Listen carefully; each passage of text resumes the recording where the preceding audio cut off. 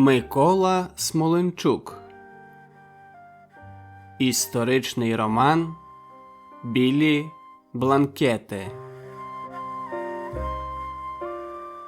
Волинь. Книга перша. Пощупай тільки лису головку, ксьондзе, біскупе Луцький, скільки єси ти за свого священства живих мертвими до Бога послав, тих сокирою, інших водотопленням, третіх вогнепальною смертію. Іван Вишинський. Розділ перший. Під Білою церквою. Зима впала рання, при кінці падолиста, і була, особливо вдень, м'якою та розважливою, як добра молодиця. Ні вітрів, ні великих морозів, хоч уже й спливали останні дні 1591 року. Рось замерзла, і щоб напоїти коней, козаки рубали ополонки. Час від часу на протилежному березі з'являлися невеликі дозори. Стояти мали якомога тихіше, щоб не виявити себе перед надвірною поліцією Януша Острозького. От хутора до Рокитного рукою подати, а там і Біла церква. Над вилученою Россі, де затаїлися низовики Косинського, у ранковому небі вилося гайвороння. Відтоді, як упав сніг, птаство, позбавлене харчу, тягнулося до людських осель, нечисленних у краях, які межували з рідкозаселеними південними степами. «Кра! Кра!» Тимко Тарануха протер заспані очі і скинув угору голову. Не терпів гайвороння ще від ординського полону. Встав і побрів до річки, де хтось, уже роздягнувшись, купався. Тарануха довго чекав на Карпа, свого побратима, присівши на вія якоїсь хури. Курінь, який прибув із Холодного Яру, зайняв на ночівлю хутірську клуню. От козаків, що виповзали з її низьких дверей, несло густими овечими випарами. Це були свої, холодноярські козаки, з якими Тарануха прибув на допомогу Косинському. Домовлялися зустрітися між Корсунем і Богуславом, але блукали кілька днів і геть вибилися із харчових запасів. «Ходи до нас снідати!» «Підожду Карпа», – відповів Тарануха. Тимко любив свого побратима. Зійшлися вони ще коли Тарануха, втікаючи від свого пана, вийшов на дозорців Чорноліського замчища. З одним дозорцем Тарануха побратався, а другий, Ясько Кирик, виявився зрадником, продав таємницю замчища. Ватаг Лисогор повів тоді козаків на Тясмин, де заснували вони Холодноярське замчище. Неподалік мешкали і сім'я побратима, його сестриця, без якої не уявляв Тарануха свого майбутнього. Де вона зараз, Устинка? Знову подалася до тітки чи пересиджує зиму із сиріткою хлоп'ям, котре називає дівчину матір'ю. Недовге Тимкове життя було скупим на радощі. Потрапивши підлітком до ординців, був він підпаском у Перекопського бея, служив у мулли, там і грамоти всілякої навчився, звідти потрапив на галери. Християни відбили їхній корабель і пригнали до Італії, де його забрав гайдуком пан Ясинський, на той час студент Болонського університету. А як помер Стефан Баторій, зубожілий молодий вельможа помчав до Речі Посполитої шукати нового покровителя і став прибічником Яна Замойського, польського коронного гетьмана. З ним і поїхав Тарануха до Білої церкви, звідки при першій нагоді подався на низ. Повернули холодноярського козака до тями запорожці. Вони осіли табором коло річки, поставивши квадратом вози. Запорожці – хлопці показні, добре озброєні. Намет гетьмана посередині, найбільший, хоч раду вів Косинський у хутірській хаті, господі козака Сидня, знайомого гетьмана по січових походах. Нарешті надійшов Карпо Ростопча. Дружбу свою не раз вони перевірили труднощами, бо, як кажуть, лише у лиху годину узнаєш вірну людину. «Треба тобі, Таранухо, іти до гетьмана», – сказав Ростопча. «Він там збирає тих, хто бував у Білій церкві». Криштофа Косинського оточувала січова старшина. Найближче стояв Іван Крячкович, низькорослий жвавий козак із каламарем біля пояса, вірний писар гетьмана, що ходив із Косинським на Тавань і за море, ще коли той був сотником. Крячкович дружньо підморгнув Таранусі, заспокоїв козака, щоб той почувався певніше у незвичних обставинах. «Кажуть, ти добре знаєш Білу церкву?» Так і не привітався гетьман, жестом наказуючи сідати. «Курінний перебільшив. Їздив туди із паном Ясинським, коли той інспектував замок. Папери йому готував для епістолії. То було років 5 тому». «Мало там що змінилось», – сказав гетьман. «Хіба лиш погіршало». У Косинського енергійне обличчя, крутий злам брів, уперто стиснуті губи. Тримався він просто, але з гідністю, видно, знав собі ціну. Пізніше його чомусь малюватимуть бородатим. Він ревно дбав про свою зовнішність, одяг та зброю. Йому вже за 500, але бач, навіть не обважнів. «Пане гетьмане, коли ви були у Мотроні, ватаг Лисогор знайомив нас...» Обережно зронив Тарануха і не доказав. «Лисогор – наша опора!» Мабуть, Косинський не впізнав козака. А Тарануха добре пам'ятав гетьмана, навіть те, що той сказав. Говорив він, що за 2 десятиліття після Люблінської унії шляхетські магнати посіяли на Україні багато зла. Косинський, тоді уже гетьман, повертався із своїх земель на Росі, одержаних від короля, і заїхав до Лисогора. Радились, як у предковічних лісах Холодного Яру надати пристанище утікачам з волості та створити Холодноярську Січ, яка б допомагала утікачам дістатися на низ. Тарануха справді знав Білоцерківський замок, що ним так цікавився гетьман. Звели його 40 літ тому, але будували наспіх. Готуючи Ясинському послання на Сейм, Тарануха запам'ятав навіть донесення київського воєводи Острозького на ім'я короля, писане через 2 десятиліття після побудови замку. Що вал осипається, 4 башти та 150 городинь підгнили, бо нічим не прикриті, що в замку лише 3 гармати. Згодом за князя Януша замок укріпили, Острозькі привезли чимало власної зброї. При згадці про Острозьких гетьман блід од стримуваної люті. «Скінчив?» Тарануха непевно здвигнув плечима. «Замок стоїть на горі, одним боком до Росі, другим до міста. Веде сюди 4 воріт, 2 мають власні назви – в'їзні і потайні. На замковій площі – каплиця, цейхгаус, порохівня, мейська комора, старостинський двір, мешкання підстарости і кілька єврейських будинків. Пригородок обнесений валом, частоколом та 5 дерев'яними вежами. Тут живе надвірна варта. Кажеш, там багато козаків, з якими староста, най йому холєра, у сварі? Серед городян він також не має підтримки, особливо після бунту. Нас чекають городяни. Дуже чекають. Дивно. Невже гетьман із 5000 козаків збирається штурмувати Білу церкву? До міста ви підете першими, владно оборонив гетьман. Січовики – народ примітніший. Іван Крячкович провів козака до дверей, знову підморгнув змовницьки. Тарануха міцно потиснув йому руку. Чорноліські козаки рухались уздовж річки супроти течії.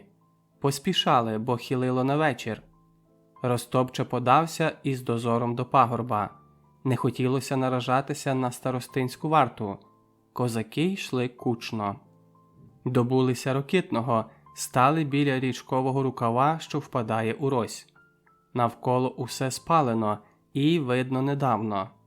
Чорніли задимлені стіни чималої будівлі з кам'яним підмурівком та горішнім поверхом. З-під снігу стирчали обвуглені залишки дерев'яних служб. На завісах похилитувалися уламки парадних дверей. Оце й усе, що зосталося від гетьманської маєтності, минулорічного сеймового дарунка 3 січовим старшинам, особам шляхетського стану. Косинський одержав селище Заволжя над Россю, зване Великою Слободою, та ще Рокитне. Почав освоювати пустирище, але король раптом передав його привілей білоцерківському старості Яношу Острозькому. Козаки загомоніли навперебій. Перед князями і король скаче. А може, побачили, що гетьмана їм не задобрити? Він ненавидить шляхту голопузу не менше того. Рознюхали, що гетьман готує виступ, і забрали. Може. Образив князь Януш нашого гетьмана. Косинський того не пробачить. Кажуть, у них давня пря. А гетьман, хто він? Справді, хто він, Косинський? Мало знали про нього сучасники. Таємницею лишився він для нащадків. Народився десь на Підлящі в родині дрібного українського шляхтича, де навіть польська мова шанувалася більше, ніж власна. Кажуть, що після унії в густій течії шляхетських переміщень занесло його на Волинь. В Луцьку та його околицях було у нього кілька родичів. Буйно провів він молоді літа, будучи службовим дворянином Острозьких. А тоді подався на Січ. Швидко звернув на себе увагу запорожців, показав себе добрим воїном. Про його заслуги з неабияким захватом писав кошовий Богдан Микошинський. А після трагічної загибелі Скалозуба, турки розірвали його верблюдами, Косинського обрали гетьманом.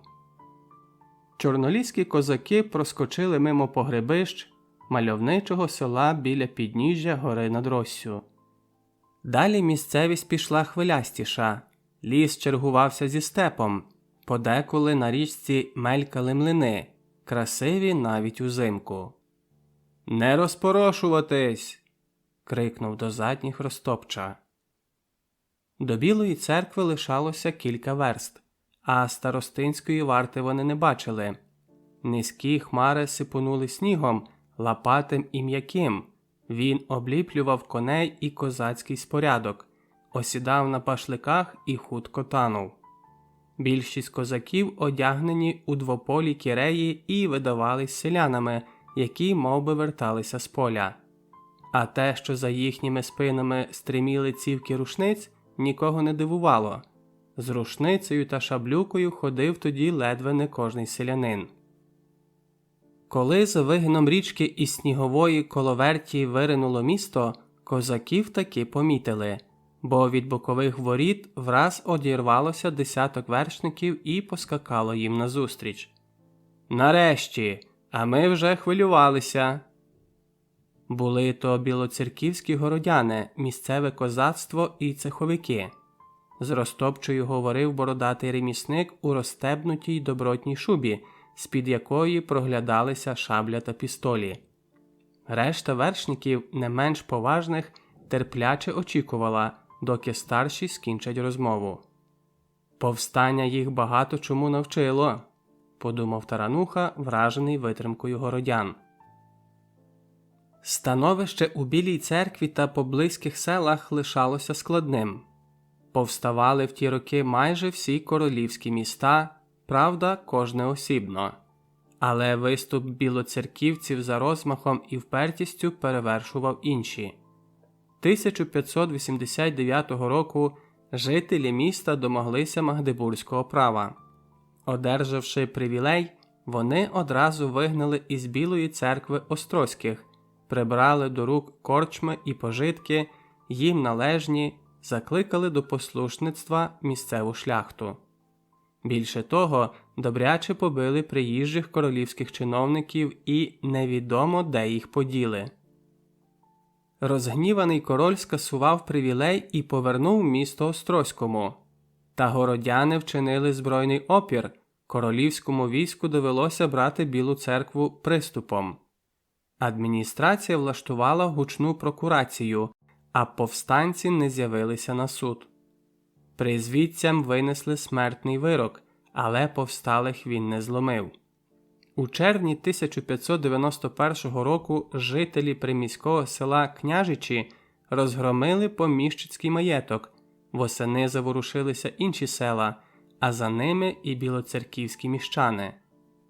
Тому Косинський і розраховував на підтримку білоцерківців та околишніх селян. До того ж лютував голод і озлобив людей до краю. «Старші, до мене!» Упівголоса подав команду Ростопча, але його почули всі. Чорноліські козаки непомітно проникли до міста через троє воріт водночас. Ніхто їх не зупиняв, місто наче вимерло. «Шш! Шш!» – пошикувала у бійницях веж. Раптом назустріч вершникам із темряви посунула многолика сіра маса, озброєна чим попало. Вона злилася із приїжджими козаками, заповнила майдан та вулиці. Побратими зблизились, у бою вони завжди відчували плече товариша. «Все йде, як домовлено!» Замок на підвищенні грізно угрузав у небо своїми високими стінами, на вежах темніли гармати. Хуртовина розгулялася ще більша. Дзвони вдарили на сполох, коли в усі брами повалили низовики.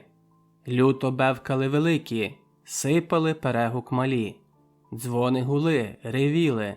Темні, засніжені вулиці пойнялися багатоголосими скриками, тупотнявою ніг.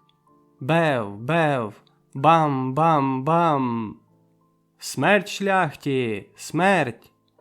Летіли до замку вершники. Сунула сіра селянська маса з косами та сокирами, рвалася вперед міська чернь з ломаччям. Бігли чоловіки і жінки, дебуляла бабця з ключкою. Хтось бив вікна багатих міщан камінням.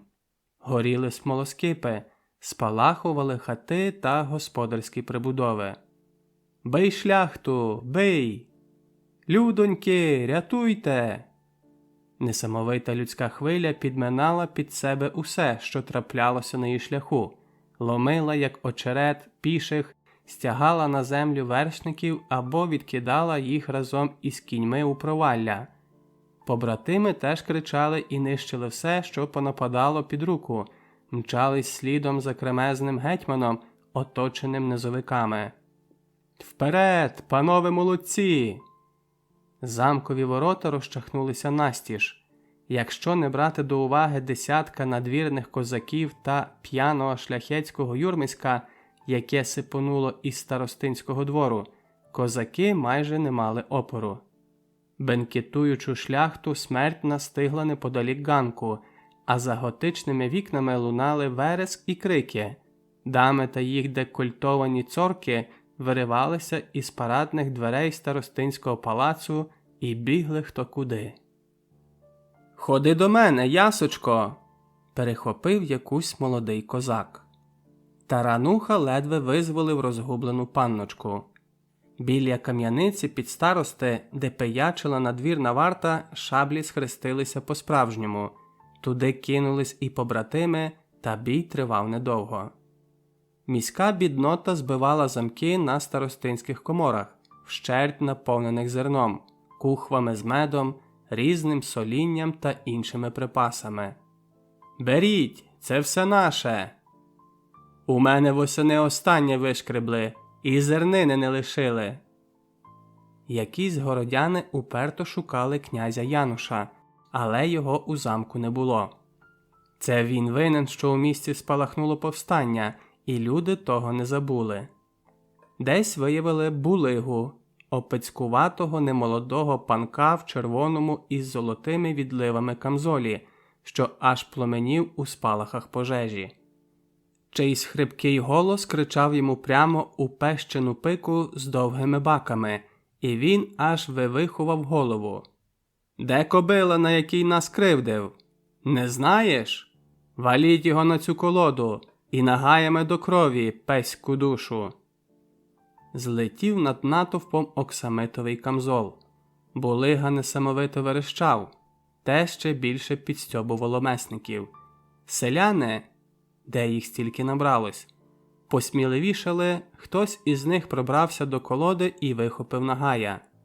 «І я хочу тобі всипати, пане Даниле, ти ж нас не забував, що тижня слободу відвідував». Селяни палко підтримали товариша. «Нема села, де б не посадив своїх здирників. Тепер поквитаємось. Слава гетьманові Косинському!» Зрештою Булигу відпустили.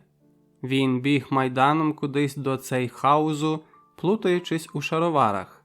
Люди реготали, тюгукали йому вслід, поки він не розтанув. На замковий майдан висипало усе живе. Побратими, тримаючись один одного, їхали за вершниками, які супроводжували Косинського. Широкоплечий, високого зросту, статечний, він виразно виділявся з-поміж старшини. Такі подобаються запорожцям. Вони обирали гетьманів за особисті якості, а не за чини і титули. Біля старостинського двору гетьман кинув джурі повіддя і десь зник з Іваном Крячковичем. Спалахнула покрівля старостинського дому, а за вікнами нижнього поверху ще трапезувало козацтво, зібравшись коло уставлених наїдками і напоями бенкетних столів. Пожежа освітлювала башти і стіни замку, наче хотіла вирватись із тісняви у темне нічне небо. Козаки поралися біля розкиданої зброї та військових припасів, знімали із городень гармати, забирали порох та ядра. Хтось нагадав про майстерню, де відливали гармати та дзвони. Кілька підвід з молодцюватим підлітком, що супроводжував козаків, покотили далі. Городяни, особливо молодь, теж промишляли за зброєю, ловили коней і приєднувались до козаків. Обживалися в козачому гурті кремезні селяни. Біля кам'яниці під старости рихтувався обоз із зброєю та різними харчовими припасами. Та ось серед майдану спалахнуло ще одне вогнище. Побратими помітили там гетьмана і подалися до гурту. Збуджені городяни кидали в багаття оберемки паперу. «Де тут обложні книги?» – чувся уже знайомий хрипкий голос. Косинський із писарем Крячковичем уважно оглядали королівські грамоти, гортали універсали, писані латиною і польською, якісь листи з монограмами, привілеї князя на білоцерківське і богуславське староства, на Велику Слободу, Рокитне. Лише останні писання забрав гетьман, решту відгорнув сап'яновими чобітьми у вогонь. «До дябла цей мотлох! Пускайте його вогнем!» Десь у мейських конторах знайшли такі обложні книги на міщан та старостинські села. Кинули на середину майдану ще якісь документи та податкові записи. «Паліть і це! Грійте небо нашими злиднями!» Натовп шматував книги і кидав їх у вогонь. Пергаменти із шнурами та королівськими печатками чіплялися за вогненні спалахи, як павуки. Хутко вуглились, жолобились і згоряли дотла. «Горить їхня сила! На її шлях трафить! Горить, браття!» Побратими ще не бачили гетьмана у такому збудженні. Через кілька місяців Януш Острозький запише до Гродської книги міста Луцька, що Косинський у Білій церкві маєтність всю його побрав і шкатулку з клейнодами, з перснями, з листами взяв, у якій було немало мамрамів княжати його милості, різних справ поверонних і листів приватних. Відтоді ім'я Косинського згадуватимуть всюди, у битвах і на бенкетах, в документах і приватних листах. Так піде він у безсмертя, стане історією. Палав замковий майдан, горіли мамрами, різні папери княжі, скріплені підписами і печатками, били радісно дзвони, малі й великі, воздаючи хвалу силі народній. Побратими стояли на підвищенні, дивилися на розбурхані людські пристрасті, на величавого гетьмана, красивого і дужого, на захриплого городянина у чужій шубі, який вершив правосуддя далі. Стояли у диму та пожежі і не відали, що тої грудневої ночі відкривали вони нову сторінку історії свого народу.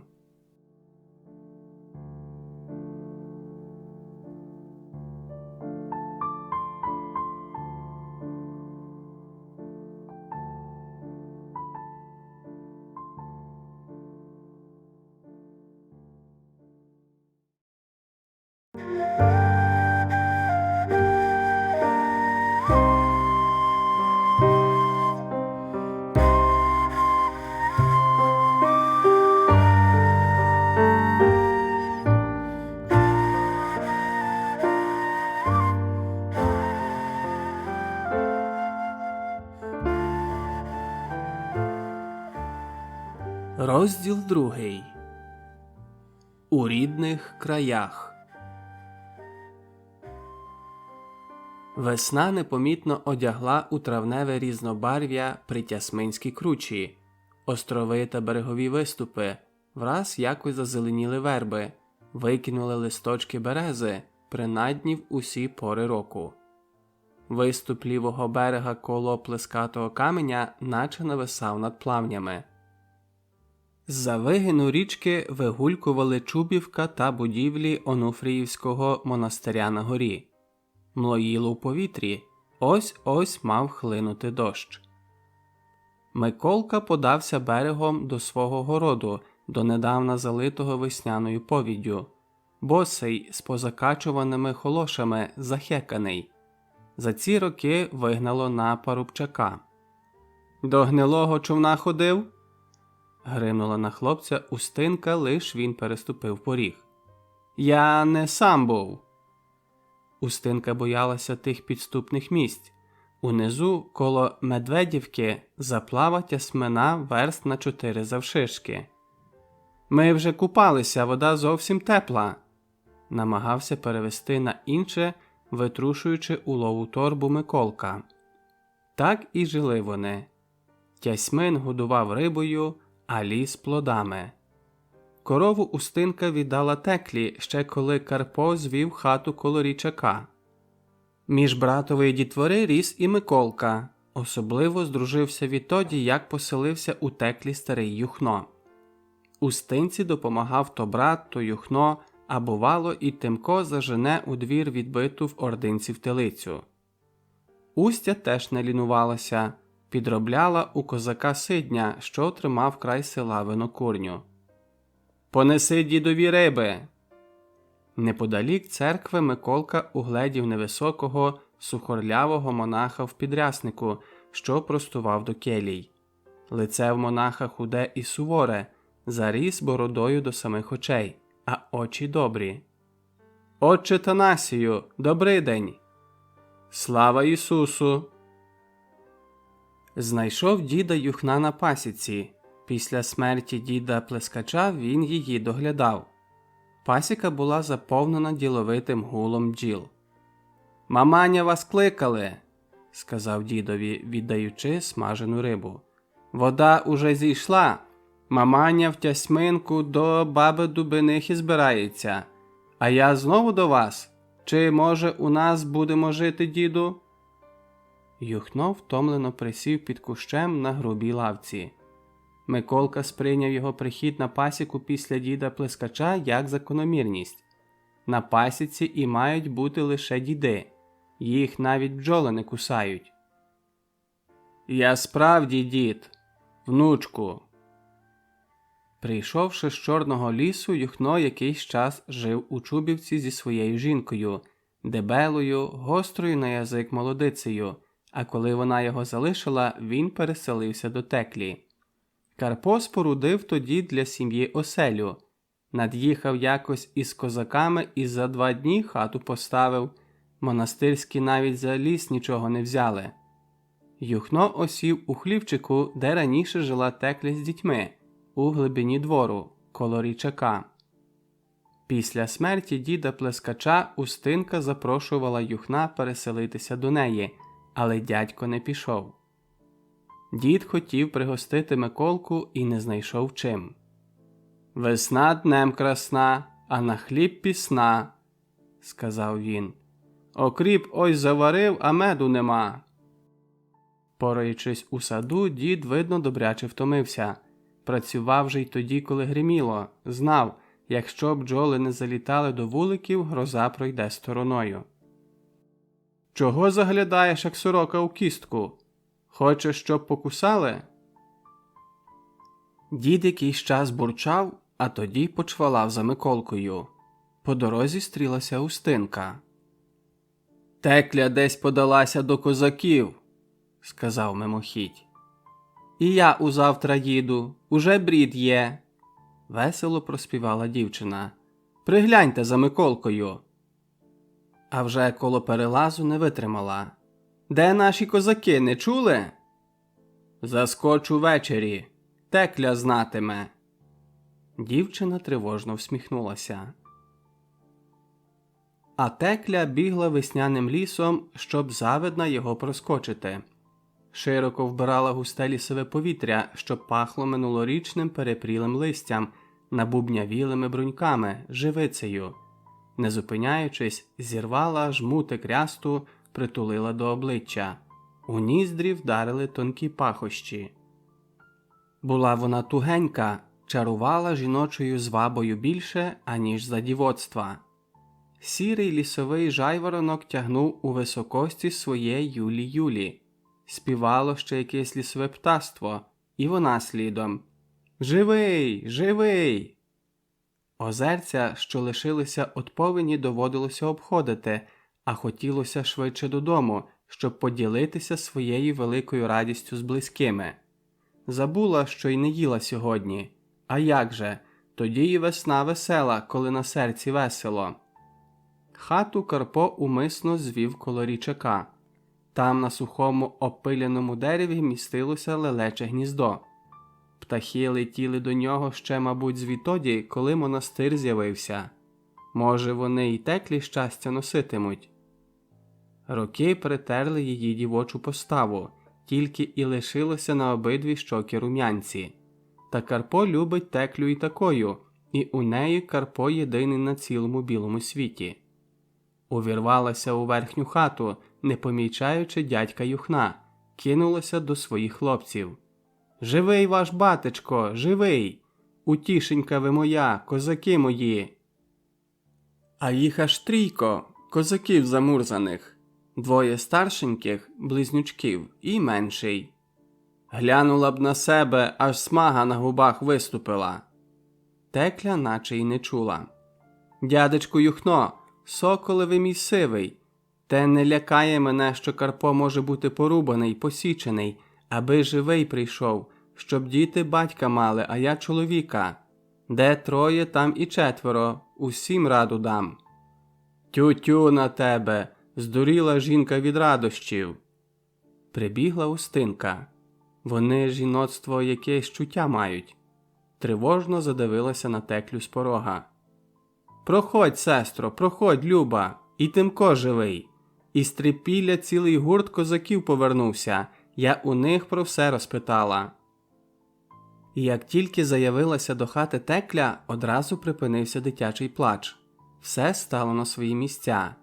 Мале полізло до матері на коліна, принишкли старшенькі. Текля сиділа на збитій дітьми постелі, щаслива і упокорена, як матір Божа. До Тясминки добралися в обідню пору. Їхали 3 паровицями, не одриваючись від берега, що миті готові до оборони або втечі у річкові зарості. Ще на переправі у Медведівці дізналися, що орда уже вийшла в степи. Гнали так, що на передньому возі загорілася вісь. Тясминка нічим не змінилася відтоді, як Устинка була тут минулого літа. Після смерті чоловіка стара Дубениха зовсім знемогла. Видно, всьому є межа. Як і більшість жінок Покордоння, усе своє життя тітка віддала синам та чоловікові. «Хоч ти мене не лишай, дитино!» – просила дівчину, коли та зібралася до Губівки. «Не лишу, тітонько!» Ось і приїхала із першими мажарами. Побачивши племінницю, Дубениха розплакалась, бо сама уже за хвіртку не здатна була вийти. Город тітчин, що прилягав до фортечного валу, лишився незасаджений і буйно поріс вишняком. Тарануха усе був повикорчовував, та вишняк знову вигнав, наче хтось його сіяв. Тимко полагодив лаз під фортечним валом край городу.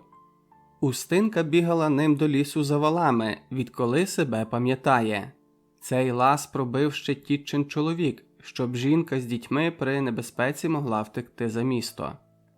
Пробираючись зарослим городом, Устинка згадала Тимка і засумувала. Уже півроку вони не бачились, але Устинка чомусь вірила в Тимкову невразимість. З цими думками ступила на тітчине подвір'я. «Сходи, голубонько, до шинкаря, бо в мене навіть попоїсти нічого», – попросила Дубениха, подаючи дівчині вузличок. «У мене є гроші, тітонько, не журіться». На торжищі стрілася з якимсь франтуватим шляхтичем. «Що панєнка хоче у склепі? Звідки у нас така файна панєнка?» Шляхтич крутнув дівчину за плечі, хотів поцілувати. Та не встиг, бо Устинка щосили ляснула його по щоці, різко спитала: «Панові мало?» Почали збиратися люди, і пересоромлений шляхтич зник. Устинка не сказала тітці про свою пригоду, не хотіла псувати настрою. «Піду на вал, тітонько!» Частокіл на валах розхитаний, а де й повалений. Сіла на ньому лицем до річки. Вечоріло, але ще добре проглядалися безмірна заплава Тясмину, лівобережні вербові гайки та переліски. А праворуч вікова діброва, що підступала майже до валу, де сиділа дівчина. Очима усім єством линула удалеч лівобережжя, звідки починалися холодноярські ліси. Здавалося, лиш перейди кам'яну загату, що перетинає річку, і ти уже в тих лісах, що тягнуться до самого Мотронівського монастиря. Отець Танас казав, що загату і монастир побудувала багато віків тому якась Мотрона на честь свого чоловіка, воєводи Ярослава Мудрого. Після розгрому печенігів воєвода повертався з військом додому і вишикував на цьому місці бойовим строєм свої човни. Їх обстріляли з луків свої, думали, що то ворог готується до нападу. Загинув тоді воєвода. Мабуть, дуже любила Мотрона свого чоловіка, що поставила на виходах у дикі степи монастир-фортецю, щоб інші тихо-мирно поверталися додому. Стемніло. Від лівобережних тясминських плавнів дочувся тягучий і тоскний стогін. Згодом він переріс у глухе ревище і знову збився на стогін. Устинка одразу впізнала водяного бугая, вийшов на нічні лови. Навесні бугаї ревуть і виють дуже низько і глухо. Впізнала, але здригнулась. «Ну тебе!» І подалась до дворища, до занедбаної тітчиної хатини, де на призьбі ще сиділа стара Дубениха. Розділ 3. На Київ. Кінець квітня 1592 року видався дощовим, але потім стало на погоді. Звідси, із трипільських валів, ранками крізь млисту далечінь проглядали київські горби, хоч до міста добрих 30 верст. Косинський стояв на валу, оточений січовою старшиною. Кремезний, на цілу голову вищий одних, він пильно дивився в бік Києва, куди ходив уже не вперше. Ще вчора гетьман наказав зібрати козаків на цьому пустирищі неподалік північних воріт. Тарануха з Ростопчею теж стояли на валу, осторонь січової старшини. Коло них зупинялися і інші. Шляхтич Ротиновський – один з керівників повстання, сотник із селян Данко, деякі повстанці.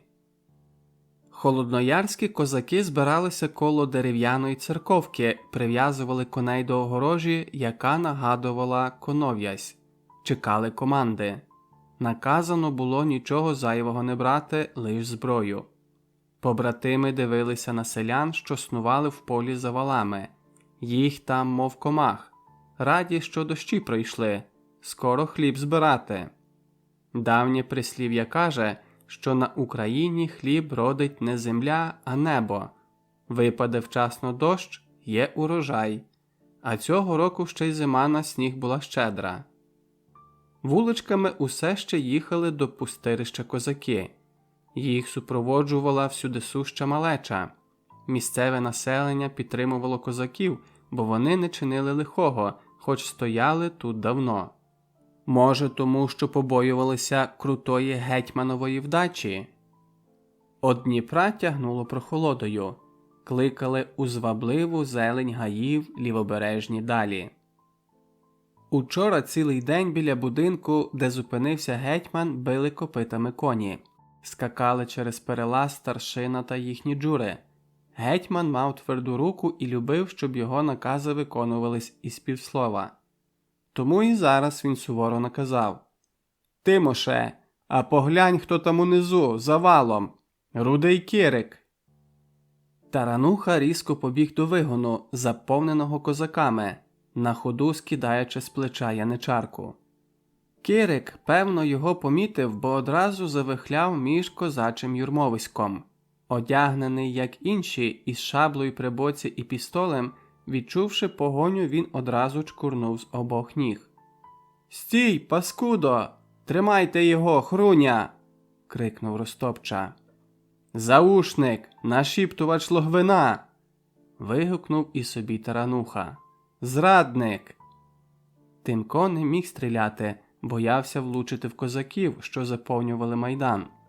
Рудий звернув кудись на крайню вуличку, що петляла попід зарослими шипшиною фортечними земляними валами. У ніздрі било смородом, бігли вони кудись на заміське звалище до вигрібних ям з нечистотами. «Дихати нічим!» – спинився Ростопча. А Кирик мов крізь землю провалився. Повернулися на вигін, коли уже рихтувалися на сотнях, тримаючи заповіддя коней. «Шикуйся, курінь!» – скомандував Ростопча, вертаючи до церковки. «Треба гетьмана попередити. Кажуть, Кирик тепер у Вишневецького!» Тарануха крикнув побратимові, який гуртував чорноліських козаків. «Я на хвилинку, скажу Крячковичу!» Косинський усе ще стояв на фортечному валу, як монумент. Гетьман розраховував на несподіванку, як і в Білій церкві залучив на свій бік городян. 5 козачих сотень серед білого дня заїхали через східні ворота до Києва, де на них уже чекали, і людними вулицями прямували за своїми поводирями до замку. До них приєднувалися уже попереджені городяни при зброї і на конях. Тарануха вперше бачив мальовничо розкиданий по горбах Київ, його вигадливо закроєні вулиці, церкви і площі, католицьке біскупство, і сади, в долині і по горбах. Від площі повернули на Замкову гору. Ніхто ними не цікавився, до низового козацтва кияни звикли. Боялися лише коронного війська, свавільного і підступного. «Кириле, і ти тут?» «Низовикам слава!» Коло оселі зникли, на підйомі не було навіть дерев, але і тут ніхто не поцікавився, що то за військо. Біля відчинених замкових воріт Косинський з кількома старшинами від'їхав осторонь. «Перша та друга сотні через центральні ворота, решта на бічні. Діяти, як домовились. Нікого не виявилось коло воріт на городнях. Вперед, панове козаки! Замок більший від Білоцерківського, але стіни дерев'яні, мащені глиною. Надвірна варта почала вискакувати з казарм. Одні падали під шаблями козаків, інші кидалися назад, і ніхто їх не переслідував. Хтось підпалив княжі хороми, але їх швидко погасили, щоб не вдарили на сполох у місті. Козаки підганяли до фортечних стін запряжені князівськими кіньми підводи, стягали на них гармати, вантажили порох, ядра, підбирали зброю, кинуту охоронцями, які замкнулися в казармах. Старшина підганяла: «Поспішаймо, поки не вдарили на сполох!» Брали зерно, діжки і кадуби, виганяли худобу. Зникли раптово, як і з'явились. Не всі кияни знали, що годину тому замок був у руках повстанців Косинського. За містом над Дніпром вищився Печерський монастир. До нього і стікалося козацтво, так було умовлено. Як завжди, оточений січовою старшиною, Косинський чекав, коли збереться розкиданий по місту обоз. Поглядав угору, на монастир, схований у горіховому гіллі та виноградній лозі, що росла на терасах південного схилу. В соборній церкві монастиря стояла мармурова гробниця Костянтина Острозького, батька нинішнього київського воєводи. «Сходити б до родителя князя», – сказав Косинський, – «та подякувати за спожиток». Знав, що напад на Київ шляхта назве грабіжницьким. На осінньому сеймі київський воєвода Василь Костянтин Острозький скаже, що козаки позабирали гвалтом гармати ліпші, порох і всяку стрельбу. Навіть видобуде сеймове свідоцтво, що не з його вини низові козаки захопили Білу церкву та Київ. Косинський не пішов до монастиря. Знав, що церква не підтримує його виступу проти Острозьких та Вишневецьких, своєї опори в боротьбі проти католицтва. Але козакам церква і не чинить опору, бо вони виступають проти шляхти, розкладеної єзуїтами. Козацтво теж підтримує силу її ворогів.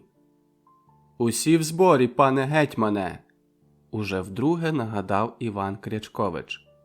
«На коней!» – мовби прокинувся от задуми Косинський. Уже виходили в степ, коли київські дзвіниці ударили на сполох. Першим в'їхав до Трипілля обоз, добра сотня возів. До козаків приєдналося чимало киян. Всюди, де проходили, до них хтось приставав, якщо мав коня та зброю. Такий був наказ гетьмана. Загули козаки. «Задумав щось гетьман, коли бере лише збройних?» «А вже ж, задумав. На що б на Київ було йти?» У Трипіллі на побратимів чекав козак із Холодного Яру. «Маю привести вас до ватага», – сказав він коротко. Тарануха подумав про Устинку. Ростопча мовчав, мабуть, згадував своїх. Вранці троє вершників залишили Трипілля і поскакали кудись на Канів. Розділ 4. У Холодному Яру. Між Мотронівським та Онуфріївським монастирями, загубленими в лісових нетрях Холодного Яру, є величезна лісова вирва, подібну знайдеш хіба що десь у Карпатах. Могутнє буйногілля спадає із 3 крутогір'їв до озера, щедро порослого очеретами. До нього, здається, і не підступити. В урочищі навіть за спекотної днини стоїть свіжа прохолода. Отут чорноліські козаки і звели своє нове замчище. Проїдь від озера до узлісся, де у плетеві дерев темніє якась пройма, і зеленою вирубкою потрапиш на простору терасу наступної гірської впадини. Підгір'я впадини густо забудоване довгими куренями, стайнями та господарськими будівлями під очеретом. На куцих луках стіжки сіна, поодинокі кущі верболозу, а в тилах під лісом огорожі для худоби і ще якісь комори та хліви. На перший погляд сюди дуже легко проникнути, але то лише так здається, бо в лісі такі завали, що не здолати їх ні кінному, ні пішому. Коло озера чатували козаки, отже пройти непоміченим не можна було і на виходах із урочища. Побратими, тримаючи коней за повіддя, простували за холодноярським ватагом Лисогором. «Забери коней!» – наказав ватаг Джурі коло будиночка, що загубився між козачими куренями. Будиночок був дерев'яний, на дві половини, з двома ганками для ватага і однорукого Логвина. Але ватаг жив сам, бо однорукий збудував собі хутір поблизу Медведівки і майже щовечора їздив туди. «Розташовуйтеся зручніше, розмова буде довга», – сказав приїжджим ватаг. Тут же покликав Джуру і наказав, щоб той приніс якогось наїдку. Стіни у кімнаті ватага майже голі, тільки і висіли на них фамільний портрет. Усе, що лишилося від його спадку після ординського нападу. Та особиста зброя коло ліжка. Нічим не покриті лави. На столі якісь папери, у канделябрі недогарки свічок. Мабуть, довго сидів минулої ночі. «Мене цікавить усе, про що ви скажете». Ватаг часто перепитував, слухаючи про штурм Білої церкви та Києва, про Богуслав та Переяслав, прискіпливо розпитував про гетьмана. За вікнами час від часу іржали коні, хтось приїжджав і від'їжджав, мабуть, змінювались дозори. Потім козаки ходили на вечерю, і те стихло, а Лисогор усе ще слухав побратимів, знімаючи щипцями нагар із свічок. Не пив, не їв, тільки радів козачому апетиту. «Ми теж про Косинського наслухані», – казав він, – «і не лише з розповідей. Ось листи та перехоплені конституції сеймів. Нагнав гетьман страху на вельможне панство». Лисогор неспішно перебирав папери. «Ось остання інструкція королівська на сеймики, де пишуть про козацьку сваволю у Трипілі та Богуславі. І про ваш наскок на Білу церкву тут ідеться. А ось Логвин якимись шляхами дістав відпис дарованої грамоти князю Вишневецькому. Король пише, що князеві, його рідні та нащадкам віддає навіки тутешні землі аж до рубежів московських та гирла Дніпрового. А за яким таким правом, питаю? І бачте, як далеко бере. До нащадків. Пан на чужий жупан». Тільки зараз помітили побратими, як постарів Лисогор. І ще відчули, що недарма вони засиділись до півночі, що уже завтра свої клопоти покладе ватаг на їхні плечі. «Ще одне хочу повідати вам», – продовжив він. «У польської шляхти завжди існував принцип «чия влада, того і віра». Річ Посполита обсіла наші землі, а тепер пішла за нашими душами. Говорю про унію, яку хочуть нав'язати католики людові, Київською Руссю виколисаному. Православні гуртуються сьогодні у братства, щоб протидіяти унії. На вівтар тієї боротьби кладе свій внесок і холодноярське козацтво та духовенство. Надсилає чималі дари на передній край. А доставити їх святі отці за моєю порадою доручають вам». Побратими здивовано перезирнулись. Вони нічого не зрозуміли. Про які братства говорив ватаг, що то за дари на боротьбу з унією і куди вони повинні їх доставити. Та й зрештою, що таке унія, якої треба так боятися. Лисогор довго міряв широкими кроками світличку, а тоді підсів до побратимів. «Куди повинні їхати, я не відаю, та думаю, що далеко. Яке зло несе унія, підступність єзуїтська, побачите на власні очі. Вони уже й до нашого півдня добралися, хтиво зазіхають на чуже багатство». Побратими наче кислиць наїлись, блимали на ватага докірливо, а той вдавав, що не помічає. «Коли повернетесь, тоді докладніше поговоримо про унію. А поїдете ви з Косинським, так буде безпечніше. Не дивуйтеся, церква відає, куди гетьман збирається йти. Святі отці багато про що знають, отже не забувайте, що належати будете не гетьманові, а церкві. Що вона накаже, та й виконуйте, хоча б ішло воно усупереч вашим уподобанням. Покладаюся на вас, як на себе, так я і на соборі монастирському сказав». Лисогор провів їх на ганок і довго прислухався там до нічної тиші. Вище річака, на згірку, що прилягав до розлогої Тясминської заплави, неподалік плескатого каменя стояли Тимко та Устинка. Звідси було видно оточене мурами монастирське обійстя на сусідній горі, загублену між верб Чубівку. Настрій у козака був кепський. Завтра від'їздити, а він про це ще й не сказав дівчині, боявся потьмарити радість зустрічі. Тимко дивився на церковне дворище, де монахи уже рихтували воза із церковними та козацькими дарами у далеку дорогу, які їм належало охороняти. Дорога – то завжди втрати. Знову мусив лишати Устинку, ламати виношені плани. Глянув на дівчину, вродливу, струнку, налиту, як зріла вишня, у тій же легкій сукенці з мережкою. Устинка не відала його думок, раділа побаченню, як дитина. «Корольок! Навіть у запеклі морози наспівує свої пісні ця маленька птаха. Поглянь, як він підняв свою шапочку, схожу на корону. Знаєш, що його назвали корольком?» Де тільки й бралися у неї ті розповіді. Тимко торкнувся дівочої руки. Устинка звела на нього свої очі, пойняті теплою синявою. «Що з тобою, Тимочку?» «Хотів, щоб завжди ми були разом, але знову маю їхати». Дівчина мов би закам'яніла.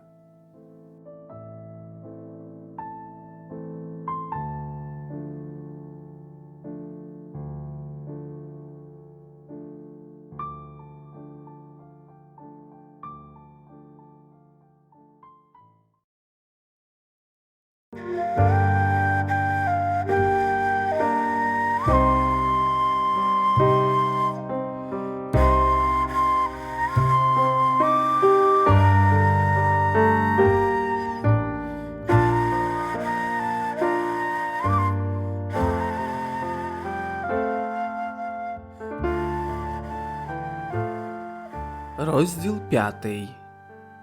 На Волинь. Повстанці нарешті вийшли з Трипілля. Перед ними відчинялись брами міст. Селяни та міська біднота самі звільняли від шляхти цілі волості і повіти задовго до приходу Косинського. Але духовенство поводило себе по-різному. Одні влаштовували Косинському торжества із дзвоном, співами та водосвяченням, інші, якщо повстанці зачіпали їхні інтереси, ставилися до них вороже. Ще інші, а таких було найбільше, вичікували. Худющий немолодий монах, візник та двоє козаків за возом, дбайливо затягненим шкурами та шнурівкою, влилися до гетьманського обозу вище Богуслава. Монах сидів поруч візника, за поклажею по обіч воза їхали побратими на конях. Вони не відходили навіть тоді, коли підтискали задні. Повстанці рухались кудись у бік Вінницьких замків. До якогось невеличкого села прибули, зрозуміла річ останніми. Перед фільварком товпилися люди. «Може, поп'ємо водички, отроче?» – обернувся до таранухи отець Танас. Тимко спрямував Гнідого на колодязний зруб, де юрмилися обозники. Одні, наситившись, наздоганяли свої підводи, інші тільки-но підходили. Обозники розтягнулися аж за село. «Тримайте, отче!» подав монахові коновки з водою Тарануха. На майдані перед фільварком вирувало людське юрмисько. Косинський знову зібрав шляхтичів для присяги. Вони стояли на колінах і щось проголошували. Косинський повсюдно вимагав від шляхтичів та багатих міщан послушенства. «Диявола тішить ваш гетьман!» – перехрестився отець Танас. Затиснуті обозом, побратими зацікавлено поглядали на майдан, на могутню постать Косинського, перед яким шляхта цілувала хрест. Потім гетьман і старшини поскакали вперед. Побужжя заселене густо не випадково. Місцевість тут щедра на ліси та річки з притоками. Всюди родючі ґрунти, луки, пасовиська. Ори, коси, випасай худобу, лови рибу, будуй млини. Ото тільки і лиха, що ординці поруч, а Вінницький та Братславський замки усіх захистити не могли. Шляхта селилась у цих краях неохоче, тому життя корінного населення було тут краще, ніж у короні. На Побужжі охоче домували запорожці. Але в замках шляхта сиділа міцно, тому гетьман обходив їх стороною. Основна маса війська уже сіла на коней, хоч зброї ще не вистачало, особливо у селянських сотнях, і багато повстанців верталось додому. Майже не приставали до війська реєстровці, і те бентежило гетьмана. Притиснутий задніми, Тарануха порівнявся з передком колимаги, на якій нудьгував монах. Отцю Танасові завжди бракувало співбесідника. Косинський виступає проти князя Острозького, опори православної церкви, і тим не милий нам, пробурмотів монах. Косинський своїм бунтом підриває Річ Посполиту і тим допомагає нам. Чим слабша Річ Посполита, тим легше боротися з унією. Он що, недолюблює гетьмана, бо у селянських сотнях багато мужиків з монастирських сіл, але про це він чомусь не сказав, подумав Тарануха. Ти, либонь, цікавишся, що таке унія? Пожвавішив отець Танас. Як тобі коротко сказати? Папа Климент VIII, брат диявола, хоче православний люд до віри своєї навернути, відірвати нас од брата єдинокровного, одновірного, од Москви. Унія та – це річ з'єднання нашої церкви з католицькою, силу йому велику придасть. Зрозумів, отроче? До віри Тарануха ставився абияк. Надто багато знав усяких вір. Православній козак віддавав належне, але місця для неї в душі не було. Отець Танас поклав собі порятувати душу козака. Заходився розповідати про часи, коли ще Андрій Первозваний водрузив хрест на Київських горах і вткнув свій апостольський посох на ріці Волхові. Про перші монастирі та церкви, собор пророка Іллі в Києві, храм Святої Тройці у Пскові виповідував. «Віра наша єдино істина», – підсумував монах. «Таке і мулла казав», – не замислюючись, відрізав Тимко. Отець Танас видобув із зашнурованого дорожню груботкану кірею, мерзлякувато накинув її на плечі. Надвечіря дихало гострою вологою, зовсім близько бурунила велика річка. «Воєводу Київського, князя Острозького», – обернув на інше монах, – «прихильники унії вельми хочуть на свій бік перетягнути. Єзуїт Петро Скарга йому навіть свою прокляту книгу про єдність церкви Божої присвятив». Тарануха звівся на стремена і задивився вперед, та передніх возів не побачив.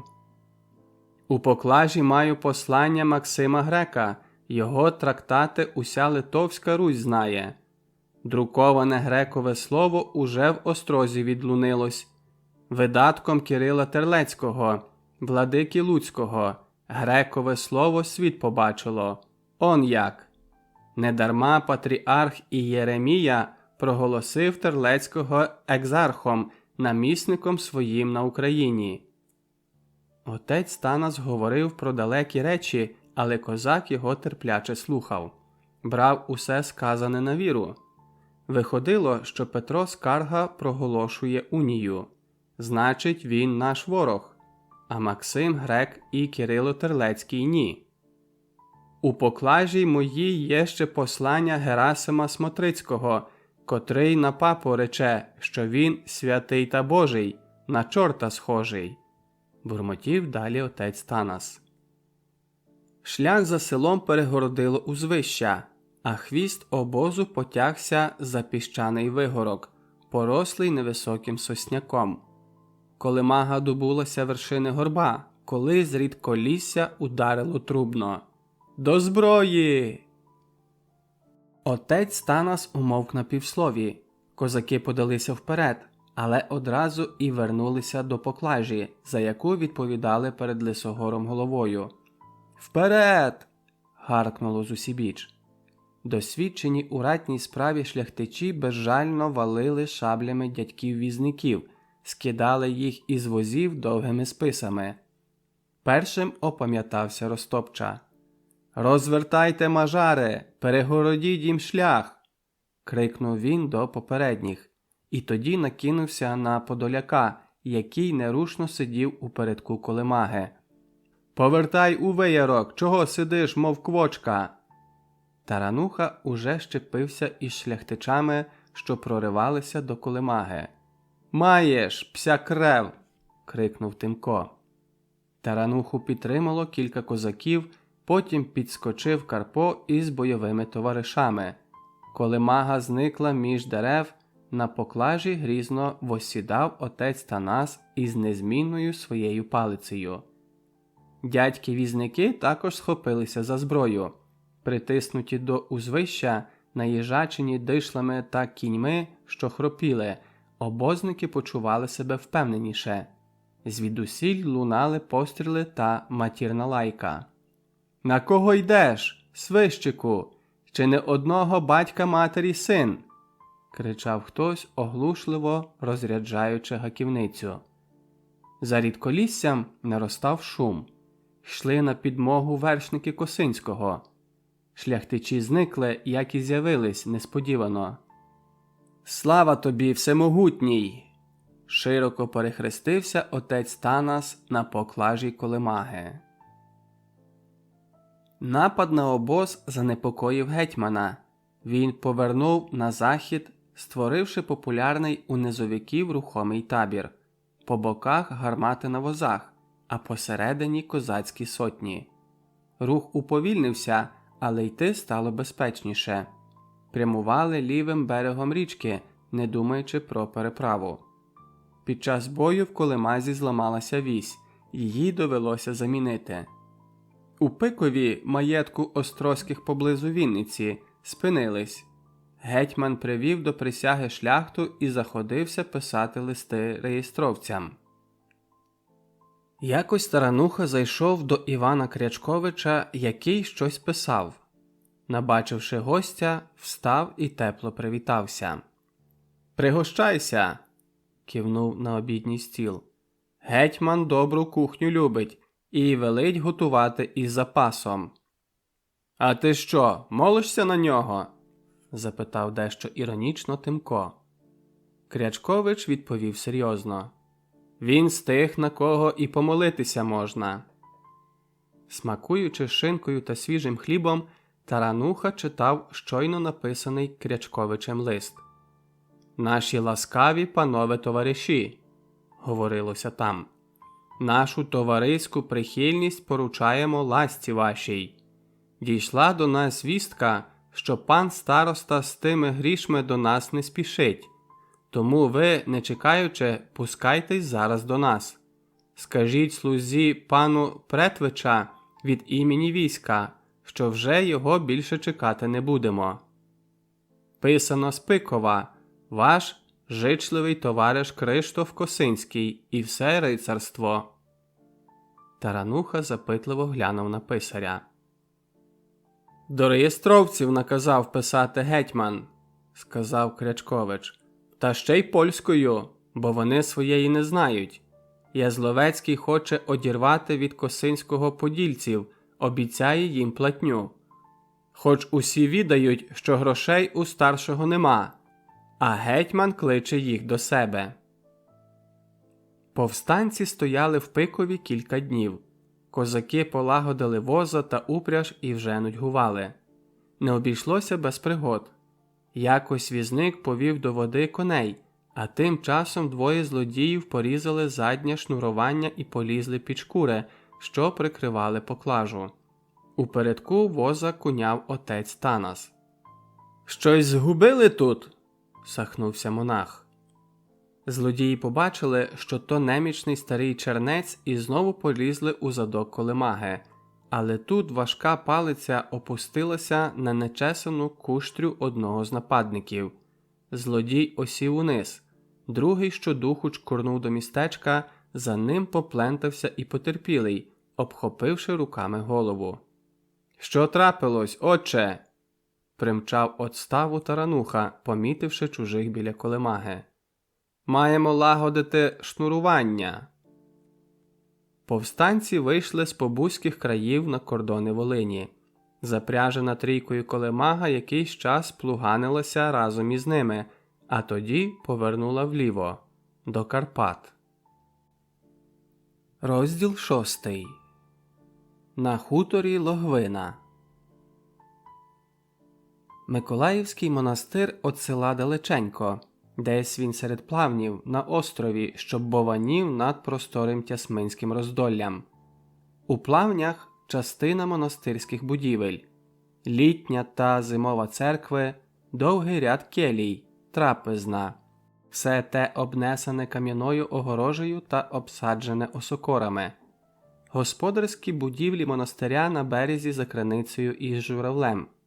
З'єднувала господарський двір з островом загублена у зелених плавнях дорога, викладена каменем, нею можна добратися і до Медведівки.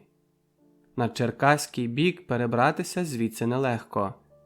Не всі місцеві жителі знали брід між порослими очеретами-заводями, що відокремлювали монастир від протилежного берега.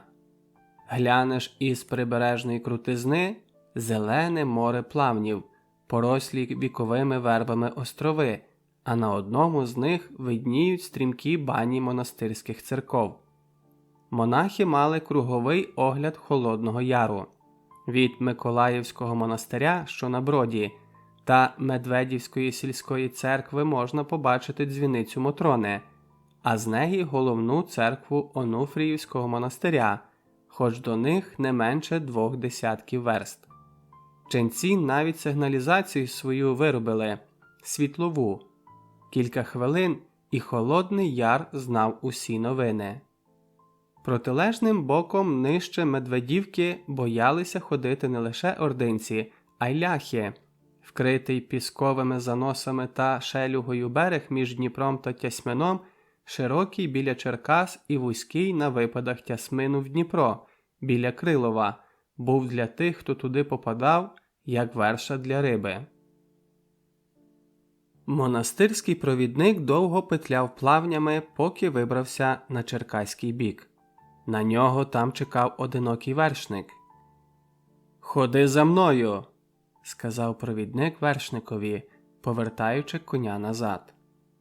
Переправа спершу йшла по халоші, довгому витягнутому шматку землі, ледь помітному в заростях, а тоді покрутилося бродом поміж очеретами. «По тамтий бік Драговина, кінний потоне, а тут добре», – просторікував монастирський провідник. «Халоша ця спрежде віку стоїть». «Поганяй!» – неласково обірвав його мову рудовусий вершник. Нарешті добулися монастирських будівель. Приїжджий залишив коня на господарському дворі і поміж шелюгами прошаснув на Чернечий острів. Звично шугнув до келій, постукав у другі по коридору двері. «Цілую ручку вашу, святий отче!» – прошепотів, смиренно опускаючи голову. Сказано мені, що борг передано сповна. Хай благословить тебе Господь, відповів огрядний монах, вкладаючи кошіль у скриню.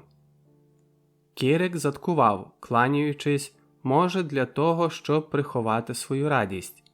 Монастирський економ і цього разу не дорахується чималої суми. А втім, то чесно зароблене, хай би сам економ натерпівся стільки страху, як він, з чужим товаром, тоді зрозумів би нелегку службу збувача краденого. Кірик знав, що економа не схвилює відсутність десятка червоних, адже худобу, яку продав, узято потай від монастирської братії. На цьому він і полишив монастирську келію. Вийшов на подвір'я, ще раз оглянув протилежний берег, скочив на коня і зник у лісі. Місця тут глухі, але знайомі, так що Кірик почував себе більш ніж упевнено. «Ну, чого став?» Зле смикнув коня, повертаючи в яругу, порослу ліщиною. Кінь у нього з пам'ятної трипільської втечі.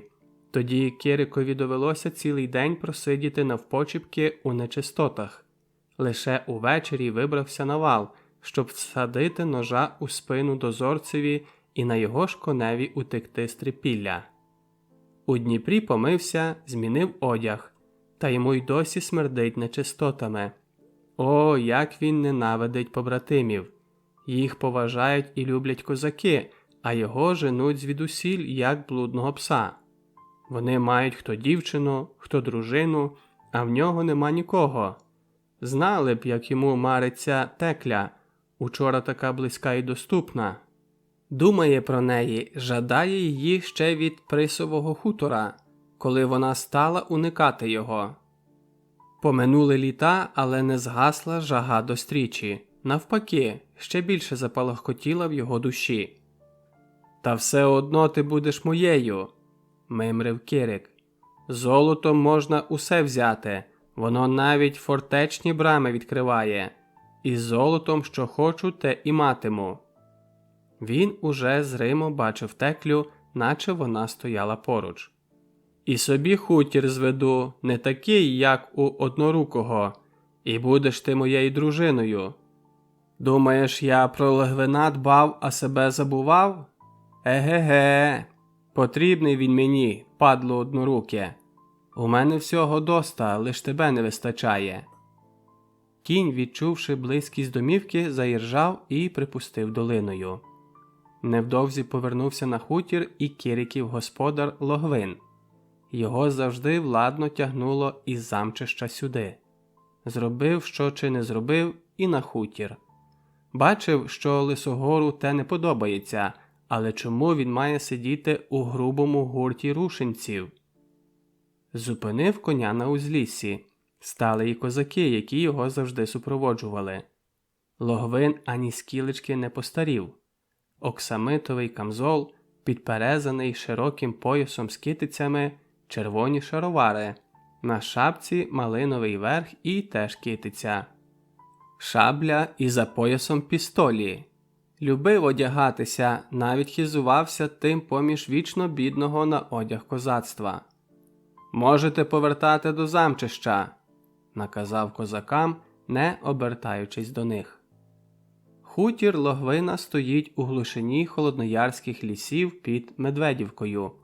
Великий дім в закутку урочища, якісь служби коло нього, стіжки сіна та скирти невимолоченого хліба. На хуторі повно всякого добра, лише коней за виярком табуни. Потягнуло Логвина й до землі, за Медведівкою мав цілий лан. Пасіку завів більшу, ніж монастирська. Гей, раптом згадав, бачив якось на пасіці Онуфріївського монастиря козака Юхна. Живий, здоровий, хоч і постарів. Тепер він чистенький, усі знають, що видав таємницю чорноліського замчища. Чистий і поза владою Логвина. А то б нагадав.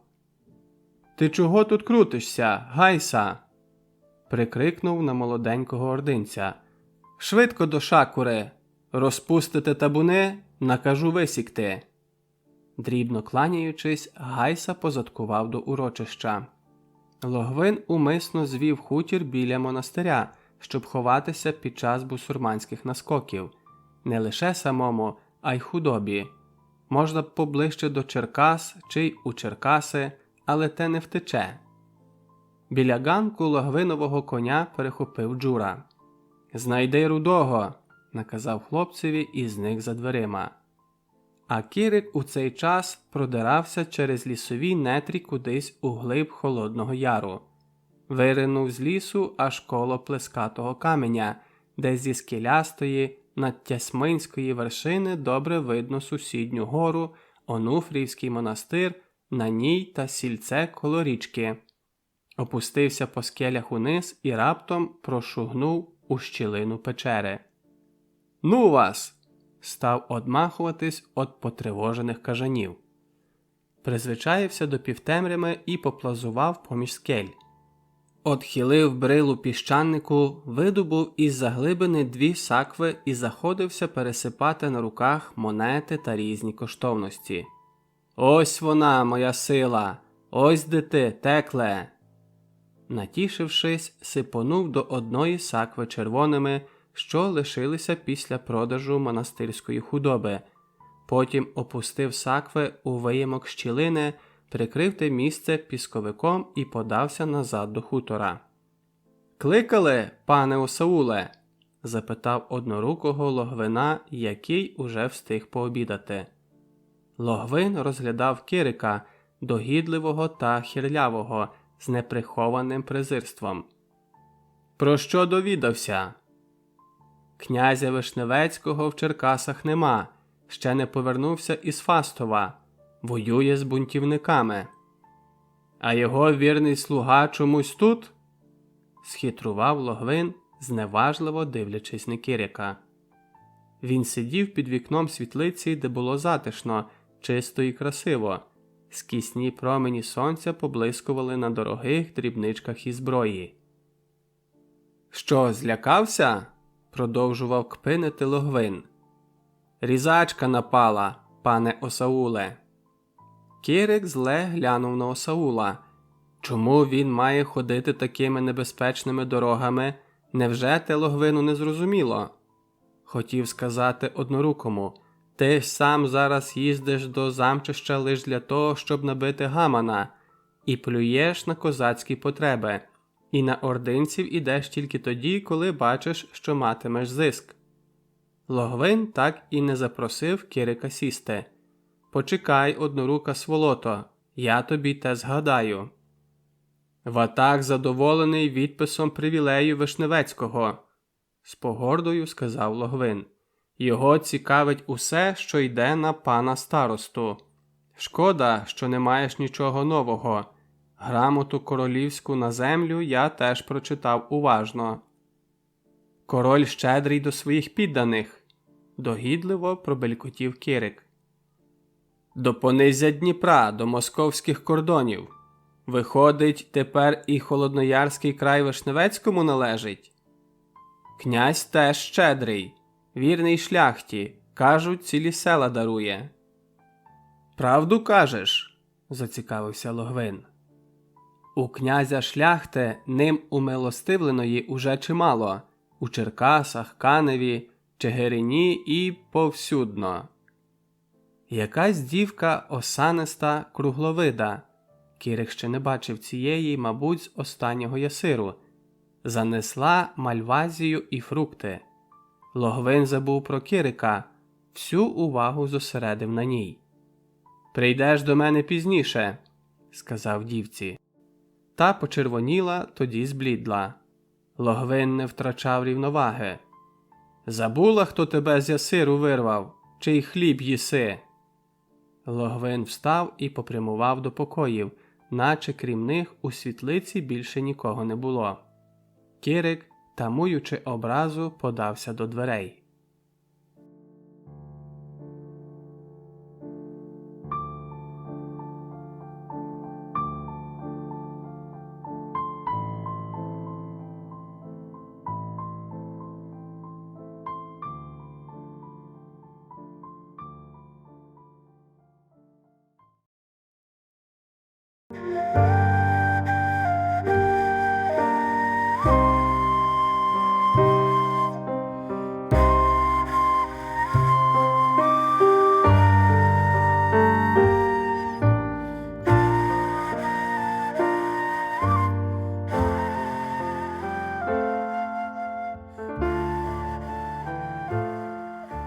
Розділ 7. Манявський скит. Гори дихали прохолодою, а як пірнули од Маняви у лісову глибочінь, стало зовсім студено. Їхали глухою лісовою дорогою, без провідника давно б спинили їх буреломи та чорториї. Стали перепочити перед жвавим лісовим ручаєм, що вимив собі русло аж до скельної підошви. Дерев'яний місток не витримував їхньої поклажі. «Чекайте на мене!» – гукнув провідник. Між стовбурів вікових смерек, що дерлися вгору, проглядалися залишки кам'яних мурів. Там, за гостроверхою в'їзною брамою, стояла церковка. Що далі, не бачили за дрімучим лісом, який звідусюди оточував скит. З кам'яних руїн вивели в гурт людей у чернечих підрясниках, переважно молодих, взяли важку колемагу і перенесли через місток. «Мир цьому дому!» – перехрестився отець Танас, підходячи до скиту. В'їзна брама на створі двох гір – Кливи і Канюковатої. Все в руїнах, віки зробили своє. На видовженій гірській терасі, оточеній розваллям колишніх мурів, панувало будівельне безладдя. Повалені смереки, купи каміння, розчин у дерев'яних ящиках з ручицями. Колемагу поставили біля кам'яної церковки, майже над урвищем, в якому шумував скитник. Коло залишків муру стара-престара капличка, крізь її просвіти проглядав колодязний зруб із воротом та двома дерев'яними коновками. «Вода в нашому колодязі теж із потічка», – похвалився якийсь монах. «Не побачиш і де береться, на випадок облоги». Окрім церковиці, каплички та двоскатного навісу із довгим столом, на території скиту нічого більше не було. Всі рушили за огрядним настоятелем скиту отцем Панкратієм. Чернець показував, де колись стояли келії, скарбниця, трапезна, скільки веж було у мурах над потічком.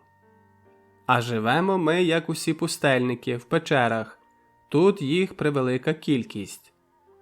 Ліворуч, упродовж усієї тераси над скитом, майже вертикально звисали скелі, порослі смереками. Другий бік муру прилягав до захаращеного буреломом провалля. «Ну й місцину вибрали монахи!» – озвався хтось із приїжджих. «Сам чорт ногу зламає!» – засміявся Тарануха. Побратими перевалили за кам'яний пролом муру і побрели до витоків скитнику. Біля вершини гори величезна кам'яна брила перекрила потічок, утворивши водоспад. Щоб не полетіти вниз, хапалися за кущі, молоді деревця, виступи гори. Пасма зелених Карпатських гір тягнулися до обрію. Такої краси Ростопча ще ніколи не бачив. «Скелю, котра потічок перегородила, нечисті згубили. Хотіли нею в'їзну браму заклинити, але не встигли, півні запіяли». «Насолити вам збиралися?» «Мабуть». Так пошепки перемовлялися із молоденьким послушником Григорієм, що сидів біля Ростопчі. За навісом плюскотів дощ. Грубо витисаний стіл, уставлений різними стравами, холодними і гарячими, соками та якимсь густим запашним вином. Дощ стих несподівано, як і почався. Літній, але холодний. І гори дихали холодом. Приїжджі обідали в гурті з ченцями. На стовпах, які підтримували навіс, висіла зброя. Настоятель сидів за приставним столиком у головах навісу, аби все бачити. Поруч нього, за дерев'яним аналойчиком, довготелесий молодий послушник читав якийсь релігійний текст, збиваючись на важких словах.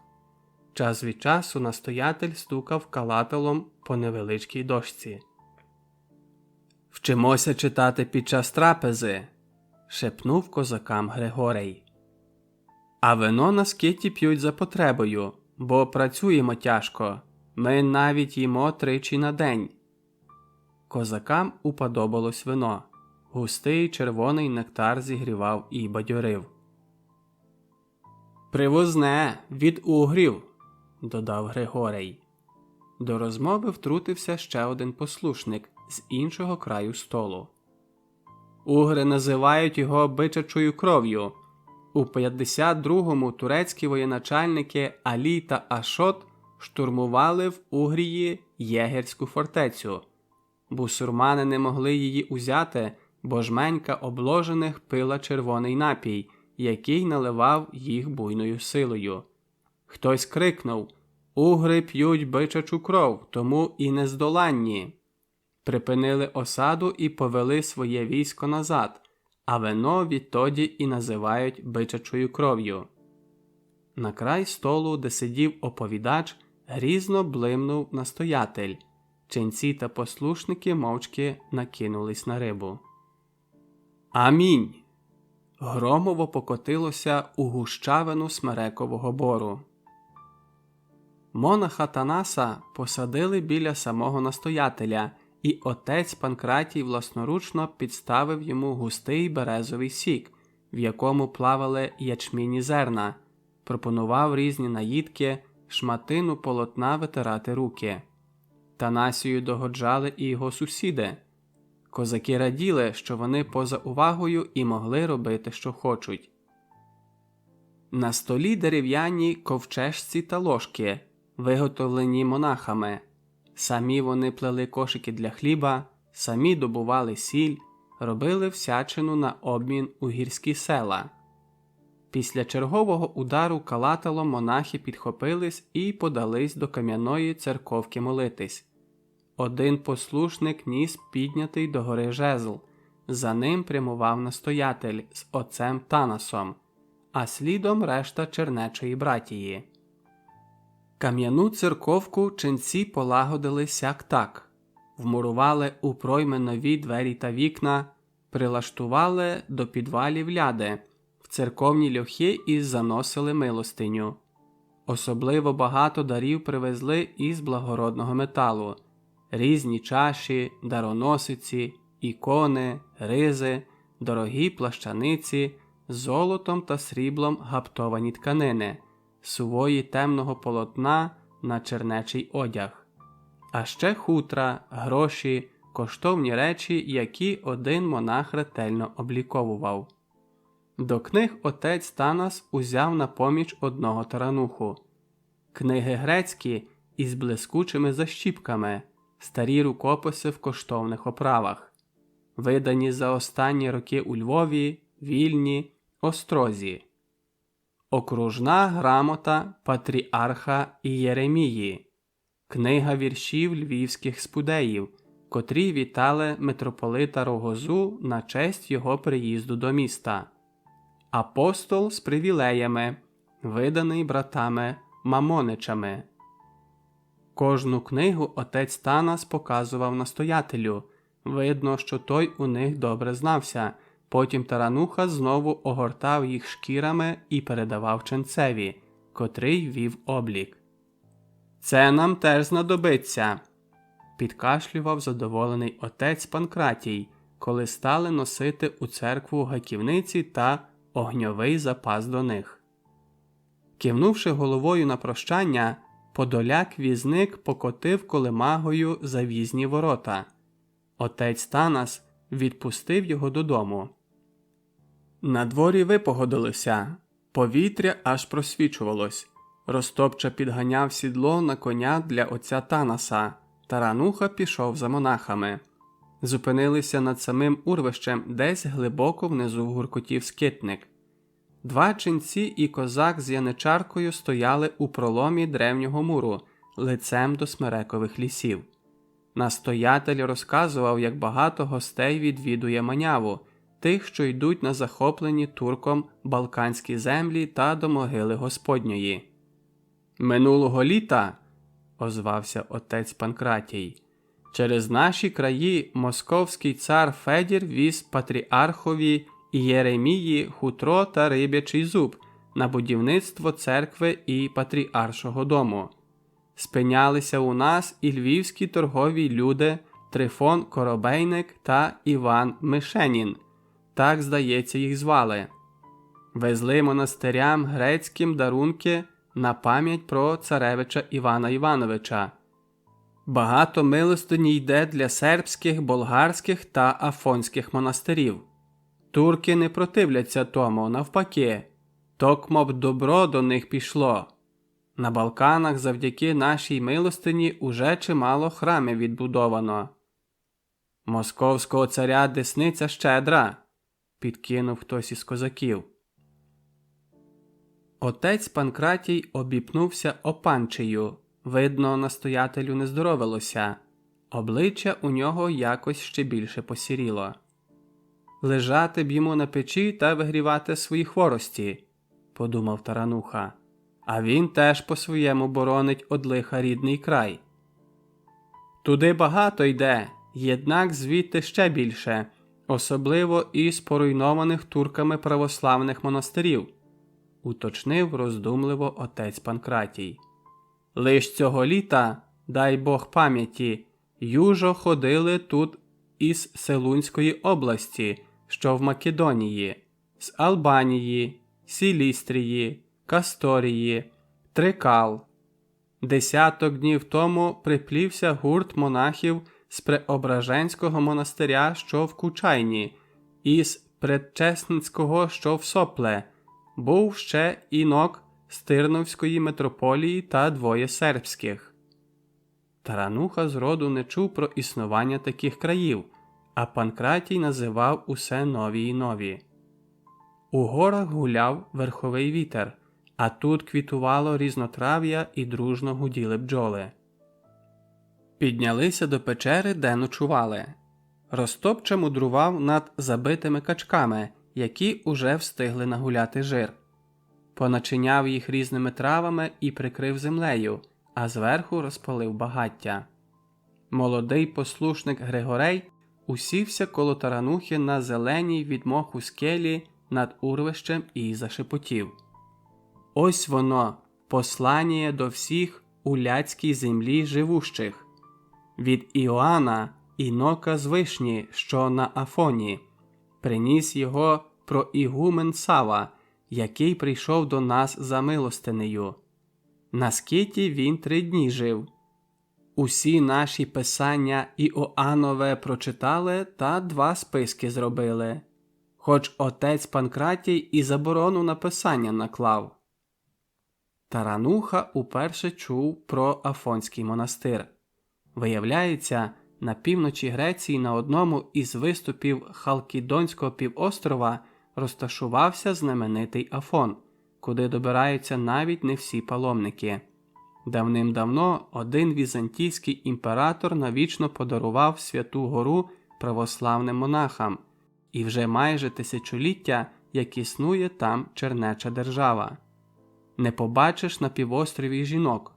У численних монастирях та скитах живуть лише чоловіки-монахи різних народів, починаючи з перших віків християнства. Десь згодом з'явилися на Афоні і російські іноки. У 1169 році Рада старців Святої Гори віддала їм Пантелеймонівський монастир на березі Егейського моря, один з найбільших монастирів на півострові. Живуть тут монахи нелегко, у них суворий чернечий побут, вони тяжко працюють. Про монаха Іоанна Тарануха теж чув уперше. Родом той із Судової Вишні, що під Львовом, навчався у Луцьку, а тоді подався на Афон. Спершу був послушником, а ось тепер уже інок.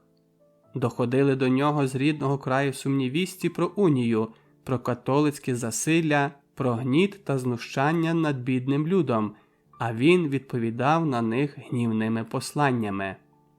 Тарануха з Риму уявляв худого, бородатого старця, чимось подібного до отця Танаса, занепокоєного трагедією свого народу, відреченця, який покинув рідний край та не був байдужий до його долі.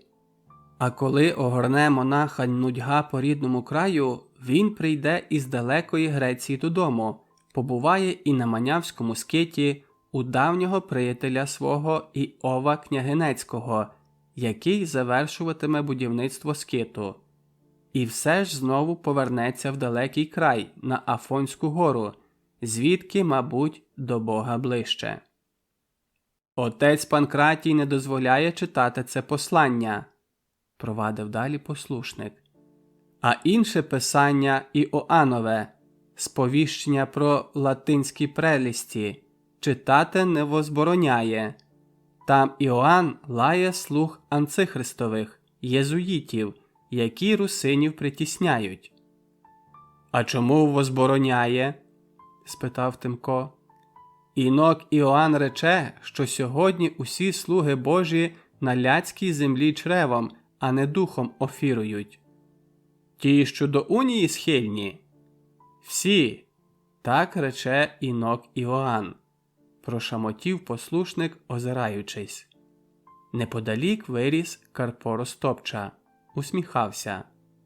«Чого ти такий полохливий, хлопче?» – запитав, розкладаючи печених качок. «Пошли ти своїх монахів та йди до людей!» Качки, нашпиговані травами, розімліли у власному жирові і забивали дух своїм ароматом. Послушник розламував їх на шматки і уплітав за обидві щоки. «Іноки, з якими я жив у монастирі, теж м'ясів не любили, хоч то й гріховно», – сказав юнак.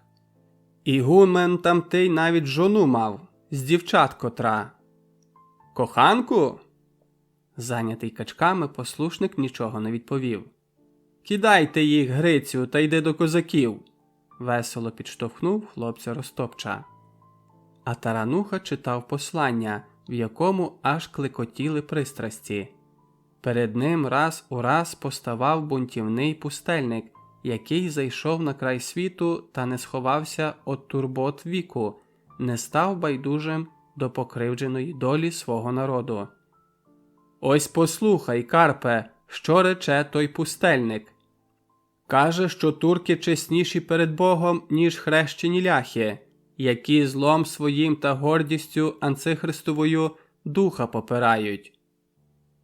А Косинський нікому не відмовляє, хто до його війська приходить?» – спитав Григорей. «Тебе візьме!» Тарануха, який досі мовчав, підкинув. «Ти тільки послухай цього інока. Хай прокляті будуть владики, архімандрити та ігумени, які фільварки собі з місць святих поробили, грошима менглують на прибутках, що богомольці Христу подали, дівок своїх приданим обряджають, синів зодягають, жон прикрашають, слуг примножують». «Охо-хо! Підсідай до обіду», – сказав йому Карпо, – «бо і костомах от качок не лишимо». У Маняві зібралося багато приїжджого люду, переважно болгар, що прямували до Москви. Козаки зібрали деякі припаси, бо отець Танас застеріг, що дорога буде неблизька. Чекали когось із Галичини. Він прибув надвечір, поважний такий священнослужитель, з білого духовенства, з 4 озброєними козаками. Познайомились. «Тепер нам і бусурмани не страшні», – сказав приїжджий. «Такий гурт». Наступного ранку вирушили на північ. Разом із козаками рушили до Москви і болгари. Розділ 8. Рудий Кирик. Уже який вечір дядько Юхно сідав на колоді під причілковим віконцем своєї хижки і невідступно стежив за недалеким лісом. «Встережу таки тебе, песеголовця!» – погрожував уголос, міцно стискаючи в руках стару Карпову півгаківку. На 3-ю ніч після того, як холодноярські козаки розбили під Медведівкою великий чужинський загін, близько півночі майнула за річковими заростями худа скрадлива тінь, прокралася городом і зашкребла у заднє віконце хати. «Текле, чуєш?» – вчувся тихий чоловічий голос. «Ось ти і заявився, соловейку!» – напружився дядько Юхно і міцніше стиснув рушницю. Од вікна вількарика, де завжди спала Текля, до повітки 20 кроків. Дядько добре бачив сухотошну постать Кирика, що припадала до шибки. «Геть знахабнів, собака обскубаний!» – бурчав старий, почувши, що Кирик проситься до хати. А той вів своєї. «Пусти, Текличко, думаєш, твій Карпо чистенький?» «На козаку нема знаку!» – чулося з хати. Кирик зайшов з іншого боку. «Знаєш, Текле, який я багатий? Срібла, злота, коштовностей усіляких стільки, що і дітям нашим вистачить. Усе маю, крім тебе. Самотній я». «Як собака обскубаний!» – прошепотів знову дядько. «Текле, відчини, поглянь, які я коралі тобі приніс. Карпо таких не дістане». Дядько Юхно не витримав і пальнув. Завалували чубівські собаки. Злякана тінь шарпнулася до річака і зникла у лісі. Текля вискочила із сіней в одній полотняній сорочці з розпущеною косою. Побачила дядька Юхна і заспокоїлась. «Я й сама себе захищу, дядьку!» «Стрілець із мене нікудишній!» – забідкався Юхно. «Але солі твоєму залицяльникові таки увігнав. Мабуть, довго не сяде на м'яке місце. Де хоч живе він, холєра, не сказав? Певно, десь недалеко». Довго тієї ночі валували собаки в селі. Увесь наступний день Текля ходила тривожна і сумна. «Де наші козаки, дядько Юхно? Покинули нас, і устинки давно не чути». Дядько заспокоював жінку. «Не хвилюйся, дочко, доки я з тобою. А Устинка? Як же вона може повернутися, коли всюди бусурмани?» Сказав для красного слівця, бо і сам хвилювався. Розділ 9. Поділля. Відколи вийшли на Подільське плато, навіть Ростопча не переставав захоплюватись.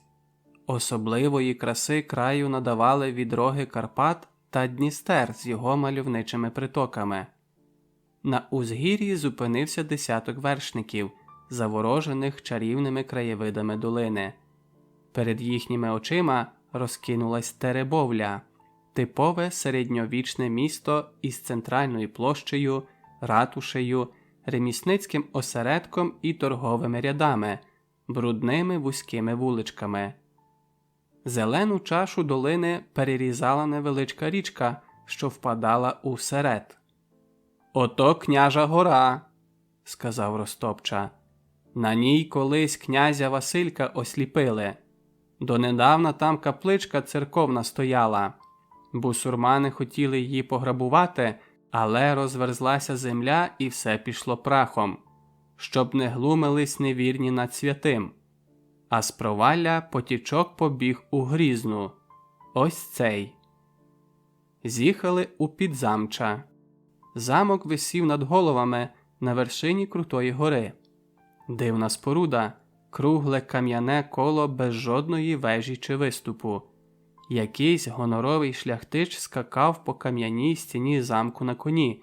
Видно було тільки вершника і чисте літнє небо. «Він що, збожеволів?» – здивувався Тарануха. «Там і возом проїдеш», – розрадив його Ростопча. Сьогодні це вже 3-й замок, не рахуючи спаленого Буданівського. Тут, на східних кресах, і землю король давав з умовою, щоб на ній будували замки. «Ну, ось ми й прибули», – полегшено зітхнув провідник. Приїждже духовенство зникло у монастирському будинку, що стояв біля церкви. «А ви будьте моїми гостями», – сказав побратимам довгий козак Іваниця. «Я тільки-но повернувся із ваших країв. Ходив на Косинського з надвірними сотнями Претвича. Козак помітив, що співрозмовники насторожилися і ураз почужіли. Всміхнувся хитро. Хотів перекинутись до Косинського, але не вийшло. Товариш підвів.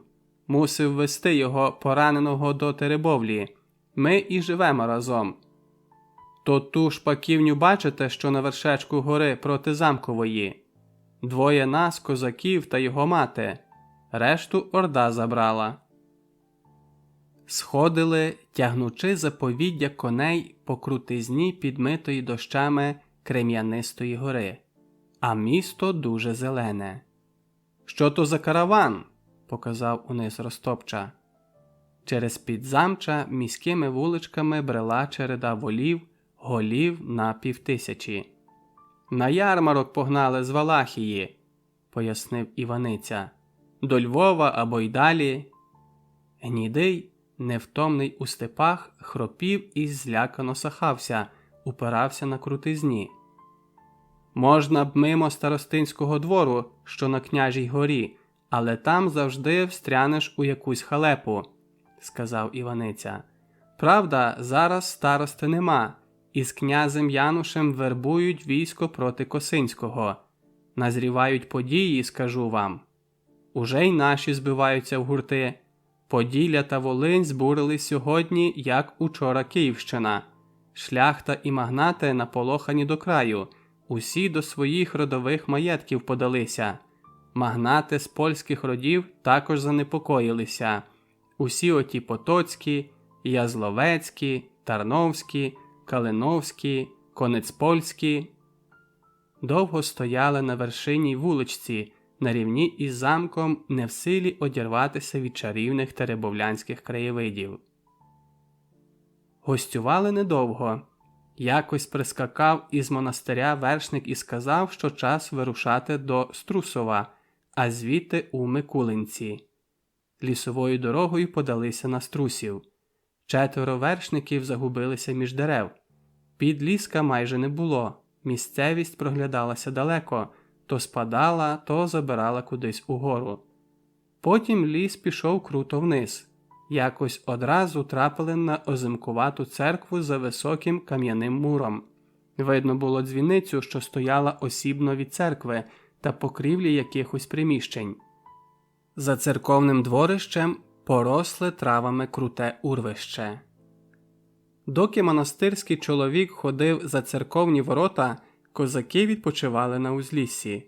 Струсів утопав у зелені, виднілися тільки верхівки церкви та костьолу.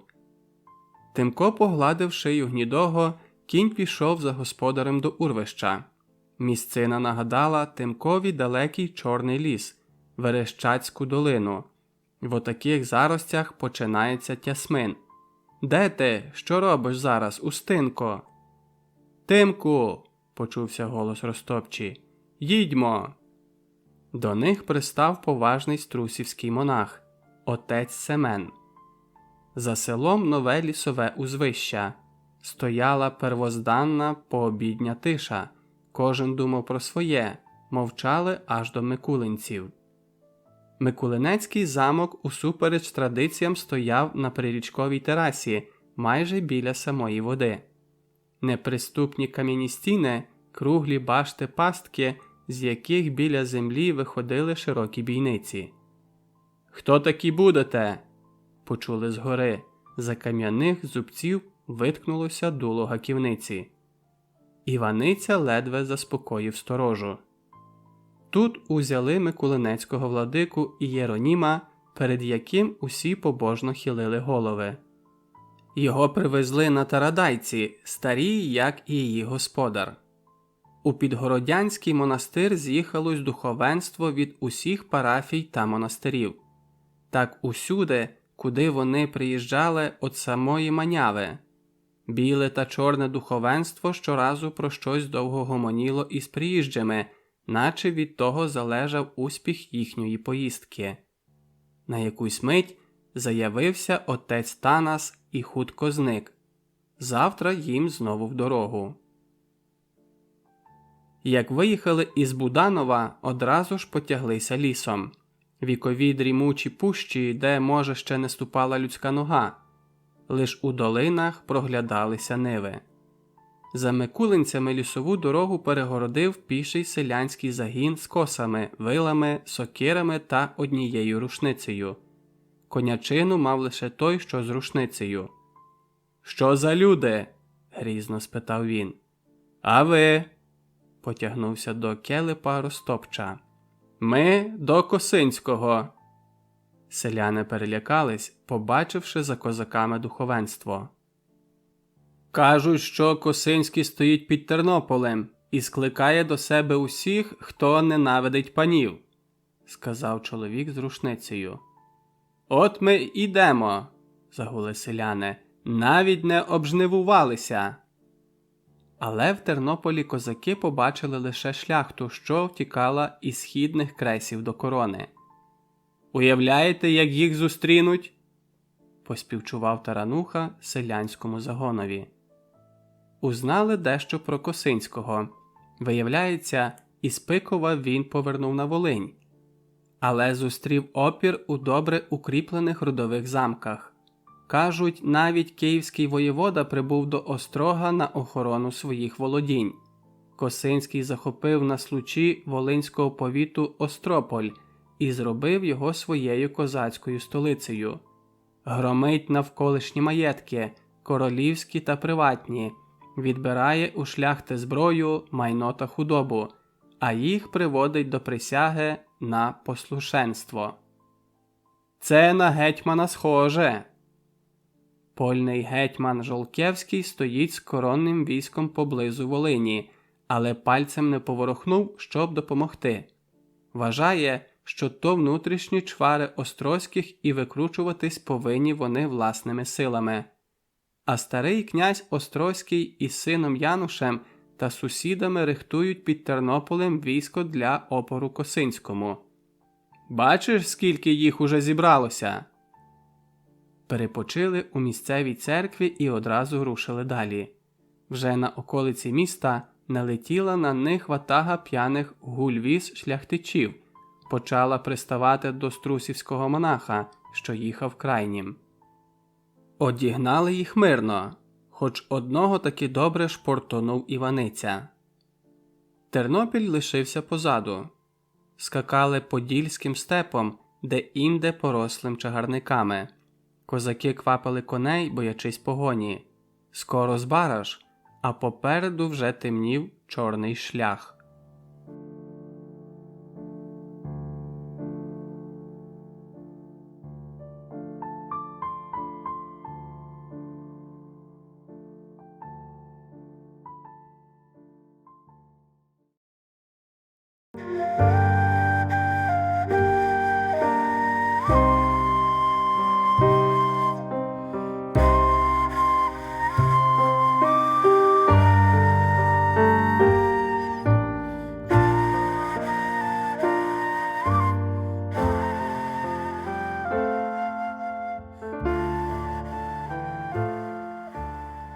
Розділ 10.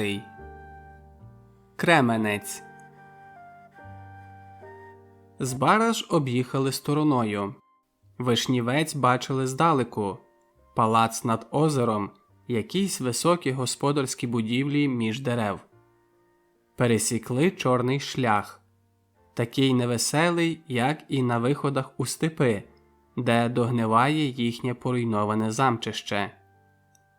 Тимко знав його до Перекопських озер, цю жахну жилу, по якій спливала кров його народу. Лісова дорога пішла різко вниз у глибоку гірську ущелину. На вершині гори стримів мальовничий замок, звідки здавався він пташиним гніздечком. Кременець! Стояли довго, як тоді, над Теребовлею. Не підозрювали, що є у світі такі неприродно красиві місця. Милувалися Кременцем навіть незворушні монахи. Коли б Господь Бог надумав переселяти на землю рай, то кращого місця не знайти, прорік отець Семен. То замок Бонне, сказав хтось. жінки Сигізмунда І, італійки. Вона і жила там, навіть міст шкіряний мала між Замковою горою і сусідньою Черчею. Спустилися в долину, але одірвати очей від гірської вершини не могли. Звідси замок видавався ще принаднішим. У супроводі церковного дяка приїжджі піднялися крутими вуличками до Преображенського монастиря. Колись у ньому жило багато монахів, але потім вони перекочували до Почаєва. У 1556 році король віддав монастир Оліферу Даниловичу, а минулого літа його нащадок Ярмол Олехнович продав монастир з підданими своєму тестю Трифону, священнику Воскресенської церкви. «Продав, кажеш, тестю?»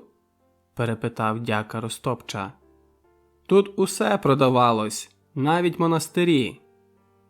В'їхали за монастирські мури, що оточували вершину гори Сичовки. Їх уже чекав монах з Почаєва. Трохи прояснювалася мета їхньої поїздки. Карпо довідався, що їдуть вони через Почаїв у древній Володимир, де мала проходити якась таємна рада діячів православної церкви. Лиш тепер помітили, що немає отця Танаса. «Де ж це він?» – захвилювався Тарануха.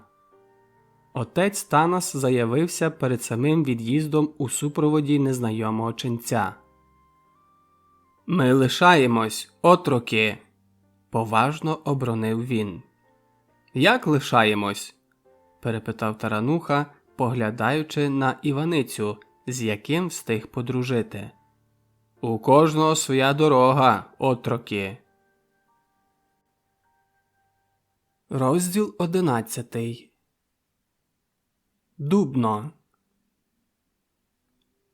Перед їхніми очима розкинулась широка заплава Ікви, притоки Стиру, оточена дрімучими волинськими лісами. Річка розпадалася на кілька рукавів. Один, біля самого міста, утворював зелений острівець, на якому і примостився Спаський монастир, заснований ще Василем Красним, сином Федора Острозького. Побратими третій день ниділи в монастирі. Тарануха вибив між осоки прохід і весь час рибалив. Ростопча з рушницею просиджував коло прибережних заростей річки. «Побачать, що рибалиш, халепи, не оберешся», – якось сказав товаришеві.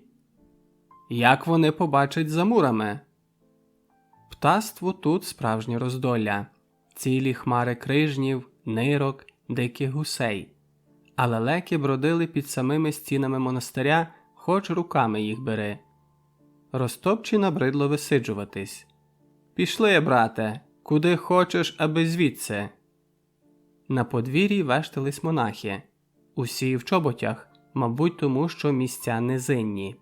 Біля келії, де зупинився нічний гість, здоровенний, як гора владика із Львова, шмигали послушники і сам настоятель монастиря отець Василь. «Отець Танас до владики ставиться чомусь холодно», – поділився своїми враженнями Ростопча, коли вони вийшли на греблю, що вела до міста. «Ходімо до корчми, може, хрона стрінемо», – запропонував Тимко. До міста можна пройти лише через Луцьку браму, високу і незграбну кам'яну споруду з вузьким підворітним проїздом. На її верхівці, наче величезній шаховій турі, примостився оглядовий майданчик із зубцями, де вічно стовбичили озброєні козаки. Проскакав гонець, кинув якесь слово охоронцям і подався до замку. Князь Василь Костянтин виїхав із Преображенської парафії. Кілька днів гарячково готувалися до його зустрічі. Вулицями снували надвірні козаки Острозького. У Воскресенській церкві кублилося місцеве духовенство. Нерівними, вузькими вуличками передмістя Ростопча і Тарануха пробралися до центру. «Пиріжечки з м'ясом! Свіжі пиріжечки з м'ясом!» – вигукувала повненька молодичка біля єврейських яток. Усюди цигани. Вони щороку стояли на сурмичах табором, щовечора влаштовуючи гульбища та різанину. У натовпі міжторгового люду зрідка сновигали купці-іноземці, ті виділялися одягом.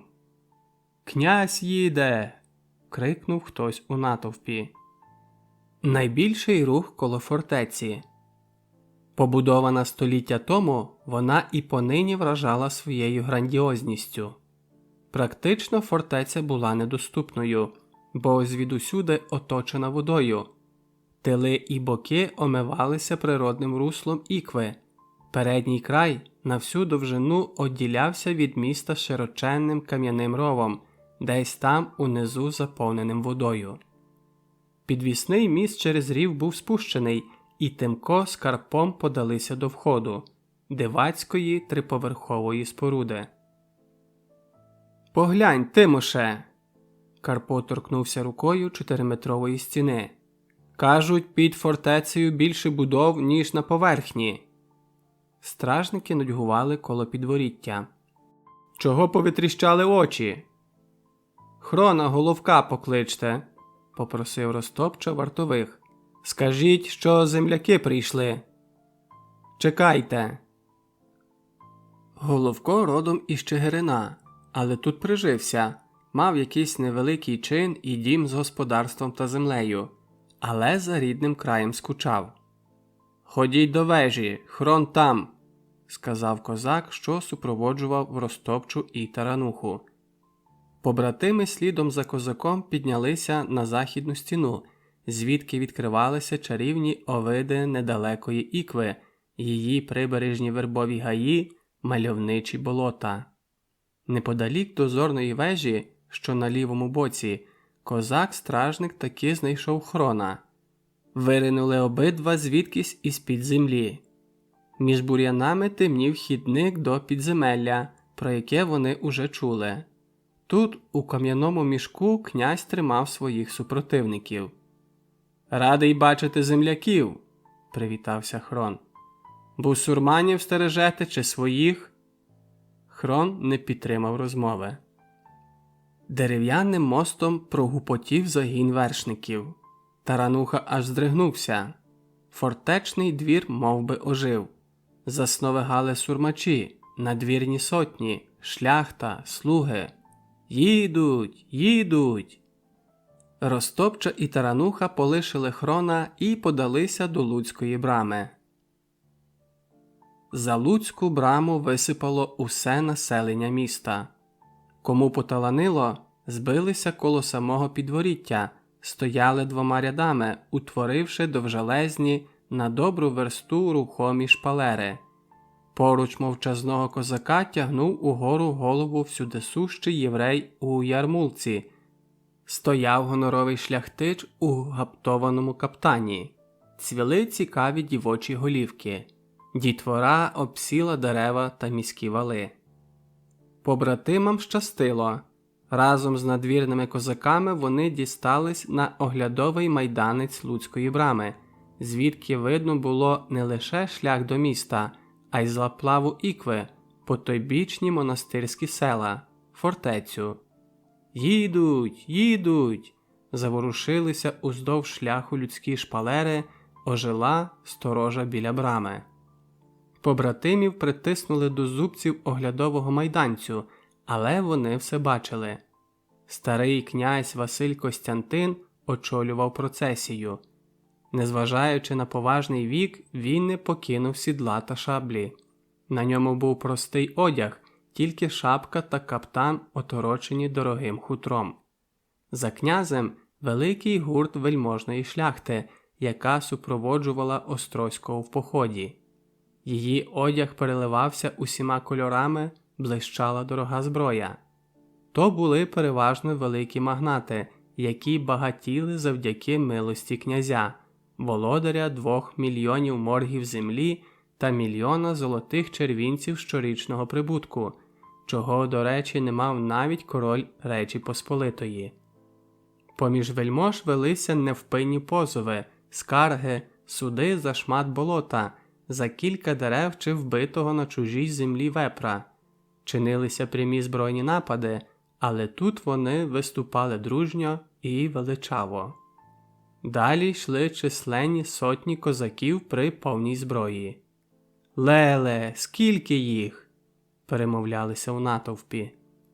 Коли за Шибеної гори з'явилася остання сотня, підрахували – лиш надвірних козаків йшло 2000. Тарануха не здивувався.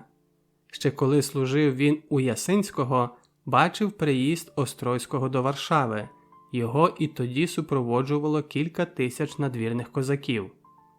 Назустріч князю, що зупинився перед брамою, рушило духовенство в святковому облаченні. На міських валах та у фортеці одночасно вдарили десятки гармат. Над містом знялися хмари гайвороння.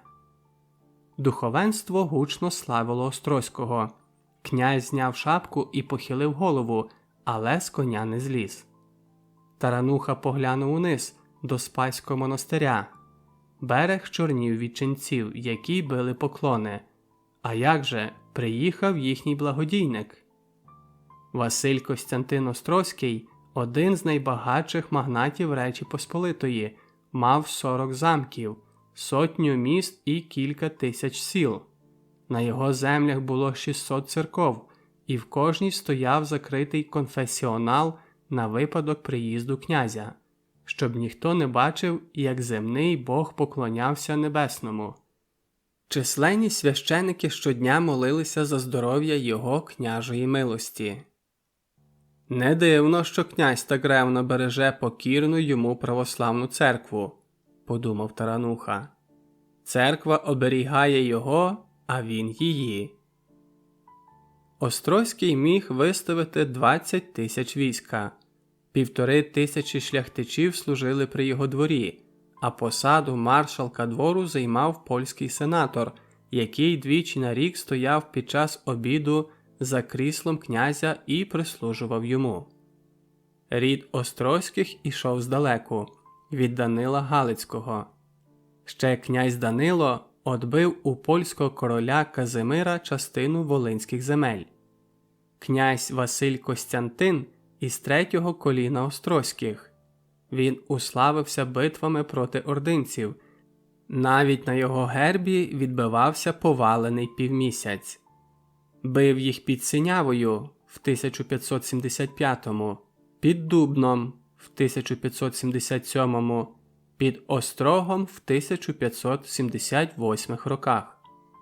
Острозький підписав Люблінську унію, але затято виступив проти унії церковної.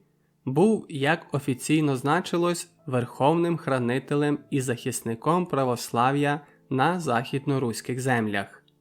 Він заснував у своєму родовому маєтку академію, друкарню, братську школу, зібрав до острога багатьох учених. Ще від Баторія він мав вищий патронат на православну церкву. Лише після погодження із князем король призначав владик у східних кресах. Духовенство щедро кадило ладаном навколо князя та його коня Саврасової масті, у маєві корогов і золочених хрестів, у розкоші дорогого одягу та коштовних обладунків. «Многії літа! Многії літа!» Серед духовенства багато ченців, особливо з Кемпи, острова, де стояв Спаський монастир. Ченці з Кемпи люблять князя. У Великий піст він сам одягає рясу і живе покаянним життям. Той з омофором, духівник князя, отець Даміан. Його брат Северин Наливайко служить у нас сотником, довірена особа князя. Тарануха прислухався до розмов. Чому не видно владики Кирила, єпископа Луцького і Острозького? А завжди він був на чолі хресного походу. Кажуть, на Кемпу хтось приїхав зі Львова. Нарешті хресний похід духовенства влився у тісне підворіття Луцької брами. За ним гарцювали на конях князь та надвірне військо. Все ще гриміли гармати, тривожачи птаство у широкій заплаві ікви, гули дзвони усіх церков і монастирів. Побратими перейшли на внутрішній бік оглядового майдану і ще довго спостерігали за процесією, що текла вузькими вуличками до фортеці, над якою майоріли численні штандарти з гербом Острозьких, який поблискував спрямованою вгору стрілою з поваленим півмісяцем. «Оце бенкет буде, скажу вам. Бачите, скільки наїхало?» – вигукнув якийсь мершавенький дідок. Княжі палаци завжди були повні гостей, а столи вгиналися від золотого та срібного посуду з вигадливими наїдками та заморськими винами. Маршалку двору, котрий двічі на рік стоїть під час бенкету за княжим кріслом, він платить 70 тисяч злотих. А батечко князя був з кнарою. Ростопча давно нагуляв апетит, а тут ще ці розмови. «Ходімо, Тимохо, до корчми, осточортіла монастирська риба». Загадкового нічного гостя, владики зі Львова, між тими, хто зустрічав князя, вони так і не бачили. Розділ 12. У князівських хоромах. За Танасом та його козаками прийшли, коли уже вечоріло. Не стояла у монастирському дворі і карета нічного гостя, владики зі Львова. «Поспішаймо!» Супроводжував їх козак надвірної варти, уже підстаркуватий і небалакучий. «Давно служиш у князя?» – допитувалися приїжджі. «Багато вас у нього? А ординці фортецю коли брали?» Козак мовчав. На них не звертали уваги, і до монахів, і до козаків тут звикли. У кутку центральної площі, коло яток, де вранці молодичка торгувала пиріжечками з м'ясом, досі людно. Тут крутилася карусель, стояв стовп, на вершечку якого сміливця, котрий зуміє вилізти туди, очікувала винагорода. Правда, розважальників поменшало, біля продавців товпилися лише цигани. Тільки ступили у підворітню кубічної споруди, як загриміли ланцюги над головою, і протилежний кінець мосту поліз угору, відокремлюючи фортецю від міста. «Ось вони, приїжджі, пане Северине!» Северин Наливайко, кремезний, статний козарлюга в темно-зеленому оксамитовому жупані і при шаблі, повів прибульців кам'яними сходами вгору повз мешкання надвірних козаків. Слідом за сотником вони зайшли до велетенського залу на другому поверсі, де, мабуть, учора князь приймав молдавського господаря чи перекопського хана. З причілкових вікон видно ікву. Передня стіна, що одрову, зовсім глуха. На ній два величезних гобелени, мисливські трофеї, зброя. У простінках фамільні портрети Острозького, рицарські обладунки. Між гобеленами до глухої центральної стіни прилягав подіум, вистелений барвистими килимами. На ньому вищились князівське крісло, якісь сидіння, столик чи аналой. Сотник повів їх туди. Ростопча і Тарануха аж зупинилися від подиву, але отець Танас владно мовив: «Всюди ви повинні бути зі мною, аби пам'ятати, що глаголитиме князь. Така його воля». Несподівано з'явився і нічний гість зі Львова. «Радий бачити владику Гедеона Балабана», – схилив голову князь, але до руки не приклався. Владика осінив князя хресним знаменням. «Пане Северине, ти вільний», – сказав князь.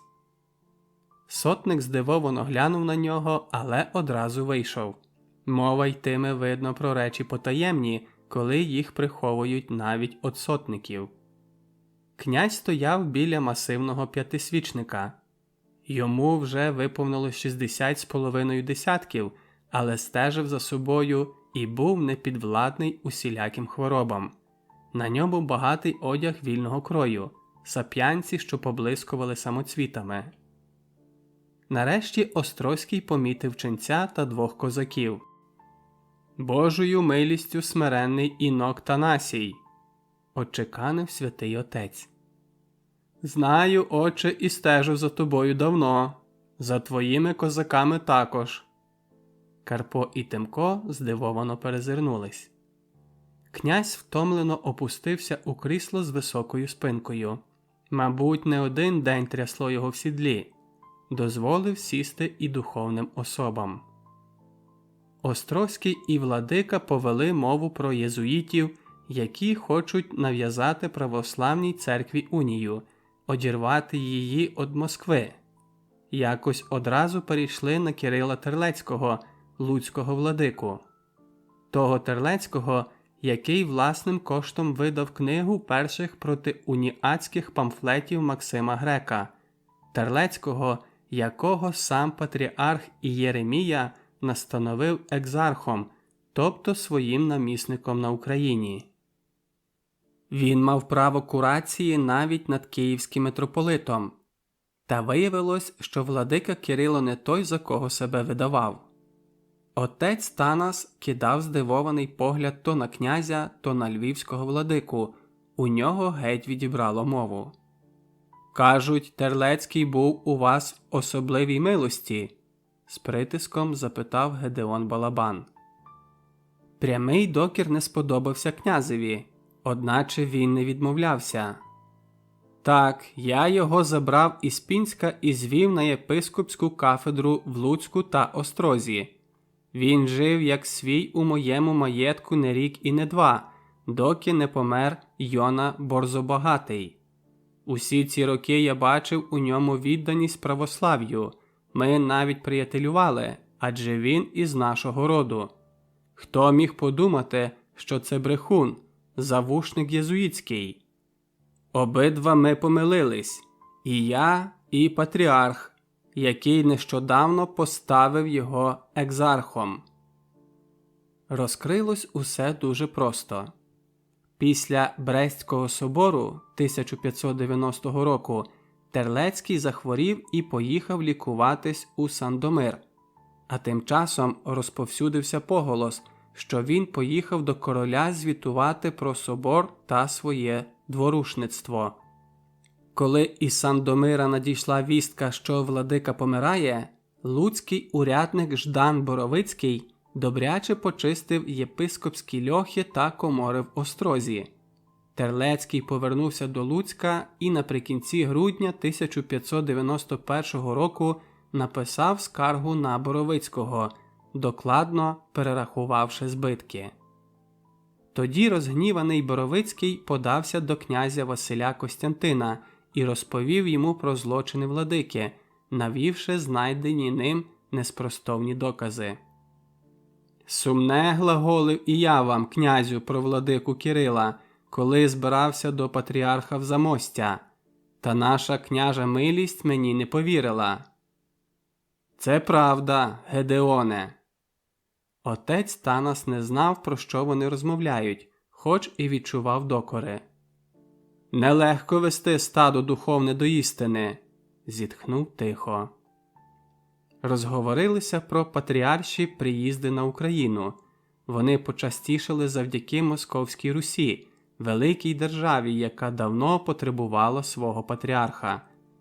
За кількістю церков, духовенства та віруючих Московська Русь не поступалася усім 4 східним патріархіям, разом узятим. Приваблювала залежних від султана східних патріархів і багата московська милостиня. 1586 року, їдучи до Москви, антіохійський патріарх Іоаким зупинявся у Львові, щоб затвердити статут тамтешнього братства. Цар Федір повів з ним розмову за особистої зустрічі про російське патріаршество, і вони вирішили скликати церковний собор. 1588 року до Москви приїхав Константинопольський патріарх Єремія. Він не тільки погодився з тим, що Русь повинна мати свого патріарха, а навіть запропонував свої послуги. Йому, Людині, яка не знала мови та звичаїв країни, делікатно відмовили. Наприкінці січня 1589 року на соборі в Москві обрали першого російського патріарха, поставивши на патріарство митрополита Іова, і Єремія подався до Вільни, а звідти на Україну, де змушений був жити до самої осені. Про обидва приїзди східних патріархів і говорили князь Острозький та владика Гедеон. Іоаким надав Ставропігію Львівському братству. Воно стало тепер підкорятися тільки патріархові. Владики, схильні до унії, не дбали про зміцнення братства, залежність від них їх нервувала. Католицькі біскупи знали лиш папу, а тут, виходить, підкоряйся усяким кожум'якам. Адже за статутом, затвердженим Іоакимом, братства повинні стежити за мораллю як мирян, так і духовенства, навіть самого єпископа. Приїзд на Україну Єремії, енергійного, гарячого, нетерпимого до будь-яких відхилень від православних канонів, щинив поміж вищого духовенства цілий шарварок. Саме тому Гедеон Балабан і з'явився в Дубні. У Вільні Єремія за двоєженство позбавив кафедри і священного сану київського митрополита Онисифора, поставивши на його місце мінського архієпископа Михайла Рогозу, хоч одразу видно було, що він боязкий і слабкодухий. На соборах у Бресті митрополит діяв нерішуче, майже дворушницьки, не чинив опору прихильникам унії, а Острозького заспокоював, що все гаразд. «Він і днесь запевняє мене, що унії не допустить». «Повірте слову моєму, князю», – провадив Гедеон, – «Рогоза теж схильний до унії, він лиш удає ревного. Не догледіли ви, князю, і тут». Острозький аж розгубився від тих звинувачень, хоч не все брав на віру. Владика Гедеон не знав, що й приїхав Єремія на прохання князя. Острозький навіть виклопотав патріарху дозвіл на повну владу митрополії, і той, треба визнати, діяв рішуче.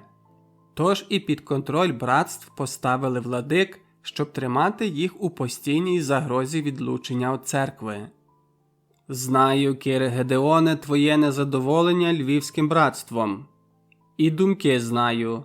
Біскуп католицький, мовляв, не підлеглий навіть королю, а наш повинен виконувати волю якихось римарів і кожум'яків».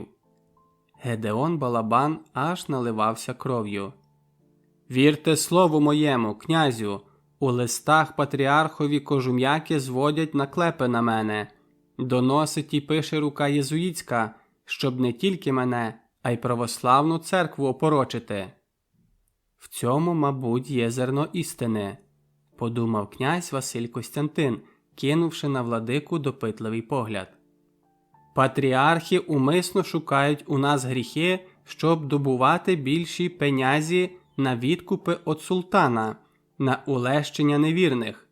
Хто це сказав, що ми у патріархів наших такі вівці, яких вони лиш доять і стрижуть, а не годують?»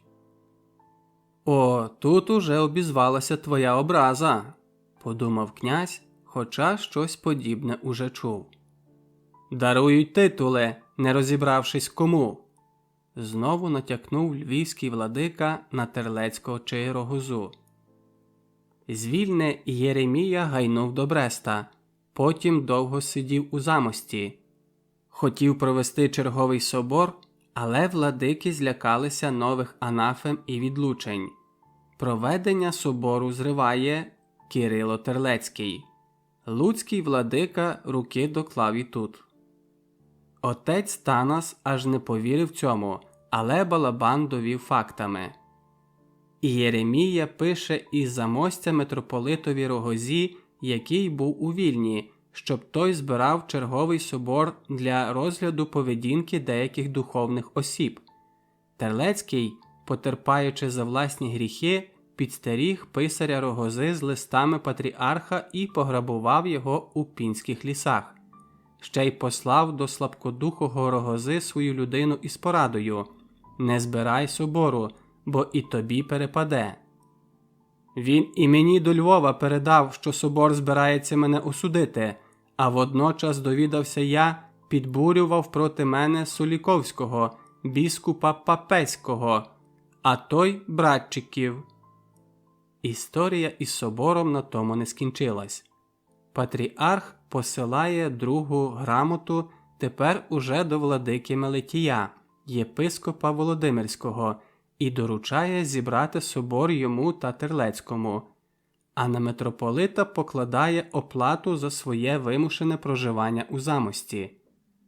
Кирило прихильно зустрічає Мелетія і викрадає у нього грамоту патріарха.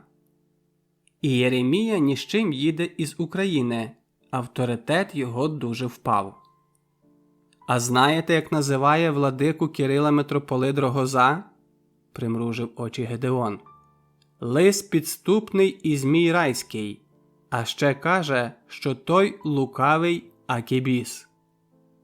Справді, погодився князь, він і до мене звертався, просив захистити духовенство від урядовців, і я усім своїм старостам надіслав окружного листа, щоб вони не втручалися у справи духовних осіб, нехай цим займаються єпископи.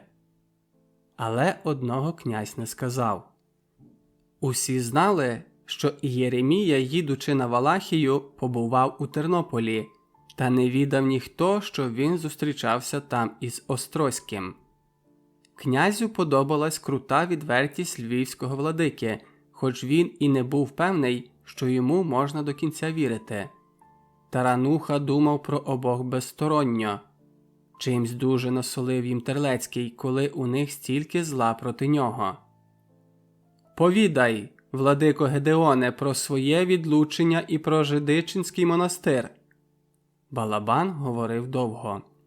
Він мав намір, їдучи до Замостя, зняти із себе наклепи, зведені львівськими братчиками, та розповісти патріархові правду про єпископа Кирила, людину підлу, підступну і жорстоку.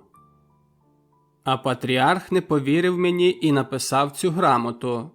Кирила возвів у екзархи, а мене прокляв, навіть без собору. «Не розібрався Ярема», – констатував Острозький. Князь узяв до рук патріаршу грамоту. Довго розглядав її, бездумно, скрушно, тоді передав отцю Танасу. Владика Гедеон, це відчувалося у кожному його слові, таїв образу на патріарха, а заодно і на князя, які вирішили суперечку з братчиками не на його користь. Терлецький, виявляється, і тут походив, разом з єзуїтами робив усе, щоб ускладнити становище Балабана, а з другого боку нашіптував львівському владиці, що Єремія до нього несправедливий. Справді, лукавий Акібіс усіх обкрутив, подумки згодився Тарануха. Князь видобув із шкатули, що стояла на аналої, якийсь бланкет, довго його переглядав. «Чи відомо тобі, Гедеоне, що братчики у місяці лютому знову написали Яремі? Мені надіслали відпис, просять направити до них екзарха. Не відаєш? Пишуть, що ти завдаєш кривд обителі святого Онопрія, а також священнику братському, 2 дидескалів зі школи відпустив, що велиш Паски по-старому святити».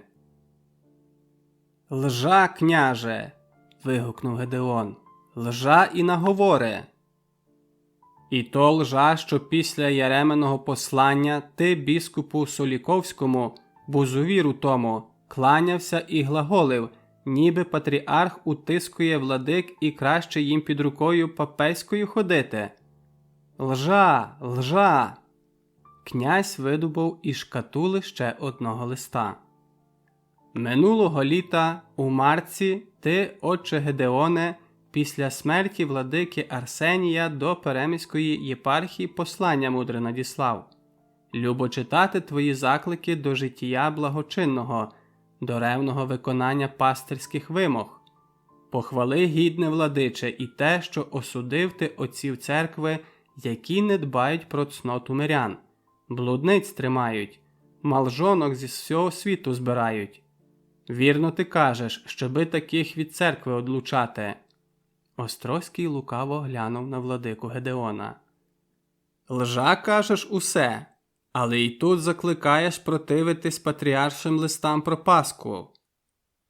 І вам скажу, княже, так, нехай ідуть по старому звичаю християнські приноси до церкви, сказав Гедеон. А з многогрішний думки тієї ж. Тарануха дивився на князя Острозького з повагою. Своє діло він знав, та й владика Гедеон йому подобався. А отець Танас забув навіть, де він, усе ще читав патріаршу грамоту, яка чомусь не дійшла до Онуфріївського монастиря на Черкащині. І Єремія писав, що прийняв 3 владик, вислухав і отпустив їх з миром, але один з них, Гедеон, при нас лишився. Він же нам заочно про єпископа Луцького Кирила речі неключимі глаголив і сповідав, з чого видно, що Гедеон заздрісний, негожий, ворожий єпископу Луцькому. Патріарх згадав про листи Гедеона проти Терлецького, зло про нього мислячи і глаголячи, про монастир Жидичинський і робить висновок, що Гедеону жодної допомоги бути не може. А владиці Кирилові, мужу іскусному, правил святих біглому і вченому, дати екзархство, старшину над всіма єпископами, всіх єпископів виправляти і порядку всякого межи ними досмотряти, а нездатних проганяти, яко нашому наміснику. Поставили вовку череду пасти, згадав мирянську приказку Танас, та зразу і перехрестився, щоб одвести небожі помисли. Прости нам, Господи, борги наші, як ми прощаємо боржникам своїм, вимовив півголосом отець, передаючи грамоту князеві. Над головами загриміли ланцюги. Чутно було, як опускали підвісний міст. Князь підняв руку, і балабан замовк. «Поділяю печаль твою, владико. Не знаю, чи зрозуміє тебе патріарх, але в особі нашій матимеш підтримку. Тільки будь мужнім, аби чужий хрест нести, ідучи шляхами праведними. Перед судом Всевишнім будеш чистий, якщо не брав гріх на душу». У широкому дверному проході промайнула кремезна постать сотника Наливайка. Він твердо йшов до невдоволеного його з'явою Острозького. Під ним натужно скрипіли мостини. «Князь Януш прибув, ваша милість», – доповів сотник. «Вас хоче бачити». Острозький заперечно крутнув головою. «Хай зачекає». А після паузи: «Ну, та просив вже». Старий Острозький мав 3 синів – Івана, Олександра та Костянтина. Одружившись на доньці багатого польського магната Тарнавського, ревній католичці, він підписав угоду, за якою сини повинні наслідувати релігію батька, а доньки – матері. Але склалося не так, як хотів князь. Іван зрадив своїй вірі перший, ще коли вчився військової справи у Відні, навіть ім'я замінив на Януша. Зробили те єзуїти за допомогою Матильди Сангушко. Її, кажуть, вважали першою красунею Речі Посполитої. Костянтина теж захопили католики, хоч помре він православним. Острозький зачув кроки старшого сина, а подумав про улюбленого Олександра. На той час він був волинським воєводою, хоч жив у Галичині, де одержав із жінчиним посагом місто Ярослав. Старий Острозький дуже боявся, щоб і цей не поламав віри, бо синова дружина і теща були фанатичні католички. Януш Острозький, він уже мав дорослу доньку, зупинився за кілька кроків від батька і шанобливо схилив голову. Незворушне обличчя князя Василя Костянтина спохмурніло. Згадалася перша зустріч із сином після Відня. Вихопив тоді меч і хотів зарубати негідника, та син крикнув, падаючи на коліна: «Батьку, не оскверняй свого благородного меча! Якщо хочеш карати, візьми мій!» Острозький притлумив співчуття і сказав глухо: «Слухаю тебе, сину!» 6 сотень піхоти зговорив у сусідів, угрів. 300 уже стоять під Тернополем. Старий Острозький знову насупився. Змалку син тягся до матері, до її Тернополя. Віровідступництво сина – то теж її вплив. Докоряв їй і понині, а синові так і не пробачив. Де нема віри, там нема місця ні прощенню, ні любові. 40-річний князь Януш прийшов до батькових покоїв, щойно скочивши із коня, навіть не переодягнувшись. Було видно, що він украй стомився. Але князь Василь Костянтин не запропонував йому сісти. Він суворо дотримувався давніх родинних звичаїв. Син, який мав воєводське звання, не міг у присутності батька підвищити голос, сісти без дозволу вийти. Те помітив навіть Тарануха, помітив і не схвалив. Щоб не дивитися на приниження Януша, опустив голову і читав по мосяжному колу п'ятисвічника, якого виготовив майстер Лука Фріделянд із Гданська у Дубнівській ливарні. Острозький казав синові: «Збирай військо далі, тобі вести його проти Косинського. Я уже старий на те. А тепер іди». Слідом за князем Янушем вийшов і сотник Наливайко. Та мовчанка панувала ще довго, її урвав Гедеон. Він повторювався: «Мене переслідують, княже! Всі, від братчиків і до патріарха. Днесь я в очах християнського світу яко віровідступник, а всякі блазнителі, сиріч ошуканці, в екзархах ходять. Казав уже тобі, що історія усе розкладе на свої місця. Час усе прояснить, Господь учить бути терплячим. А в історії з монастирем Жидичинським я виступаю яко погромник», – зіщулився Гедеон. Острозький знову усміхнувся лукаво. А й справді, Балабан захопив монастир як справжній погромник. Послав туди брата Василя із жовнірами, і ті узяли Божу обитель гвалтом. У Жидичинського монастиря нелегка доля. Попередник владики Кирила, Йона Борзобагатий, пустив за вітром усі статки, тому Баторій наказав князю Острозькому передати монастир Феофанові Греку, меглинському єпископу. Та Йона не підкорився навіть королю. Не зміг викурити його із монастиря і луцький староста із загоном жовнірів. Лиш 3 сотні вояків за допомогою гармат витурили із монастиря єпископа, Йону та його численних слуг. Стефан Баторій оголосив Йону банітом, засудженим на вигнання. Отоді й виривав львівський владика Божу обитель у Феофана Грека. Через рік він домігся королівської грамоти на монастир, але колотнеча цим не скінчилась. У червні 1588 року з'явилася соборна грамота Ієремії, в якій він загрожував владиці Гедеону відлученням, якщо той не поверне монастир Феофанові.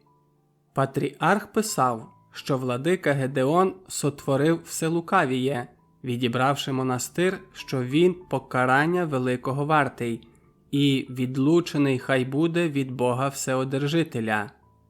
Гедеон не сидів, склавши руки. Улітку 1589 року король дозволив йому передати монастир Григорію Балабану. Так патріарша грамота втратила чинність. а на ласий шматочок ротів вистачало. У травні минулого літа на монастир кілька разів наскакували загони озброєних гайдуків луцького старости Олександра Семашка. Але найбільшим ворогом монастиря виявився Кирило Терлецький. На те у нього було кілька причин. Монастир належав до Львівської єпархії, а стояв під Луцьком. Отож архімандрит монастиря, родич небезпечного для Терлецького львівського владики, постійно стежив за діями владики Кирила, найбільш схильного до унії. «Григорій Балабан, твій небіж, владико?» – перепитав Острозький, наче він того не знав. «Синовцеві своєму передав монастир», – схилив голову Гедеон. «Не варто дорікати дрібницями, князю. Он Кирило жабче брав, як на війні, півміста озброїв на приступ». Князь Василь Костянтин зупинив його. «Монастир на свою совість візьму. Мені треба мати поруч Луцьке місце, владиці Кирилові непідвладне. Тільки не забувай, Гедеоне, що Жидичинський монастир король Баторій під мою руку дав, коли його розоряв недостойний пастир Йона Борзобагатий. І грамота на монастир, і королівський дозвіл передати його Григорію Балабану добуті не без мого втручання. Синовцеві своєму передай, як тобі діставсь монастир. І ще скажи, що прибуде до нього ось цей монах із козаками». Князь кивнув у бік отця Танаса. «І щоб у всьому він їм сприяв». Острозький ще довго розпитував Балабана про якісь бланкети, князь ще їх мамралами називав, що їх дали владикі Терлецькому на Брестському соборі 1590 року. Немало говорили вони і про володимирського єпископа Мелетія. Острозький поділився своїми думками. «По смерті Мелетія, він дуже зле почуває себе, хочемо на єпископство Володимирське Адама Потія ставити, каштеляна Берестейського». «Не до вподоби мені цей хитрий каштелян, княже», – скривився Гедеон. «За нього тягне його королівська милість Жигмонт Ваза». Острозький підвівся. Просторий дорогий одяг, що вільно спадав на килим, надавав князю величного вигляду. Підвелися і обидва священнослужителі. «Іди з миром, владико, а ви, приїжджі, лишіться», – сказав князь і докинув услід Балабану. «І не видавай Терлецькому, що ти все знаєш. Не відштовхни, не сполохай. Побачимо, як він діятиме». Од річки віяло нелітнім холодом. Острозький кинув на плечі дорогу шубу і довго стояв коло вікна, віч-навіч із нічною темрявою. Думав про відповідальність, уготовану йому долею, чи зважував сили. Він і говорив кудись туди, за вікно, у темряву, забувши про присутніх. Казав, що на своїх землях відкриває нові монастирі і зміцнює старі, бо міцні монастирі – то православні фортеці, общини однодумців, з якими прихильникам унії розправитись важче, ніж із окремими сільськими парафіями. Казав, що почав запроваджувати у своїх обителях чернечі статути якогось Василя Великого, який видав його книгу із власною передмовою, що наставників шукає достойних. Потім рішуче обернувся до ченця та двох козаків. «Розмова наша така. В юлії 90-го року на соборі Берестейському владики прийняли рішення донести королю про утиски православної церкви. Викласти скарги вони доручили екзархові своєму Кирилу Терлецькому, для чого дали йому 4 чистих бланкети з підписами та печатками, чи, як їх називає владика Гедеон, мамрали. Знайти маємо, доконче мусимо знайти, отче, ті бланкети, підписані владиками, бо багато лиха Терлецький може накоїти. У мене є підозра, що на одному він уже написав королю про згоду владик на унію. У марці, дня 18-го, його королівська милість сказав раптом у Кракові від себе і від нащадків своїх, що на тих, хто вирішив перейти в унію, поширюватимуться королівські милості до кінця їхнього життя, навіть якщо патріархи та митрополити відречуть їх від церкви, що матимуть вони усі свободи на рівні з римським духовенством. Острозький підійшов до отця Танаса впритул. «Доходять до мене вісті, що на згаданих бланкетах Кирило хоче до Климента VIII писати у Рим про згоду владик на унію. Лиха великого може наробити владика Луцький, якщо не вирвемо у нього бланкети будь-якою ціною. Стежити маємо за кожним його кроком, бо рукою владичою керує біскуп Луцький Бернард Мацієвський, найлютіший із єзуїтів, яких мені доводилося бачити. Бійтесь владики Кирила, він жорстокий і уже багатьох спровадив на той світ. Завжди тримає при собі загін гайдуків, готових знищити всіх, на кого вкаже». Князь дзеленькнув у калательце, і на порозі став Северин Наливайко. За ним на оксамиті несли великі золоті медалі із зображенням князя. «Однині вважаю вас слугами своїми рукодайними», – сказав Острозький. «Хочу, щоб ви були чесні переді мною, як ти, чесний, отче, перед вірою своєю, а ви, козаки, перед своїм степовим лицарством. Чув про вас лиш добрі слова. А тепер ось що. Вас не знає владика Кирило, ота хитра лисиця у Божому одіянні. Тому і хочу, щоб стали ви коло нього моїм оком і вухом, а його тінню». Отець Танас і побратими взяли медалі із надписом латиною «Костянтин Костянтинович, Божою милістю князь Острозький, воєвода Київський, маршалок землі Волинської, староста Володимирський. Усе, що потрібно вам, матимете із Володимирської старостинської казни. Потрібні будуть люди, шліть гінця у Дубно чи до Острога. У мене село під Луцьком, Крупа, там завжди стоятимуть надвірні козаки мої, готові до ваших послуг. Пане Северине, накажи опустити міст і споряди супровід приїжджим до Спаського монастиря». «Благослови вас Господь, княже!» – перехрестив його отець Танас. Та князь Острозький про них уже забув.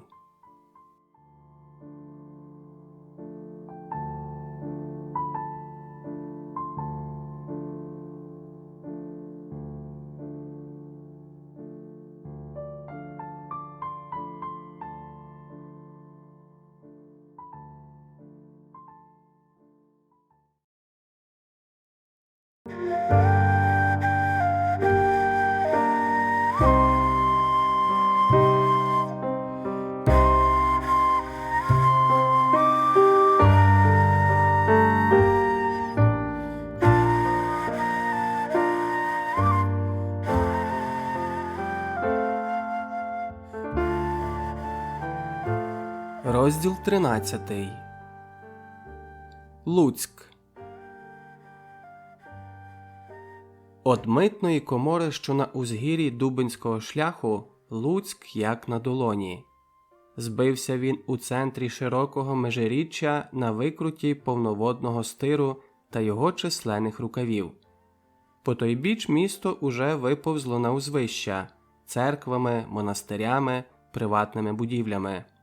У заплаві нічого, крім кущів та поодиноких верб, зате горби навкруг межиріччя всуціль заліснені. «Ого, скільки монастирів!» Ростопча нарахував 5 лиш православних, один аж на протилежному боці стиру. Гурт вершників край Дубинського шляху довго милувався широкою панорамою міста, про яке говорилося тоді більше, ніж про Київ. Лиш 2 козаків та мовчазний бородатий чернець були уперше. Оповідачів вистачало. «Ото верхній замок», – казав хтось із проводжаючих. «Бачите, які урвища од його стін до річки? Від замкової башти, яка височить над річкою, стіни нижнього замку, ратуша коло пристані». У місті будинки мовчки лізли один на один, буравили небо церковні шпилі, численні вежі на стінах нижнього замку. Крайні міські кам'яниці виходили прямо із фортечних стін. Вони блимали на приїжджих віконцями других-третіх поверхів, як бійницями. «Місто не просто взяте. Приступом його ніхто й не брав». Козаки усе розпитували. Тильний бік міста, що за притокою річки Глушцем, оточений валами та дерев'яним частокіллям. Виїзні ворота виводили кудись за горби. «Рушаймо!» Вершники потягнулися до річки, на горбах приміські села Гнідава, Красне, Чернчиці. Довго їхали гаттю, потім через Кривий міст на той бік Стиру. Через браму їх пустили без довгих розпитувань. Сторожа багатьох приїжджих знала. Людей на вулицях багато, особливо молодих. Снують сюди, туди. Мимо Домініканського монастиря і Троїцької церкви їхали ще разом. А на брукованому майдані, де ратуша з годинником, отець Танас та його супутники відокремились і повернули до Покровської церкви. Нові будинки тулилися до старих без будь-якого планування. Криві брудні вулички, на яких рилися свині та бігали зграї собак. Багато завулків та закутків. Покровська церква, одна з найстаріших у місті, забралася під самісінький пагорб. «От ми й прибули, отроки!» – полегшено зітхнув отець Танас, невправно злазячи із коня. Козаки також позіскакували на землю.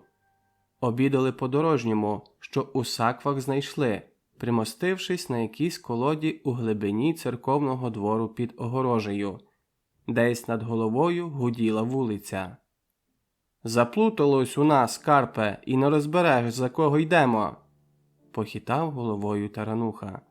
«За Косинського чи за його першого ворога?» «Правду кажеш!» – кивнув на знак згоди Ростопча. «За Косинського я голову покладу, але і Острозький мені до душі. Те, за що він бореться, не повинно обходити і нас». «Але які вони святі отці, ніколи б не подумав!» Карпо кивнув у бік церкви. «Я про Терлецького, та й не тільки про нього. Чув, що його попередник Йова Борзобагатий, той, що із Жидичинської обителі фортецю зробив, був звичайний собі шляхтич, а сан єпископа купив, наче то свинячий кінь». Тарануха збирав залишки харчу до сакви. «Королі винні. Зумисно ставлять на єпископії тих, хто порочить нашу віру. Владики беруть подібних на парафії, а вони не знають, де вівтар, а де паперть, і читати не вміють». Подвір'ям сновигали люди. Священики поважно, паламар і староста бігцем, парафіяни хто як звик. Ось від служб виринув якийсь Котигорошко з худим, схожим на крокву літнім чоловіком. Кроква зник за церковною хвірткою, тоді з'явився знову, ведучи за собою струнке миловидне дівча із розкішним білявими косами. Дівчина була у довгій полотняній сорочці, підперезаній кольоровим поясом. Вони повернули до козаків, але їх зупинив тілистий священник. «Дщерть твоя, старець?» – спитав він Крокву, кивнувши на дівчину. «Моя мриця тих же літ». Кроква низько вклонився священнику. Дівчина уважно розглядала бородатого попа, змовницьки блимаючи на козаків, що стояли неподалік. «А житимете ви порізно!» – шепнув побратимам отець Танас.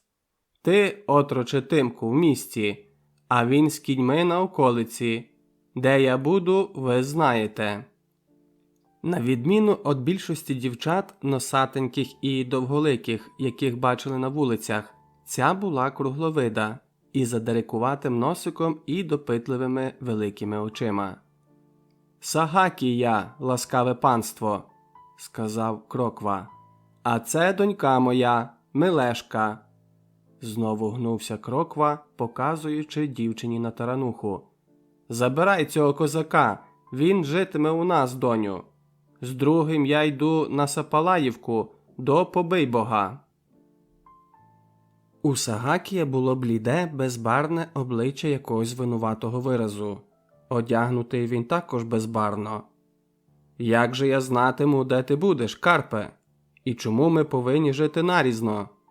Невдоволено буркнув тарануха, умисно не дивлячись на отця Танаса. «У дядька на Сапалаївці пан житиме гарно, і поруч Луцька, одразу за Святою горою, де ото монастир». Вирвалася наперед дівчина та і знітилася, що полізла не в свої справи. «Веди козака додому», – суворо наказав їй батько. «Уже йдемо», – спохопилася Мелешка. Спустилися кудись униз до стиру. Злиденність тут була на показ. Житла такі, що ось-ось порозвалюються, такі ж хлівці та кліті, городи руді у бур'янах. На закруті брудної вулички стояла оббита дощами хворостяна корчма. Так дісталися замку.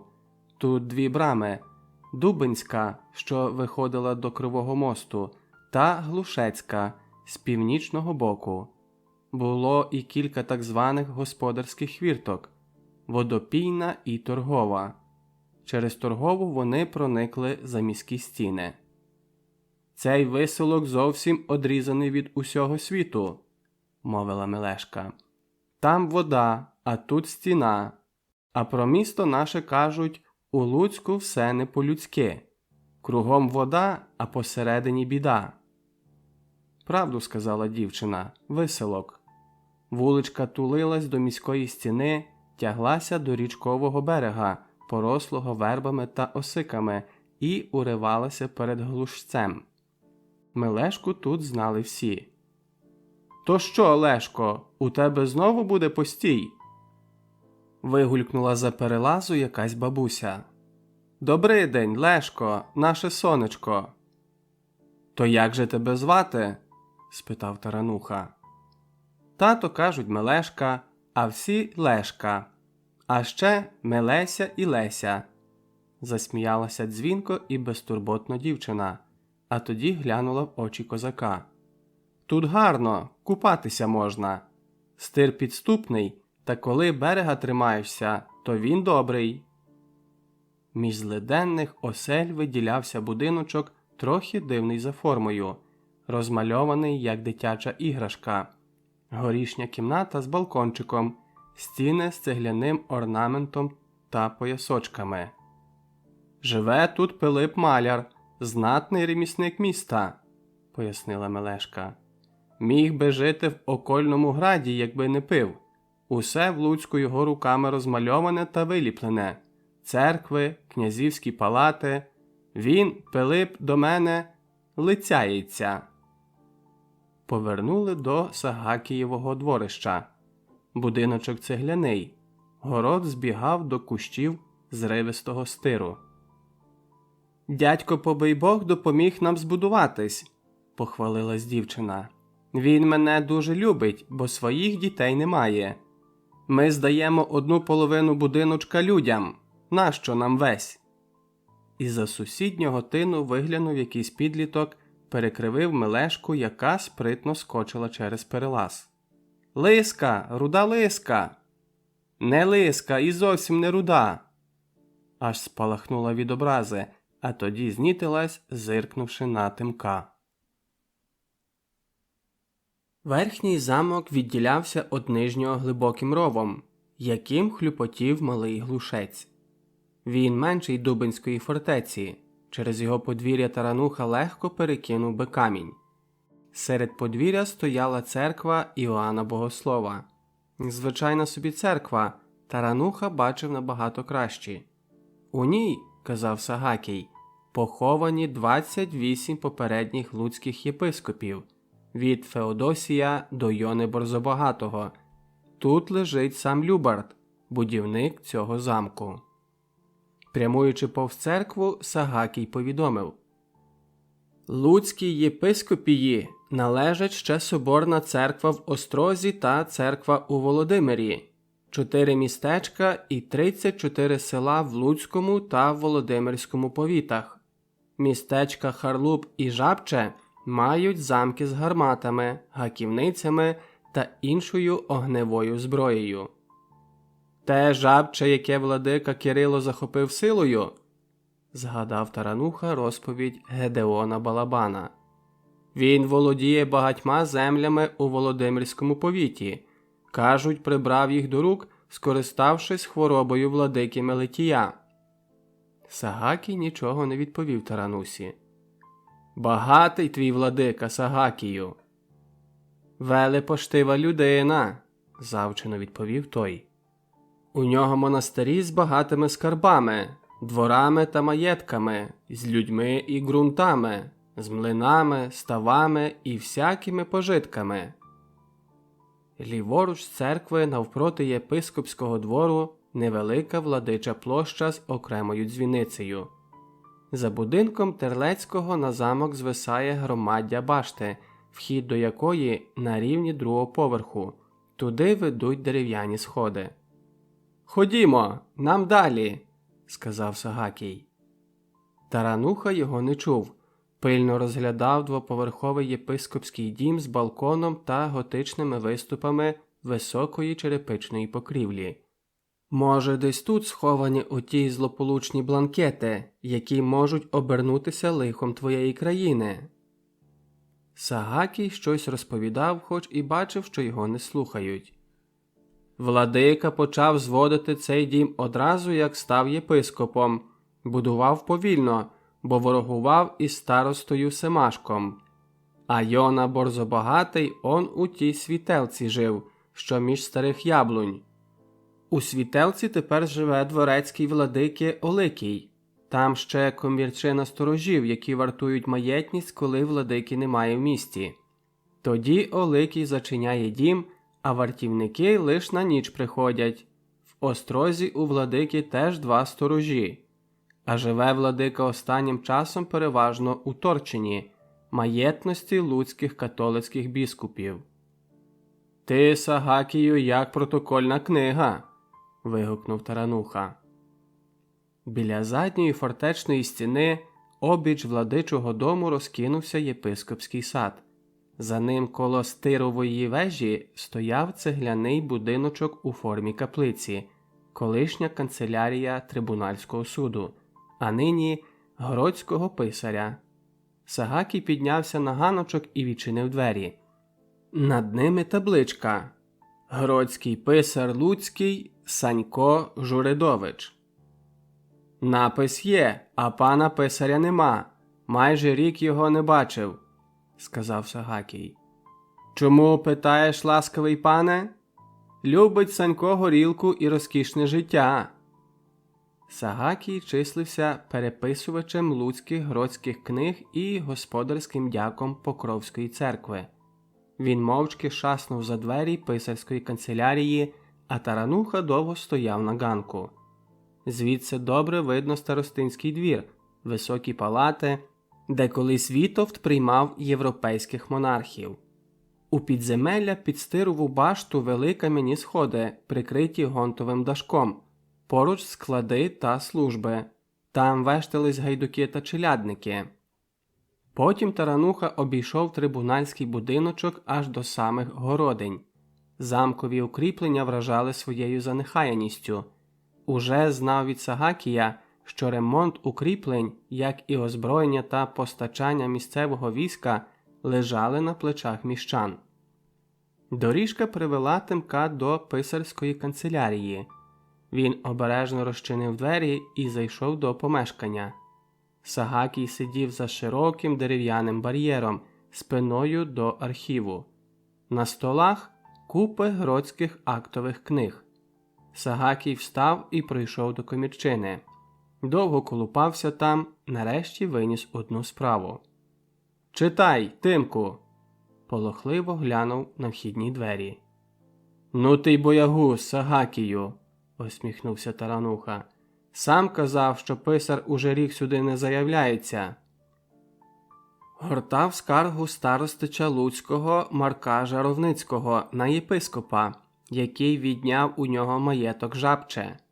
Владика Кирило справді зібрав ціле військо – татар, угрів, сербів, волохів з рушницями більше 500 та 5000 черні із сокирами.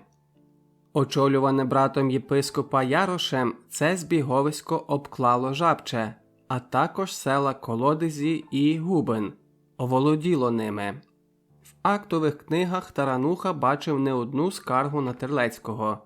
Владика напав на маєток і церкву священника Фалімицького, забрав навіть ризи і книги церковні, а господаря з дружиною та дітьми кинув до в'язниці. «Ну й владика у тебе, Сагакію!» Біля старостинського двору вчинився якийсь галас, і Сагакій злякано прочинив вікно. «То є староста Олександр Семашко!» Тарануха припав до підвіконня. Поруч них творилося зло. Семашко, простоволосий, мордатий шляхтич з довгими вусами у розстебнутому жупані, періщив нагаєм якогось чоловіка. Видно, той щось сказав проти. Гайдуки тримали жертву, доки староста не втомився бити. «До вежі його, лайдака!» – заревів староста. Гайдуки волокли побитого за чуприну. «Ну й порядки у вас, Сагакію!» – кинув Тарануха. Він аж позеленів від стримуваної люті. «За паном старостою стоїть земський повітовий возний, пан Тимофій Бранський», – стишено проказав Сагакій. Ростопча прийшов на виселок з Яцком, якого прислав із Жидичина отець Танас. На зріст Яцко невеличкий, але кремезний, м'язистий. Працював він при монастирському водяному млині. Зрідка підчищав на стиру рови, але виконував справи таємні, зміст яких не розумів і сам. Яцко уже знав, що саме побратими мали робити в Луцьку. «Тільки чи зможемо ми їх вирвати, оті бланкети?» – крутив головою Яцко. «Владика після Сандомира дуже обережний». Яцко досконало знав владичий двір та його мешканців. «Особливо стеж за братом владики, Ярошем Терлецьким. Він в окольному граді на Ринковій площі живе. За ратушею двоповерховий дім із закритим двором. У мене є люди в охороні владики, але до його брата я ще не добрався. А саме через нього владика вершить свої найтаємніші справи». Яцко розказував про владику таке, що йому не вірили, хоч із часом випливе те на поверхню і змусить здригнутися увесь християнський світ. Але й тепер, коли про злочини владики говорили в Луцьку ще пошепки, Яцка ненавиділи всі, як і старосту Семашка, відомого гнобителя православ'я. «Хто він, староста?» – спитав Карпо. «Нащадок древнього українського православного роду», – отказав Яцко. «От і зрозумій, панське поріддя». На подвір'ї завалували собаки, козаки умовкли. Гучно чхнув у сінцях Сагакій. Уже друге шмигнула до кімнати Лешка. «Ходи звідси, коза!» Жартома насварив дівчину Яцко, торкнувшись її ліктя. Мелешка потерлася щокою об його руку і залишила кімнату. Таранусі згадалася Устинка. «Де вона, мила?» «Лешка – сестра моєї дружини», – пояснив Яцко. Розказував він про утиски православної церкви, особливо після минулорічної зяви у місті ордену єзуїтів. Жорстоко поводиться і шляхта. До закриття воріт Карпо з Яцком залишили місто. Розділ 14. Владика Кирило. Тарануха примостився біля причілкового вікна, звідки було видно єпископське дворище. Розлогі старі дерева та кущі добре маскували капличку канцелярії. Подвір'я ж владики проглядалося наскрізь. Навіть було чути, що говорять, аж відлунювалось у стулках замку. Одягнений як гоноровий шляхтич з дорогою шаблею при боці та пістолями французької роботи, Тарануха мав вигляд заможного пана, який прийшов скаржитися до громадського писаря. За вікном наспівував щось Пилип-маляр. Уже кілька днів він розмальовував храм Іоанна Богослова. Із самого рання ганяв сюди-туди двох підмайстрів-підлітків, чаклуючи край саду над посудинами із фарбами. Пилипові за 35, але на вигляд він видавався молодшим. Користувався неабияким успіхом у шляхтянок, мабуть, тому досі і не оженився. Про його любовні пригоди ходили цілі легенди. Місцевий піїд навіть вірша склав про одну з Пилипових коханок, вдову Ганну, дочку покійного владики Йона. Надто вже любила вона здорових молодих чоловіків і завжди джеджулилась під молоду. «Змаж юлоєм дхло хорта, а чей женеш шкури чорта». Ще й тепер радили щось подібне зальотницям, хоч вірш складений був давно, а його автор добре поплатився, вивісивши своє творіння між королівських універсалів біля ратуші. Це чомусь пригадалося Таранусі тепер, і він тихо всміхнувся, поглядаючи на Сагакія, що стояв поруч. «Ти бував у владичій вежі?» – несподівано спитав писарського слугу. «Як вона побудована?» Але відповіді не почув. «Нарешті, їдуть!» – вигукнув Сагакій. Тарануха побачив їх ще під надвратною вежею. Попереду десятків зо два кінних гайдуків, за ними велика крита карета з дашком та шкіряними торочками, далі знову гайдуки. На владичому подвір'ї стояв гамір, снували слуги, конюхи, форейтори.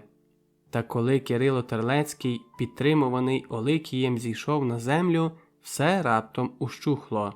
Вони лишилися тільки удвох. «Втікачку тобі доставили, Оликію?» «А то ж, владико. Хочу бачити її у своїх покоях». Йшлося, мабуть, про знетямлену дівчину, яку слуги привезли із Володимира. Кажуть, владика хапає жінок повсюдно, як тільки котрась припаде йому до вподоби. Управитель Оликій 10-пудовий лантух з розсіченою губою, ствердно кивнув головою. Служив він владиці собачою вірністю. Владика Кирило у темній чернечій рясі, дрібний, лисий, довго витирав тім'я хусткою, стоячи поруч Оликія. Вони про щось тихо розмовляли. Тарануха вперше побачив Кирила, хоч знав про нього уже багато. На єпископство Терлецький був переведений із Пінська 7 літ тому. Чекав у острозі, доки помре його попередник.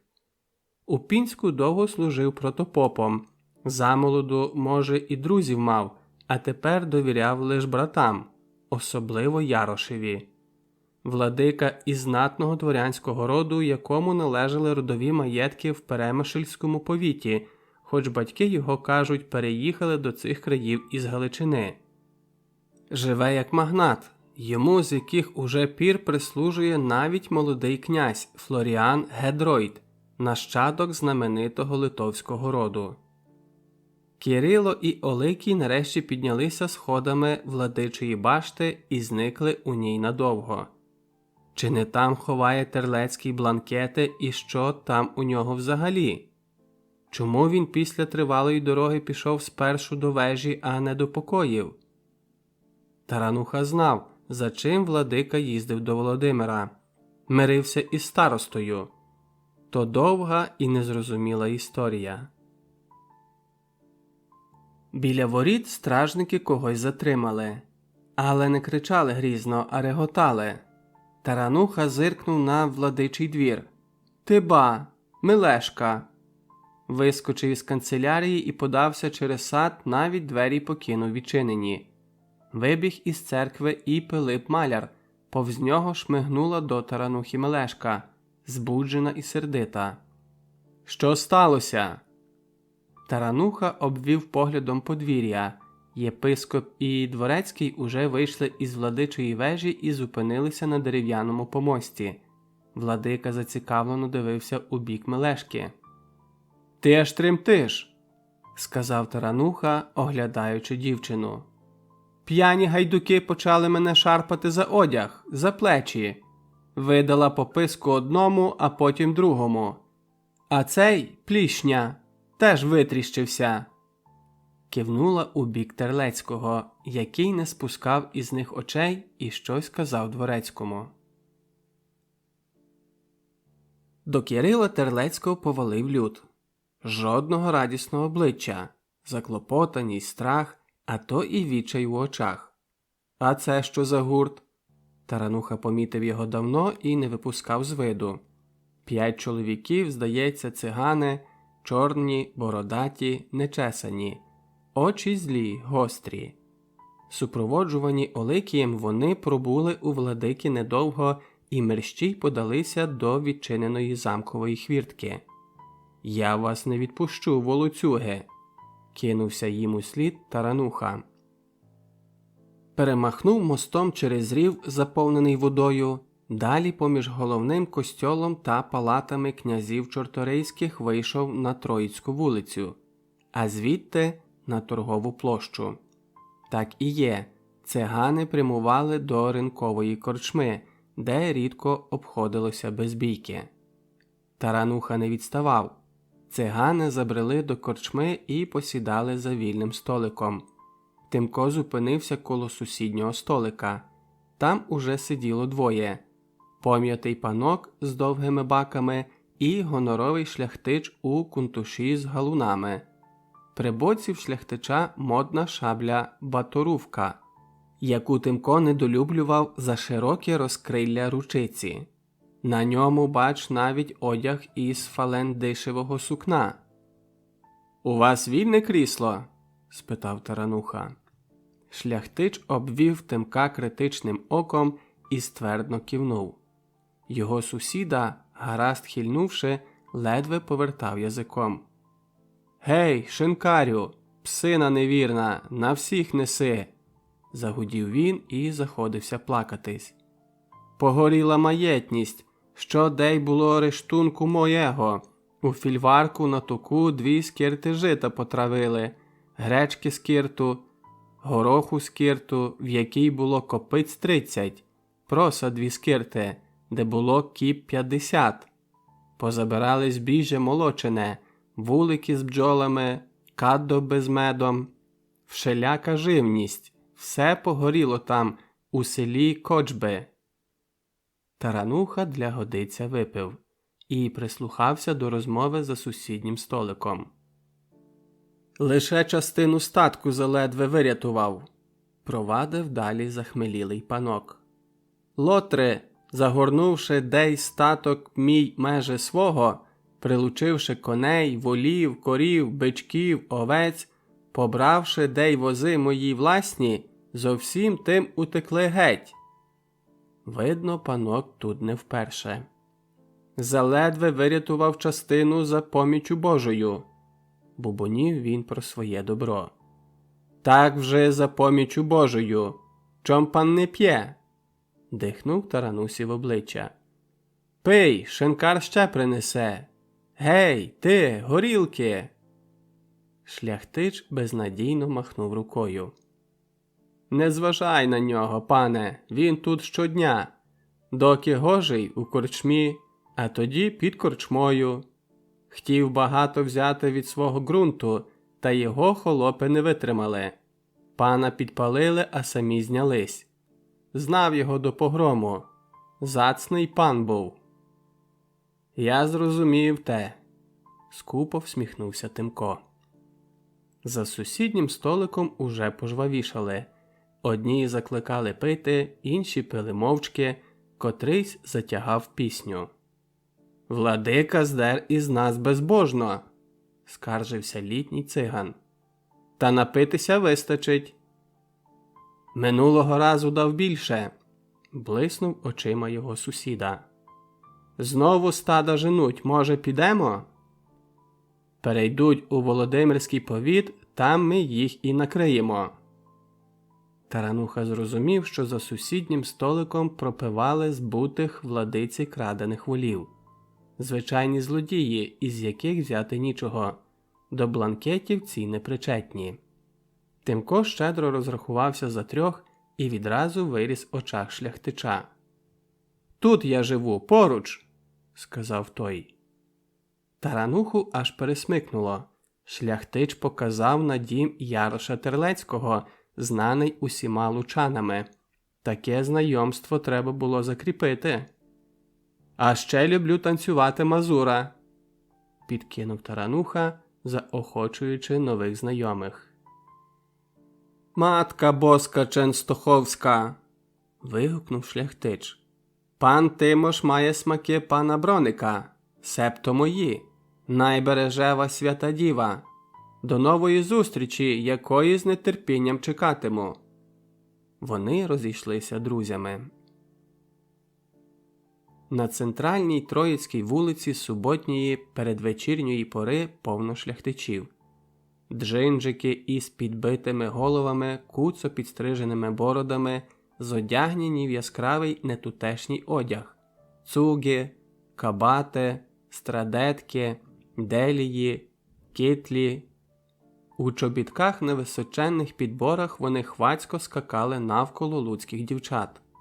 На одягові перемигують стрічки, гудзики, нашивки, китиці, вишивки, торочки, плетениці.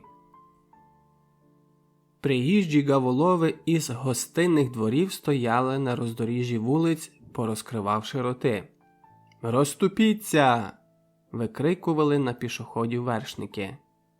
Торгували солодощами галасливі перекупки, вигуки і пісні долинали то з однієї, то з іншої корчми.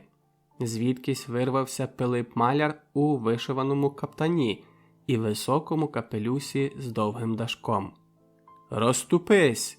– горлали з коней форейтори, а візники шмагали простолюд батогами. Де їх набралося стільки карет, лектиків, брошків з килимами і оксамитовими подушечками, на яких сиділи дами у закордонних фолбанах, фордигалах, феретах. Біля ринкової корчми вже крутилися перші перелесниці повії. У цьому барвистому сум'яті вулиці непоміченими пройшли гоноровий шляхтич з 2 гайдуками. Вони перемахнули через замковий міст прямо у владичий двір. На вході до єпископського дому звідкись виріс Оликій, підозріло промацав їх очима. «Пан щось має до владики?» – спитав він шляхтича. «Пан має золото, але ніц не пенязів». Оликій догідливо зігнувся і широко відчинив обидві половинки вхідних дверей. «Прошу, владика зараз буде». Оликій залишив їх у просторій кімнаті з численними образами на кіоті, лампадами і лавами попід стінами. Він майже побіг угору по дерев'яних сходах, гупаючи чоботищами. На горі жваво сновигали слуги гайдуки. «Багато дав би, щоб походити на горі», – шепнув Яцко. «Помовч і шапки зніміть», – наказав Тарануха, оглядаючи ікону із знайомим зображенням Федора Острозького. Про покої Тарануха не думав, на те треба чекати слушної нагоди. Та ось з'явився владика. Очі в нього маленькі, примружені, недобрі. «Ходи за мною, шляхтичу», – припросив він. Владика перехрестив Тарануху, але погляд його не потеплішав. Підвелися з лави і гайдуки, але дворецький подав їм знак, щоб сиділи. Козаки перезирнулись, вловивши осуд у погляді Таранухи, і знову посідали. У причілковій кімнаті із загратованим вікном, звідки видно вихід до владичої вежі, також ікони на стінах, аналой і кована залізом скриня. Владика показав Таранусі на стілець. «Що маєш до мене?» Тарануха мовчки вийняв з кишені масивний золотий браслет, оздоблений коштовностями. «Спадок покійної матінки. Хочу лишити під заставу на проценти». Владика, як гендляр, довго перекидав у руках браслет. Він йому сподобався. 3% і не більше. Тарануха якийсь час роздумував, потім кивнув головою. Терлецький підсунув до себе товсту прибуткову книгу для записів. Гендлював і його попередник Йона Борзобагатий.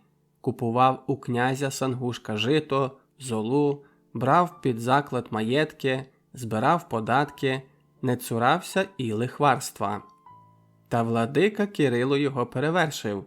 Документи свідчать, що лише 1592 року він мав розписки від боржників на 1604 копи литовських грошей, 200 польських злотих і 50 червоних золотих. Останніми він розрахувався із Таранухою. «Красно дякую, владико!» – вклонився Тимко. Недбало кинув капшук золотих до кишені і повернув до дверей. Соборна церква вдарила до вечірні, її передзвін зливався з іншими і поплив над річкою та її притоками, що оточували Луцьк. Тарануха і своїми гайдуками загубилися серед парафіян, які прямували до церкви. Літні вечори на Волині довгі, майже до півночі, і це непокоїло козаків. Думку про єпископські покої вони облишили, але до владичої вежі край треба пробратись. Хто зна, чи не там ховає свої скарби обережний Кирило Терлецький. І ось вони у владичій вежі.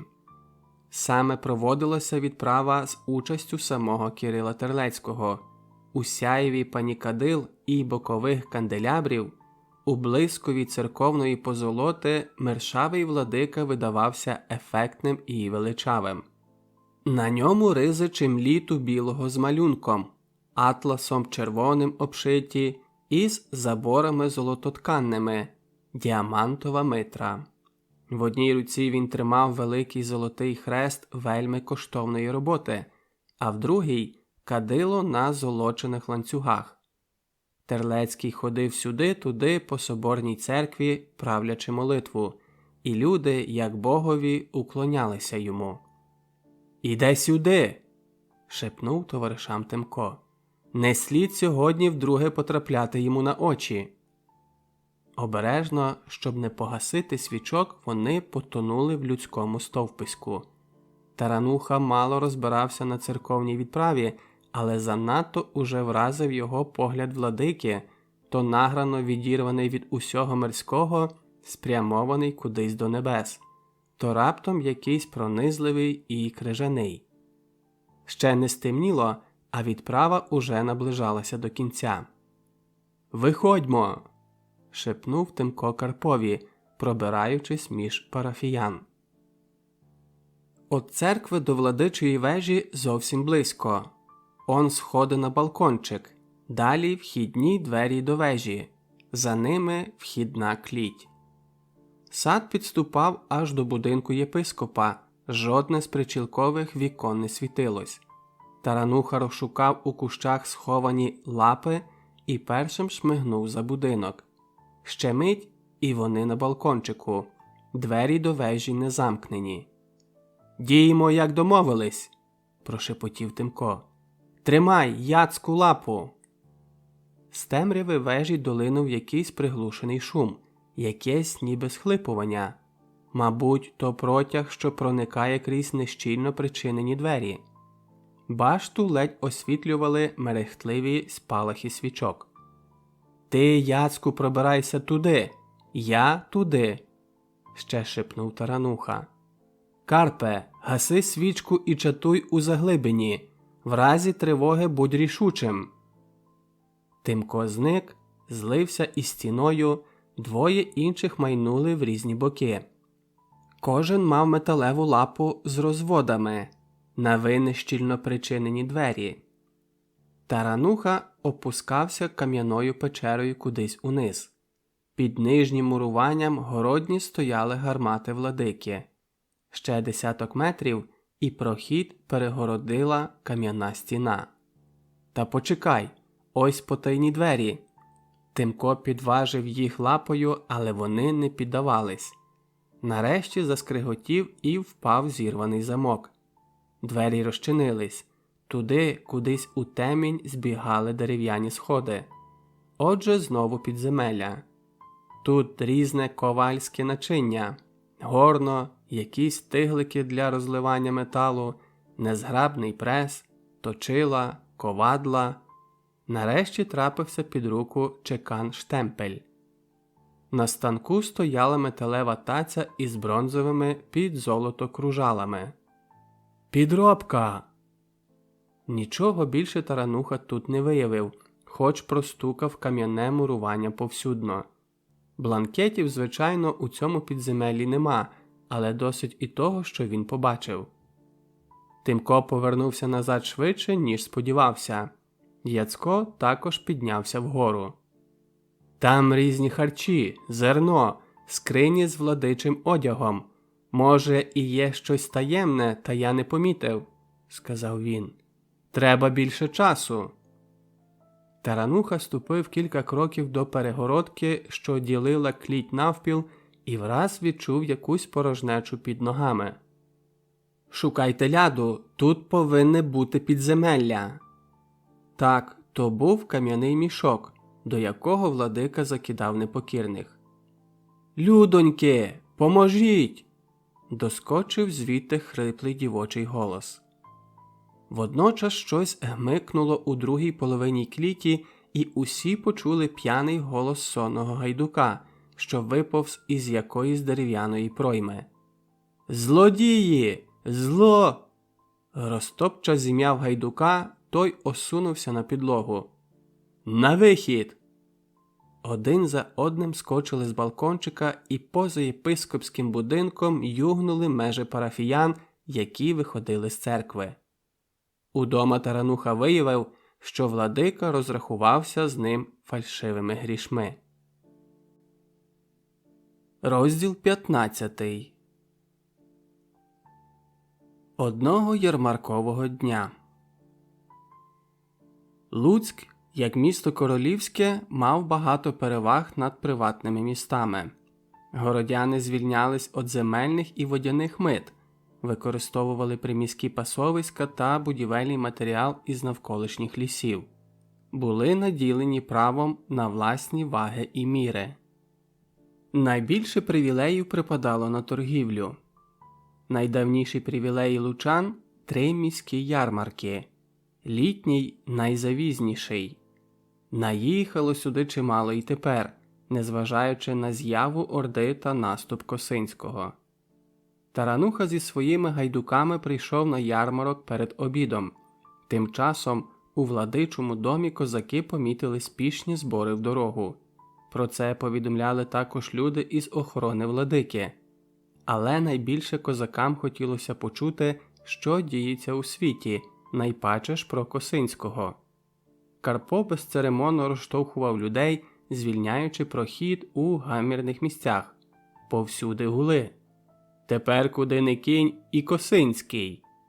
Ми з Галича і там Косинський. У Львові також.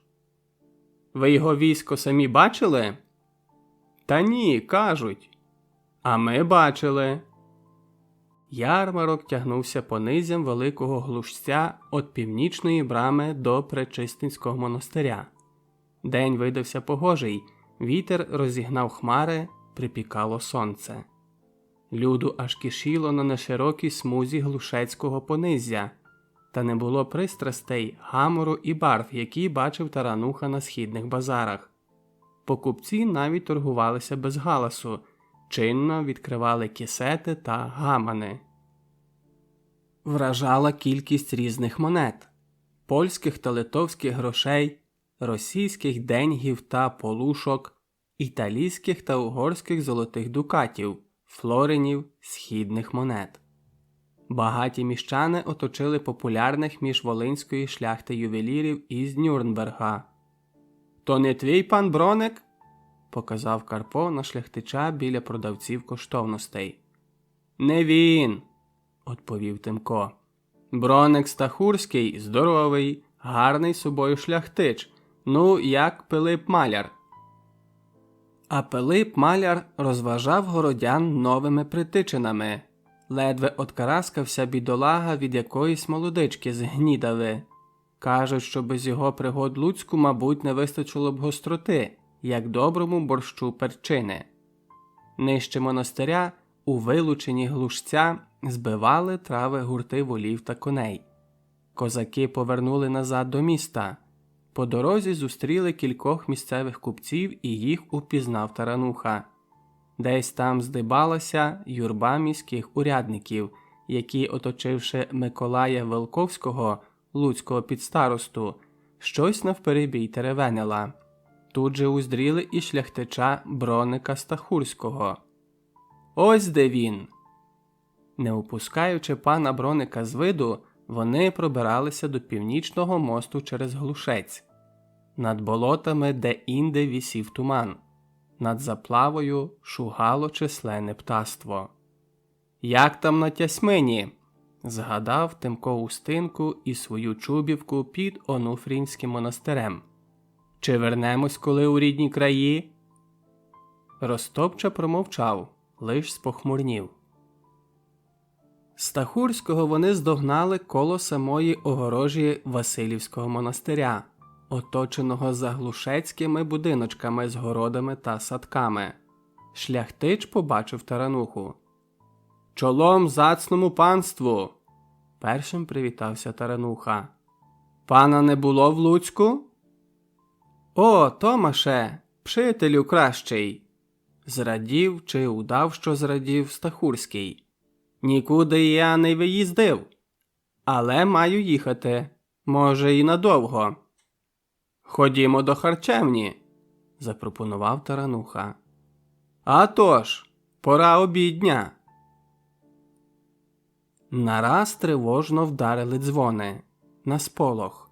У місті запанікували. «Знову ординці! Мабуть, ярмарок накликав, відчули поживу». Тарануха, Ростопча і Яцько вибралися на пригородок, звідки видно Дубинський шлях. Кривим мостом із Гнідави валив люд, тягнучи за собою домашні пожитки. Завбачливі городяни розчинили ворота з обох боків міста, аби прихистити жителів прилеглих сіл. Яцько непокоївся за родину, залишену в Жидичині. «Пробиратимусь до своїх», – журливо сказав він. «Невідь яким шляхом чужинці підуть». Тарануха проводжав Яцька, який по обіді спостерігав за будинком владики. Там сталася подія, яка заінтригувала обох.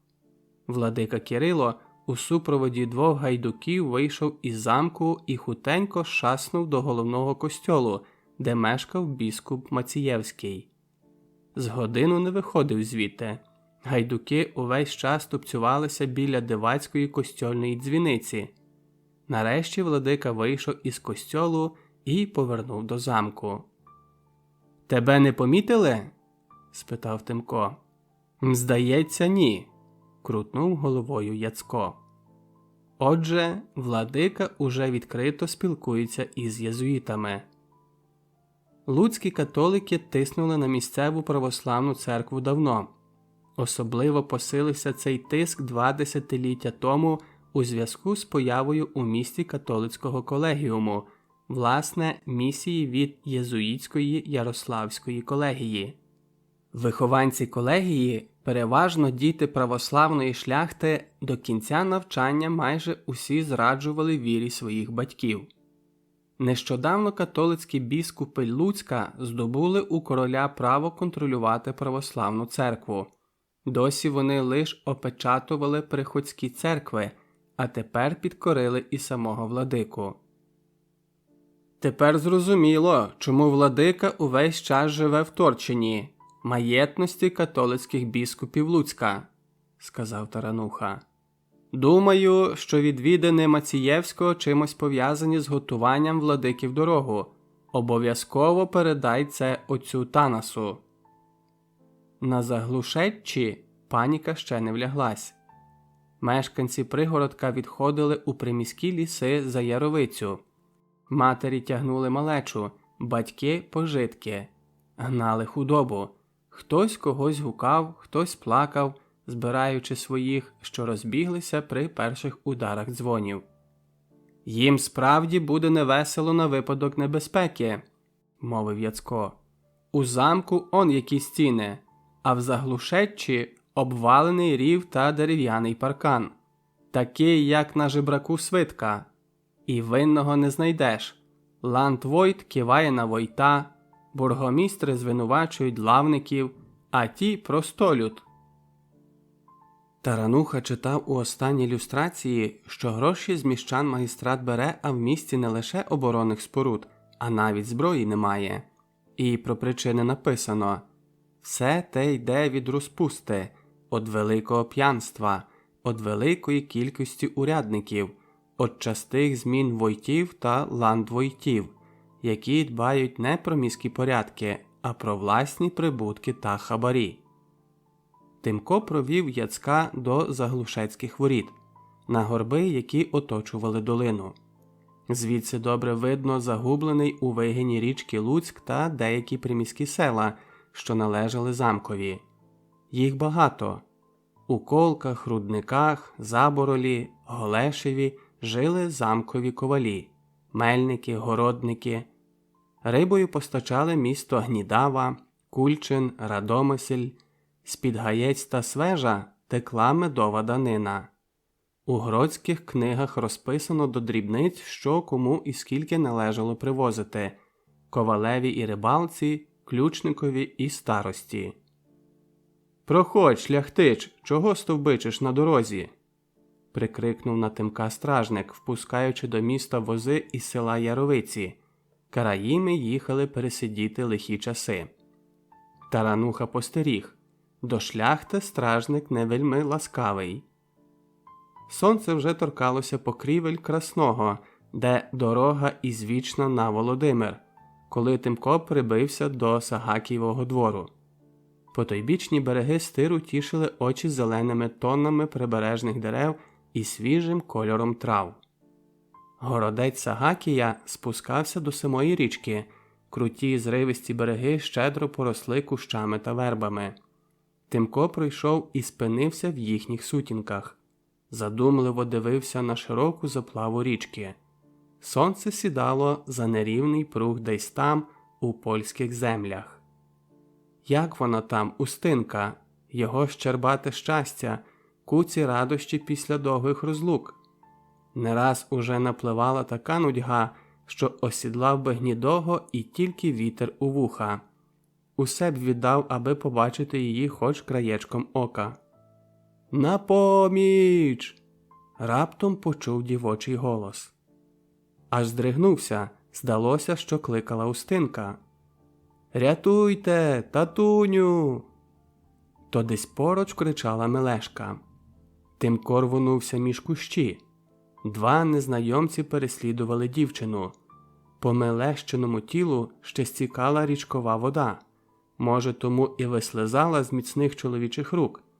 Третій здоровило гарячково стягував із себе чемерку, таку собі довгу одежину із фалдами. «Ах ви ж гаде, троєна беззахисне дівча!» Де й сила взялася в Тимка. Двох тих, що переслідували дівчину, він хутко наздогнав. Схопив за чуби та так стукнув головами, що обидва снопами звалилися у траву. Третій кинув чемерку і чкурнув уздовж берега, надсадно хекаючи та озираючись. «Купалася я, а вони...» – цокотіла зубами Мелешка. Припала до Тимка гнучким дівочим тілом і тремтіла від страху. «Тільки я на берег, а вони...» На калиновому галузі висіла Мелещина сукенка. По ній нападники, видно, і визначили, де дівчина виходитиме на берег. Мабуть, хотіли і цю запроторити до кам'яного мішка владичої вежі, як ото запроторили дівчину із Володимира. Третього Тимко впізнав одразу. То був Оликій, дворецький владики. Двоє, котрі попадали, невправно пробували підвестись. «Одягайся, Мелешко!» Ніжно пригорнув Тимко дівчину. А вона ніяк не могла отямитись. Тоді він підхопив її на руки і поніс до хати.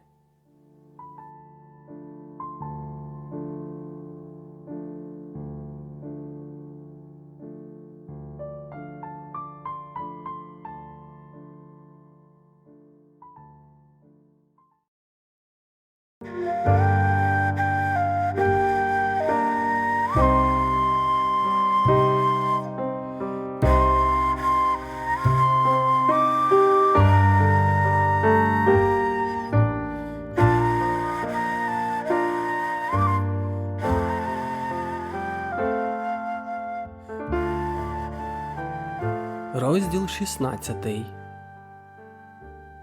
Жидичин. Настав день вирушати в дорогу. Мелешка набилася провести Тимка. Ось вони вже поминули Заглушецькі ворота і зупинилися на кряжі, зачаровані краєвидами річки Яровиці.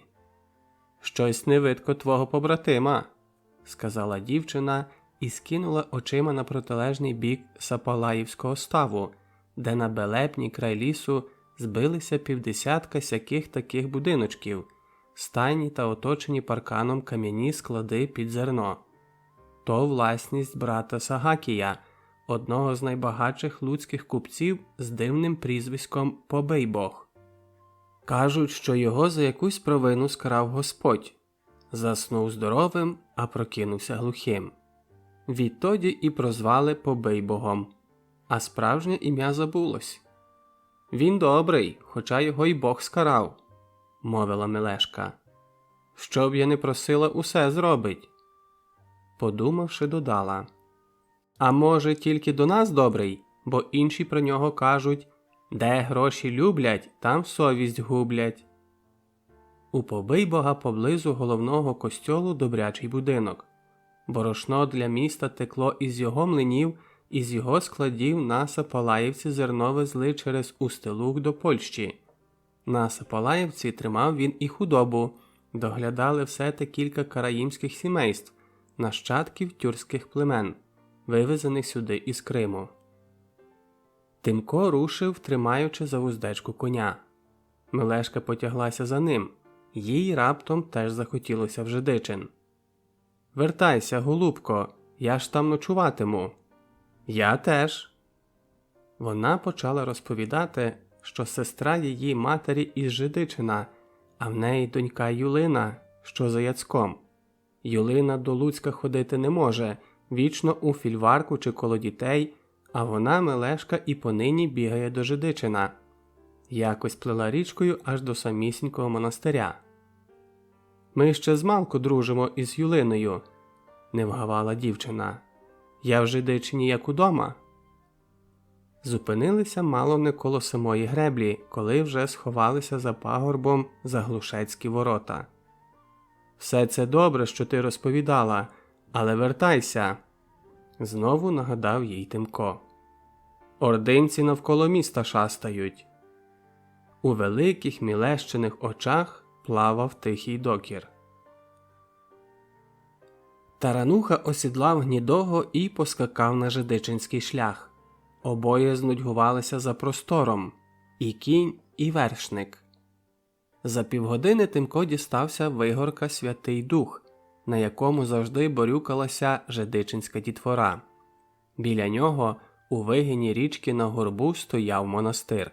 Церква із дивною фортечного типу дзвіницею. Хоч гармати там виставляй. Довгий ряд кам'яних келій, якісь двоповерхові будівлі. Далі дім архімандрита Гедеона Балабана з величезним балконом. «Приїхали, коню мій!» Тарануха зіскочив на траву і повів Гнідого до монастирських воріт. Часину пристояв тут, а тоді рішуче вдарив відкидною ручкою в залізну браму. Якийсь чернець крізь вічко підозріло оглянув приїжджого, але браму розчинив одразу. Один козак його налякав. «До отця Танасія!» Отець Танас уже чекав його. Танас наказав послушникові забрати коня, поцікавився, чи Тимко не голодний, і повів його до обителі архімандрита. Там у нього була келія з видом на вигін стиру. В кутку божниця з іконами, під нею аналой. Стояли потемнілі від давності старі меблі. Отець сів поруч козака на лаву, звів на нього втомлені очі. В підряснику він видавався ще худішим. Чорний клобук з наміткою пасував до його видовженого бородатого обличчя. Тарануха відчував, що скучив за ним. «Маю знати все, що ти бачив і чув, отроче», – сказав Танас. «Найпаче про владику Кирила, про звички, а коли відаєш, то й про його помисли». Ченцеві аж не по собі стало, коли дізнався, що владику ненавидять. А вістка про блуд єпископа вразила більше, ніж про фальшиві гроші. Не повірив. «Очорнити владику хочуть. Своїми очима бачив одну його жертву, а про білу голову вшеточницю в Гродській книзі записано. Минулого літа на суді священник Лавровський свідчив в місяці червці 12-го дня. Подейкують і про чужелоство владики з братовою своєю та інших сквернодійствах». Зачувши про Мелешку, отець Танас аж перехрестився. «Хай не спошле йому Господь покаяння в гріхах тяжких. Канчуків би йому, отче, а не покаяння». Отець Танас довго не міг заспокоїтись. А тоді знову повів мову про те, що католики хочуть одірвати нас від Великої Росії.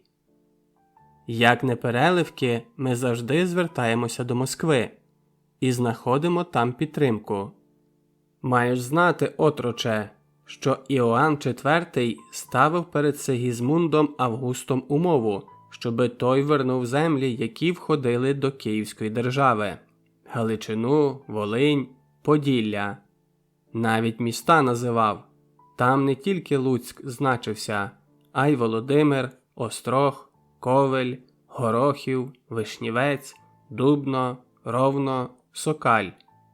А також Кам'янець, що на Поділлі, Львів, Галич, Холм, Перемишль. Це колишня Київська держава.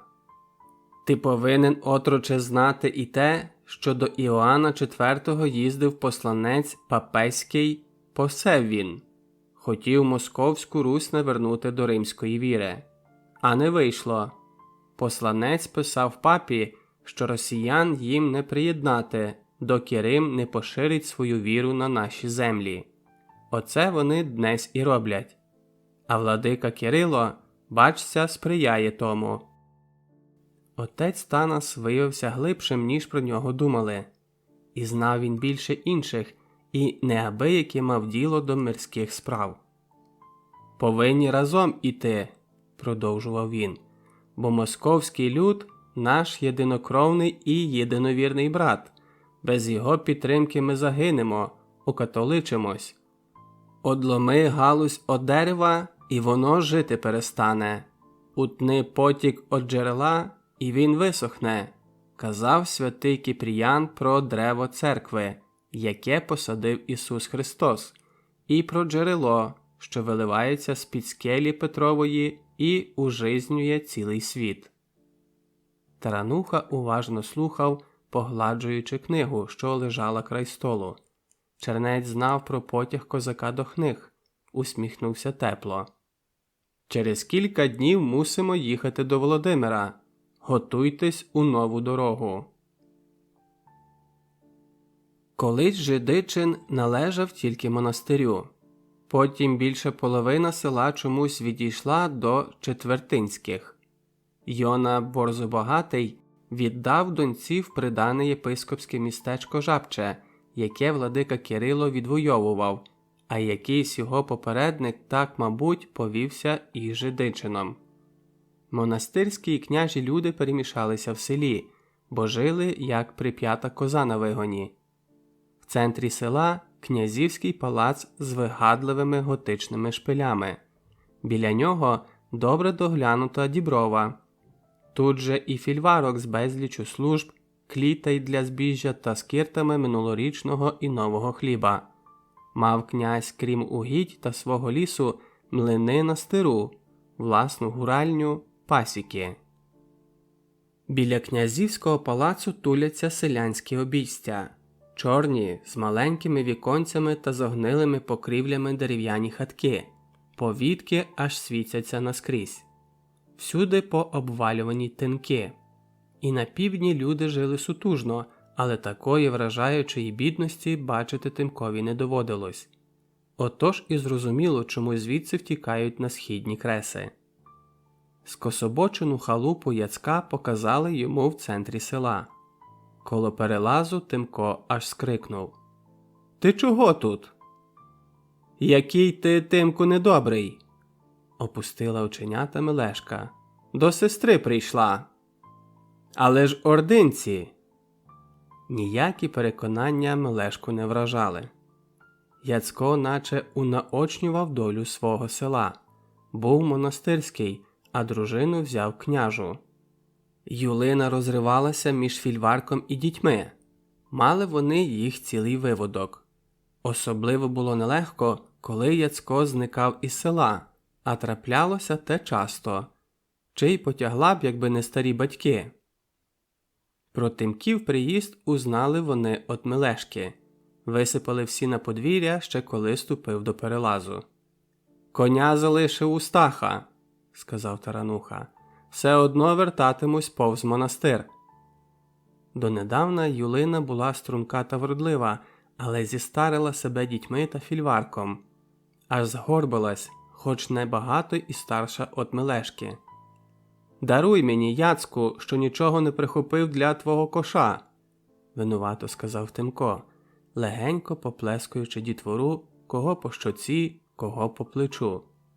«Не журись, Мелешка передала твої дарунки», – вклонився Яцко. «Дітвора молиться на тебе». Тарануха подивовано глянув на дівчину. Та враз шмигнула до хати. Його приймали як рідного. Останній місяць літа – найкраща пора року на Волині. Шлях слався побіля самої річки, яка у цих місцях мала вигадливо покручене русло. У просвітах між дерев виблискував стир. Двоє, юнак і дівчина, прямували шляхом. Побіч річки розкинулися низинні луки із густим травостоєм та осокою. Там багато болотяних озер. Далі від берега трави переходили у чагарники, де інде мелькали поодинокі берези та вільхи. «Дивися, лілеї!» – сказала дівчина.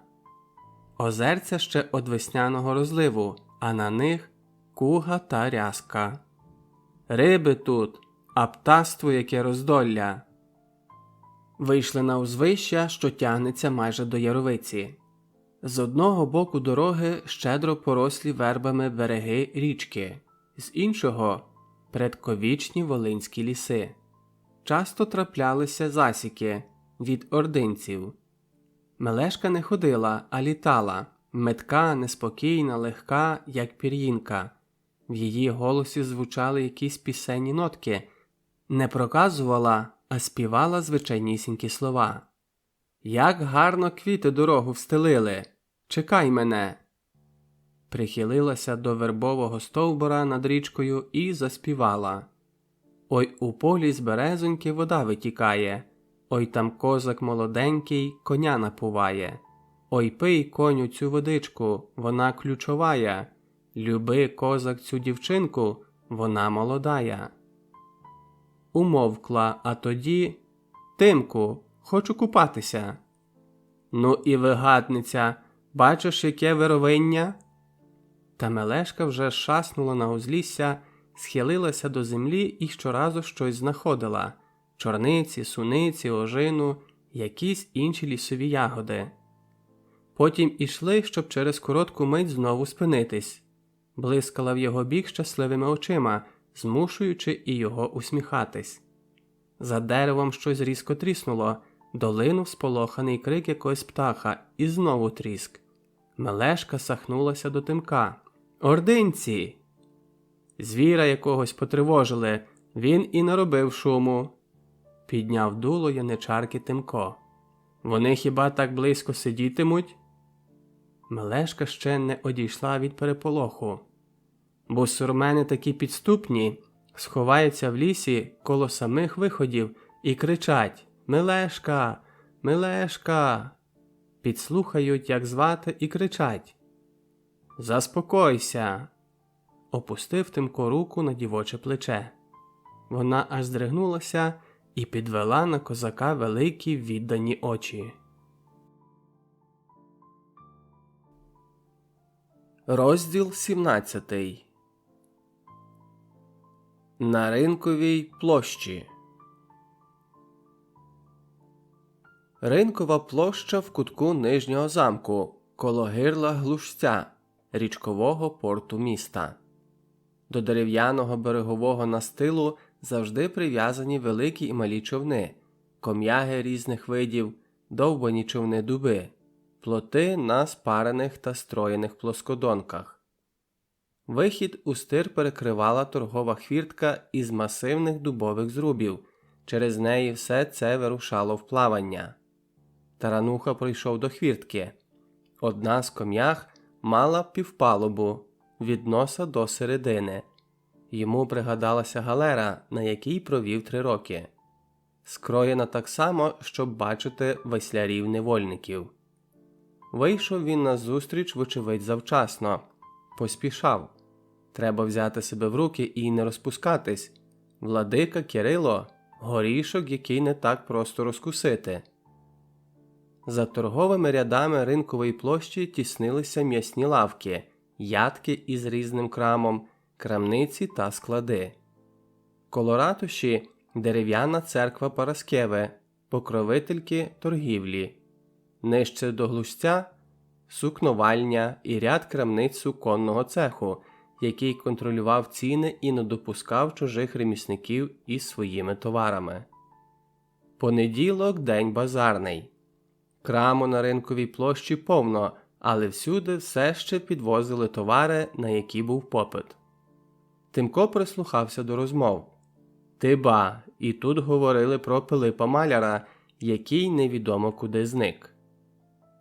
Навіть двері лишив незамкнені, я коло нього живу. Він многопеняжний, та і його рум'яні золоті десь поділися з хати. Може, бусурмени схопили Маляра? Скажеш. Пилип, мабуть, далі Кривого мосту ніколи не ходив, усе йому ніколи. Як не робить, то п'є або із жінками волочиться. От і приховала якась. Тарануха любив базарний гомін і штовханину. Тут і небуденний характер стрінеш, і слово дотепне почуєш. Особливо гамірно коло продавців рибою, свіжою і в'яленою, сушеною і солоною, річковою і ставковою, привозною озерною і морською. Продавали щуку, коропа, осетра, білугу, лина, всяку дрібноту, навіть оселедці, які і купиш хіба що в Луцьку та у Львові. З околишніх сіл принесли на торг птицю, яйця, сир, мед, масло, хлібні вироби. За соляною коморою стояли вози із сіном та дровами. Хтось склав на землі пиляний будівельний ліс. «Купуй, шляхтичу, задарма віддаю», – пропонувала Таранусі дорідна перекупка. Він і не розгледів що, бо шукав очима пана Броника. Домовились зустрітись перед обідом. Таранусі вже й набридло тинятися між торгових рядів. Одні виклали свій товар на дерев'яних прилавках під навісами, інші просто на землі. «Пан чекає на мене?» – Прошу красно вибачити. Нарешті озвався десь позаду Бронник Стахурський. Гарна панєнка завадила мому вчасному приходу. Не змовляючись, попрямували до корчми, в якій колись познайомились. Та біля постригальні раптом зупинились. Із-за рогу на ринкову площу, що аж вирувала, раптом вирвалося десятків зо три озброєних молодих людей і з криками накинулись на торгові ряди. Першою перекинули ядку Миска Шведа, торгівця різною озувачкою. «Діво Маріє! Це ж ксьєндз Грегор, вікарій головного костьолу зі своїми жаками!» Щосили закричав Швед. «Вони п'яні, як свині!» Мимоволі стиснув руків'я шаблі Тарануха. Вікарій, права рука біскупа, напоїв вихованців і повів на відкритий розбій. Чого вони тільки навчають їх, наших дітей? Постріли, галас, пронизливий жіночий вереск – усе скрутилося в один клубок. Ксьондз Грегор задоволено реготав, тішачись погромом, який чинили учні. Сипонули в різні боки налякані перекупки, полишаючи крам. Чоловіки пробували захищатись, але зранені й побиті стали відходити до солодовні. Хмільна стихія грабувала торгові ряди. Тарануха ледве стримував себе. Жаки перекидали коновки із солоною рибою, ночви із сіллю, вчинили сварку за покинуті якоюсь перекупкою гроші. В якогось вірменина сам ксьондз Грегор забрав мило. Можна перерахувати збитки до дрібниць. Наступного дня міський возний запише їх до городської книги. Розповість він і про дальшу вакханалію громил. П'яне збродище налетіло на двір Івана Качкіревича, що сусідував із ринковою площею. Зловили там 6 курей, а решту розігнали. Нарозважавшись тут, подалися через міст за Глушець. «Чи не думає пан, що то сваволенство?»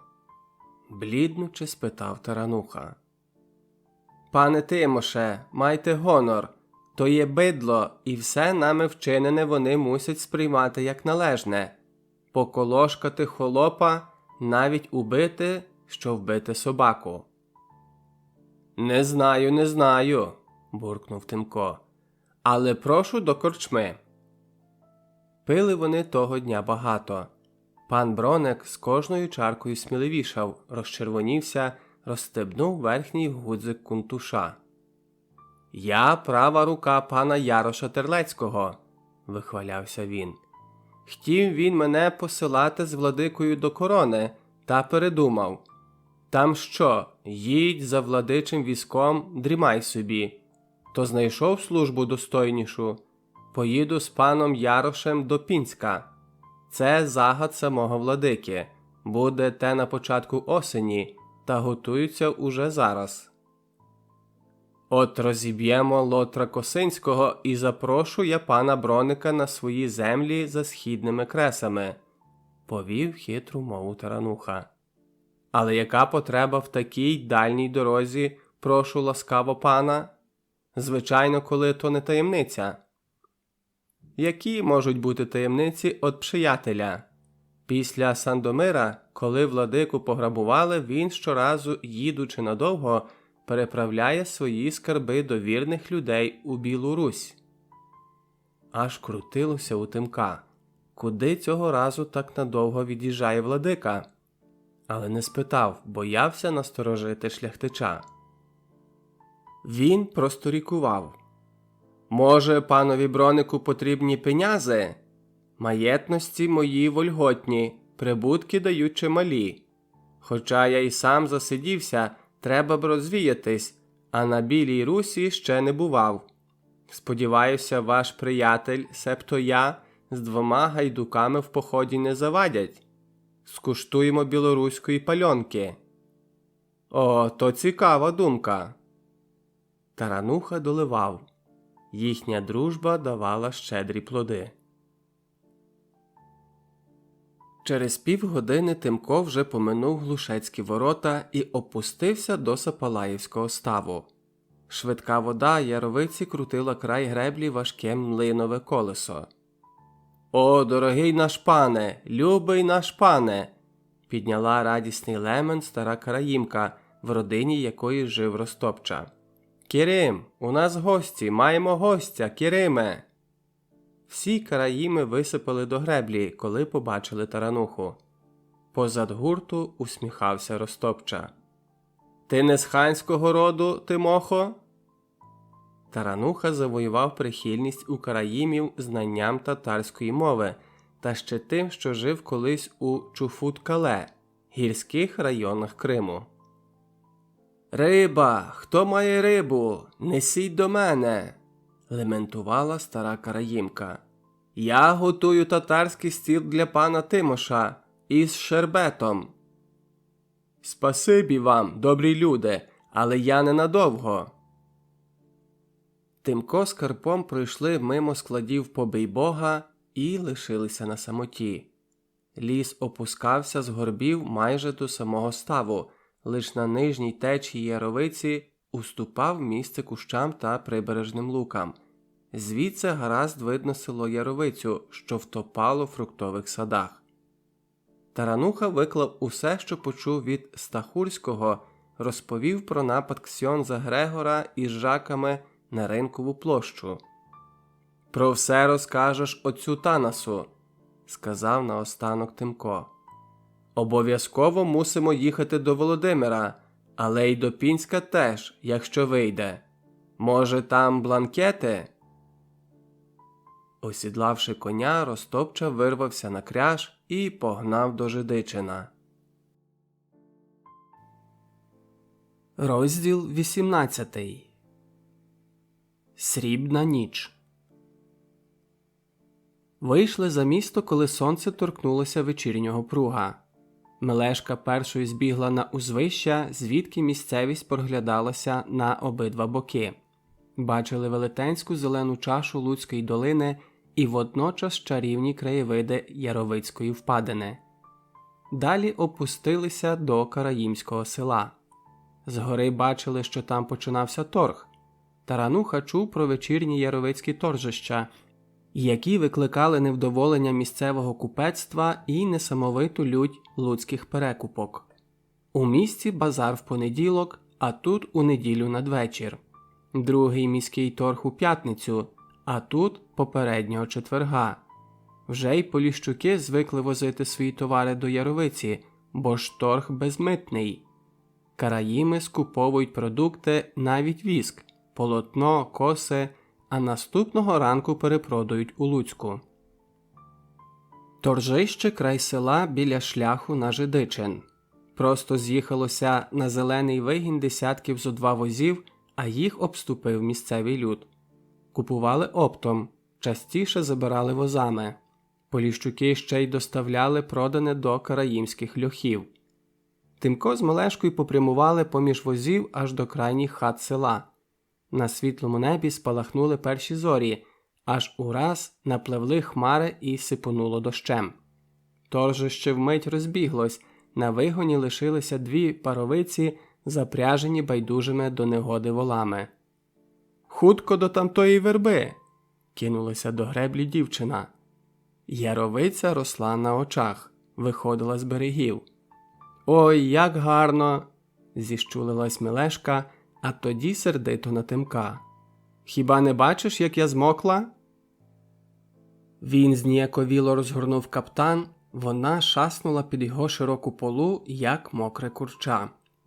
Уже темніло, а дощ не переставав. Мелешка спершу тремтіла, а тоді і заспокоїлась. Довго мовчала, а тоді почала розповідати про дівчину, в честь якої названа річка. Бог дощу Похвист закохався у волинську дівчину з Надстиру, яку за гарячу вдачу звали Яровицею. Вона дуже любила сонце, а тому відкинула похмурі Похвистові залицяння. Бог дощу розгнівався і забув про їхній край.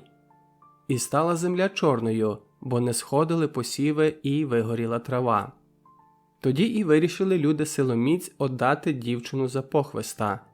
Одягнули її у весільне вбрання і повели долиною. Похвист упав на землю дощем, зазеленіла ярина в полі, а долиною потекла річка, осяйна, чиста, як дівоча сльоза. Поки Мелешка розповідала, вітер прогнав хмари, і враз визоріло небо. Повний місяць виринув за Жидичинського лісу. Обвидніло. «Поглянь, рибалки!» – скинула руку до прибережних заростей Мелешка. «Що вони роблять?» «Рибу лучать!» Кілька рибальських човнів снувало поміж осокою коло самого берега. На носах каюків поблимували в нічній темряві запалені лучниці. Рибалки пильнували дно, опускали туди остроги і тягнули на борт щук та осетрів. «І я б хотіла на човна!» Нарешті вони залишили вербу. Земля тут пісочок, навіть на греблі не грузло. Ідучи, Тимко упіймав себе на думці, що вже знудьгувався тут, у вічно мокрій Волині, скучив по запаху південної сухої землі, по степовій дорожній пилюці, яка забиває дух і порошить очі. «Лелечко, що ж теперечки буде?» Вчепилася в його руку Мелешка, скидаючи вгору свої великі очі. Губи в неї чутливі, спраглі. Місток через річку знесло, тільки вода валувала в кам'яну пройму, кидаючи вниз копички сіна, живоплоти і все, що потрапило в її яре вировище. «На Сапалаївці міст зірвало. Бачиш колоди?» «Що ж тепер буде, Тимку?» Він і сам не знав. «Біля стиру є перехід на той бік», – згадала Мелешка. «Ходімо туди». Поминули село, потім через якісь кургани опустилися до витоків Яровиці в заплаву стиру. Такої краси їм не доводилося бачити. Прудкі води Яровиці, чисті навіть у цьому первісному буйстві, вирвавшись на простір, аж вигравали у місячному сяйві. На них клали задумливу тінь прибережні верби та кряжі. Час ішов, місяць уже повис над їхніми головами, із заплави горби видавалися горами, помереженими зубчастою стіною лісу. «Кладка десь тут!» – показала Мелешка вперед, опускаючись за Тимком у заплаву. «А он, на тамтому боці вогники Черченського монастиря!» Місяць виринув за хмар на зоряне небо, і в заплаві сталося диво. Її залило живим сріблом. Такого вони ще не бачили. Бродили по травах, увішаних росою, натикалися на мокрі кущі, верталися назад, і все те у тихому гойдливому сріблі. Стаєш у нього, а воно хвилюється коло твоїх ніг, переливається і пливе вперед, як у казці. «Не відаю, де ми!» – прошепотіла дівчина. Звернули в інший бік, а срібло знову і знову лилося їм під ноги, наче мало невичерпні запаси. Одірвавшись від кряжі, вони зовсім згубили орієнтир. Тимко потрапив сюди вперше, а Мелешка, мабуть, просто забула ці місця. Пахло близькою річкою, очеретяною сирістю, прибережним вербняком, а вони виходили то до русла стиру, то на його рукави. І всюди розтоплене срібло. Чарувало, а водночас тривожило. Срібло на травах, срібло на кущах, срібна рязка у старицях. «Куди ж ти пішов? Там утонути можна!» – схопила Тимка за руку Мелешка. Повернули назад і знову не знайшли виходу. Минуло кілька годин. Місяць лив і лив на них своє сяйво, а видноколи обмежувались куцими галявинами між прибережного верболозу. Нарешті трапили на срібний вербовий корч. «Я більше не можу, Тимочку!» Впала на корч, вклалася головою десь поблизу його ліктя і враз заснула, наче мала дитина, довірливо, безпечно. Він боявся навіть ворухнутись. Ранок застав їх між вербових заростей, де Яровиця впадала у стир. Розділ 19. На Полісся. Старовинний дубинський шлях на Володимир, ним ходили ще за Київської Русі, пролягав десь ліворуч, а троє вершників пробиралися манівцями чомусь на Торчин. Перед самим містечком річка Ставга розділялася на два рукави. Вони обмивали острів, на якому збилося містечко, нерівно оточене дубовими стінами. Ставга не широка та непрохідна її заплава. Добратись до міста можна лише насипом з кількома містками. Он він, той насип, упирається у браму. У вербовому гайку вершники спішились. «Нам доконче треба побувати в Торчині, отче Танасе», – сказав Тарануха. «А як випаде можливість, то заглянути і до владичих покоїв.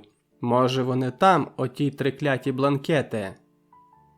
Ростопча підтримав Тимка, і вони подалися до Торчина. Дорогою говорили про маєтності Луцької єпархії, якими володів владика Кирило, власне про Рожище, подароване Соборній церкві ще Любартом. Більше 3 віків годувало воно луцьких єпископів, а владика Кирило, чи скоріше його брат Ярош, здав Рожище в оренду.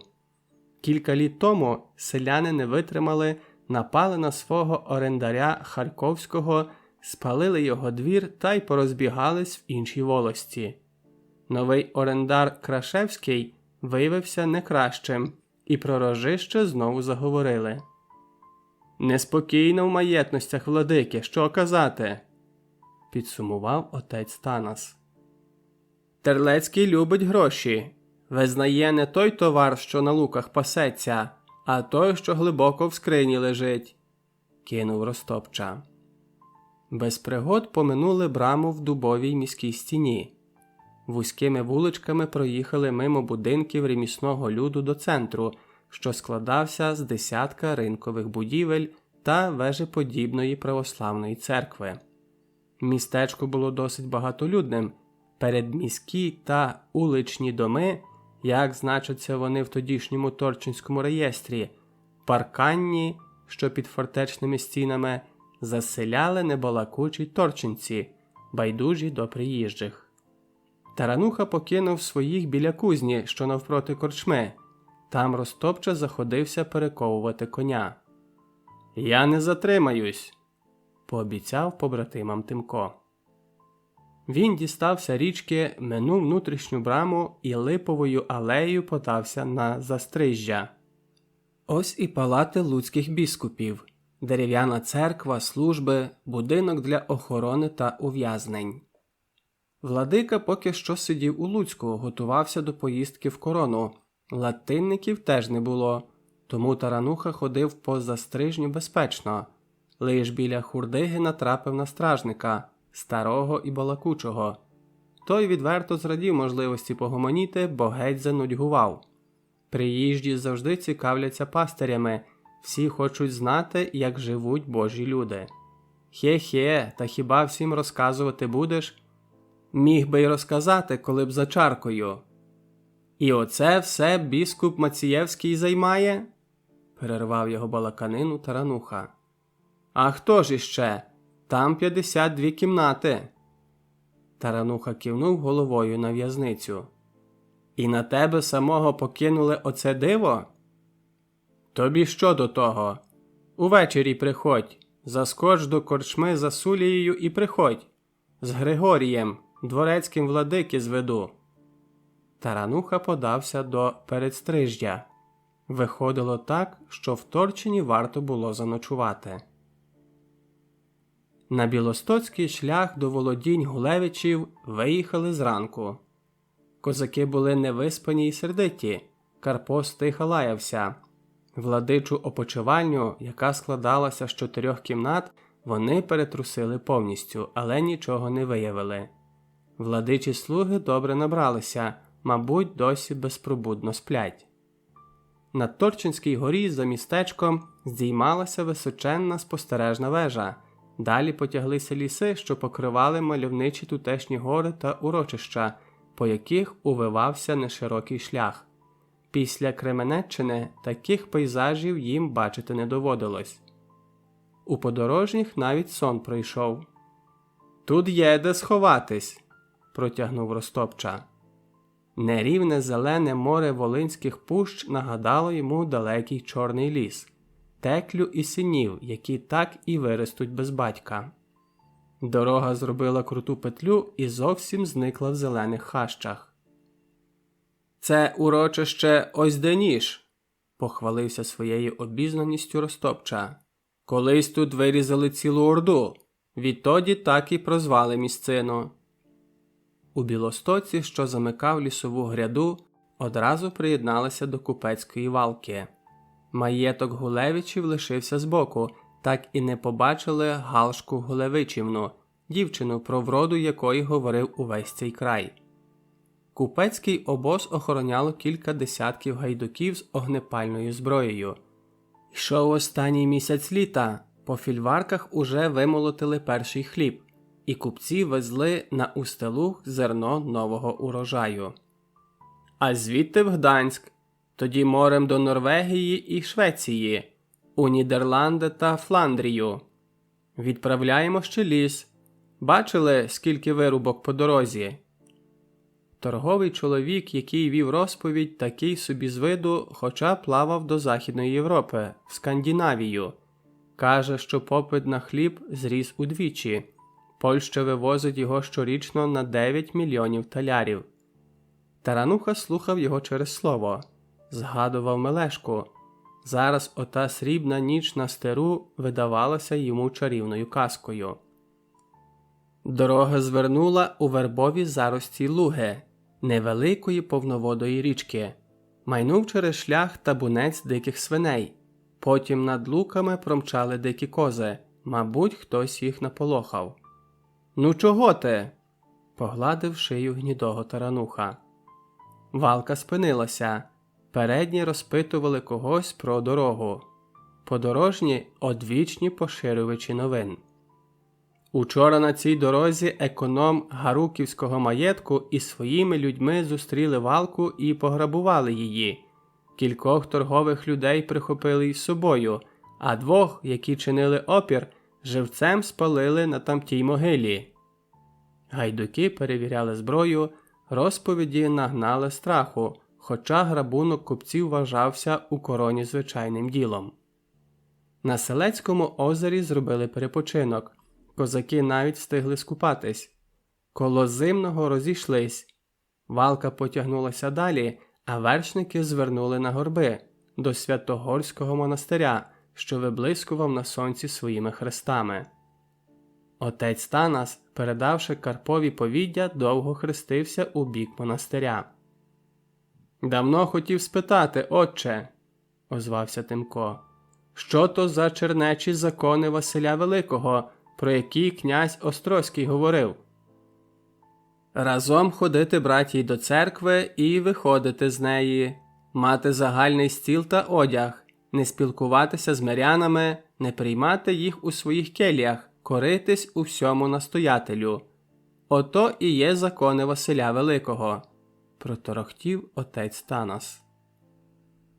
Лівим берегом Луки піднялися на Белебень, вершину якого займав монастир, один із найстаріших на Волині. Стали під його древніми стінами лицем до величезної зеленої долини, за якою виднівся Володимир. Білі церкви монастиря переломлювали свої тіні внизу в річкових водах, линув благовіст монастирських дзвонів, наче вони вітали прибульців. «Зніміть шапки, отроки!» – хрестився отець Танас. «Тут жили перші християни на Русі!» Благовіст Зимнівського монастиря злився з вечірнім передзвоном знаменитого Володимирського собору, що бовванів по той бік велетенської зеленої чаші річки, яку, мабуть, споруджували казкові циклопи. На трикутнику, створеному Лугою і Смочем, два підвищення – древнє земляне Володимирське укріплення, де тепер Старостинський двір, та Успенський храм, побудований ще Мстиславом, правнуком Володимира Мономаха. Храм був кафедральним собором Володимирської єпархії, тому отець Танас і приїхав сюди на ранкову відправу. Успенський, чи як його ще називали Мстиславів, храм – височена громістка споруда з приземкуватою банею в центрі, як скеля на взгір'ї річкової заплави. Він, певне, і уособлював нездоланну міць Київської Русі, тої, котра тільки народжувалась. А від храму откололася і впала коло самої заплави монолітна брила, так званий замочок, просторий єпископський дім. Усе те обнесене кам'яною стіною над самим урвищем заплави Луги. Козаки обійшли храм з тилу і попрямували до міста. В порослому бузиною урвищі біг поміж очеретів неширокий смоч. За ним дибились височенні земляні вали старостинського укріплення. Князь Острозький, староста міста, буває тут лиш наїздами, але руку має тверду. Замку належать 30 сіл, та володимирцям от того не легше. Все на їхніх плечах, пояснив Іваниця, який жив тут увесь час після їхньої розлуки. Будиночки міщан утопали в зелені садків. На ринковій площі, де ратуша, вигукував у натовпі кінний оповісник, заглядаючи до розгорнутої грамоти. «Ходімо звідси!» Карпо рішуче повернув за ріг вулиці. «Ото побачив би король таку зневагу!» засміявся Тимко. Лиш дісталися водопійних воріт, як від собору повалив люд. Кінчилась відправа. Отець Танас їх уже чекав. Луцькою вулицею виїхали до Київської брами, а звідти низинами поскакали до Зимнівського монастиря, що стояв на околиці Володимира. Тут Ростопча, Тарануха та отець Танас обстежили більшість веж, побували на дерев'яних помостах-обходах, де зберігалася зброя, і стояли захисники бійниць. Навіть церква входила у фортечний комплекс. Особливо вразила козаків олтарна вежа, бойові майданчики над олтарем. У Зимнівському монастирі могли стати коло бійниць до 200 монахів. Навіть верх центральної церкви був пристосований для оборони. «Ну що, познайомились?» – окинув коротким позирком Божу обитель отець Танас. «Тепер ходімо до владики». Вони поминули башту-дзвіницю і подалися до келій. Усі ченці та приїжджі зібралися до опочивальні Мелетія, владики Володимирського і Бреського, який хворів тяжкою облоговою гарячкою, а за іншим документом – огневою. Ходив він при Сигізмунді Августі на військовій службі, водив загони в походи, будував замки й міста. Після смерті архімандрита Іларіона зайняв його місце в Києво-Печерській лаврі, потім став управляти Володимирською єпархією. Владика Мелетій завжди підтримував князя Острозького, недарма той і наставив його єпископом у своєму старостві. Поборник православ'я, він ревно боровся проти уніатських настроїв. Минулого літа створив у Бресті братство із школою, а у Володимирі не встиг, помирав. Його приреченість бачили всі, розумів те і владика. Висохлий, як мощі, він лежав на канапці, оточений монахами і білим духовенством, та розум владика мав світлий. «Молю Господа Бога, щоб об'єдналися ви, чада мої, і не допустили унії. От князя Володимира предки наші були православними. Ті, хто на московській землі живе, хто в Білій Русі, і ми, котрі під шляхтою. Брати ми одновірні, єдиноутробні, а латиняни хочуть порвати той кровний зв'язок». Владика попросив порозчиняти вікна. Хтось із духовенства подав знак, щоб виходили. Та Мелетій заперечливо крутнув головою. «Хочу сказати все, бо лічені дні мої. За єзуїтами стоять шляхта і король, а за нами, гонимими, лише паства, темний люд, чернь, яка не має ніякого голосу. Нас, владик, вони хочуть зломити, щоб прибрати до своїх рук нашу паству. Зараз всюди говорять про унію. У Вільні й Полоцьку, Бресті і Луцьку, Холмі і Галичі. Все роблять для унії, навіть календар новий увели, щоб одірвати нас від своєї віри. Треба, мовляв, щоби всі християни в одні дні працювали і в одні свята молились. Католик ти чи православний. Це вже крок до унії.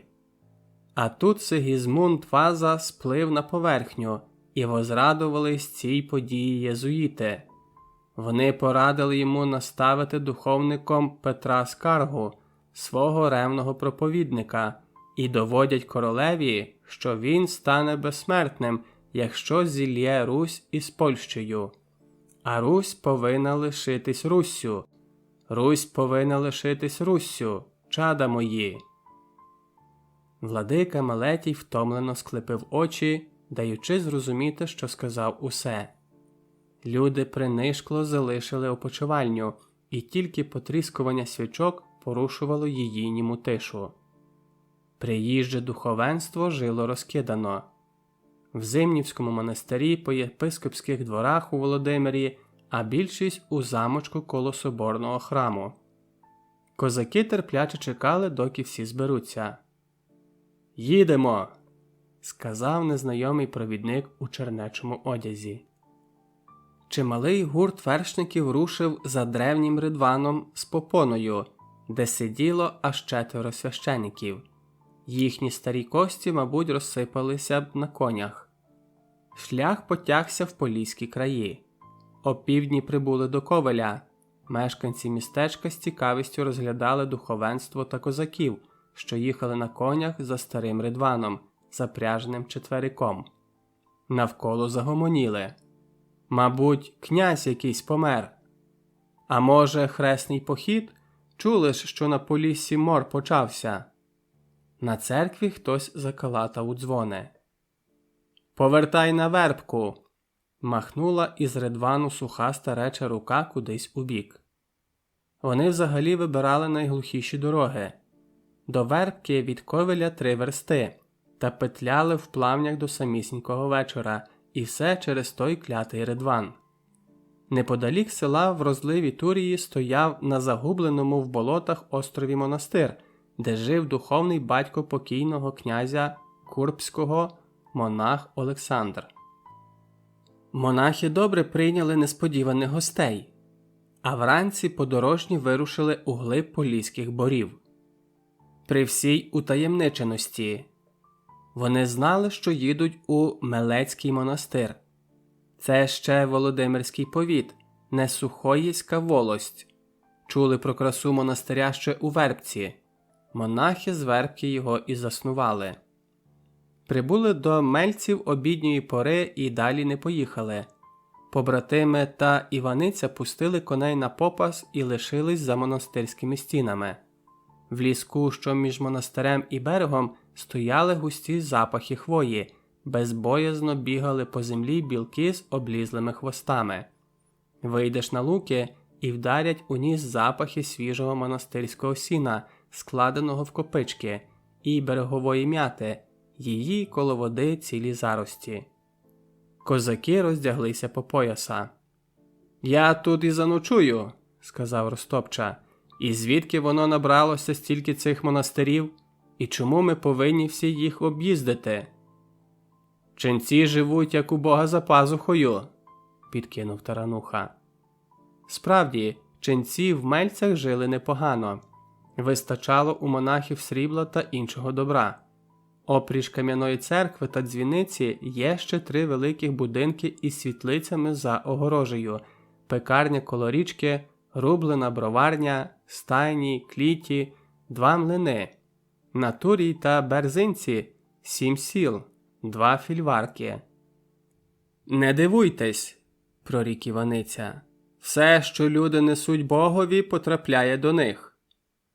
«Але доки нам їхати?» – урвав його Ростопча. «Не хвилюйся, монастирів на Волині ще багато». Потім був загублений у Поліських борах Любомль, старовинна Георгіївська церква, майстерні, які виготовляли церковні речі, популярні на Русі.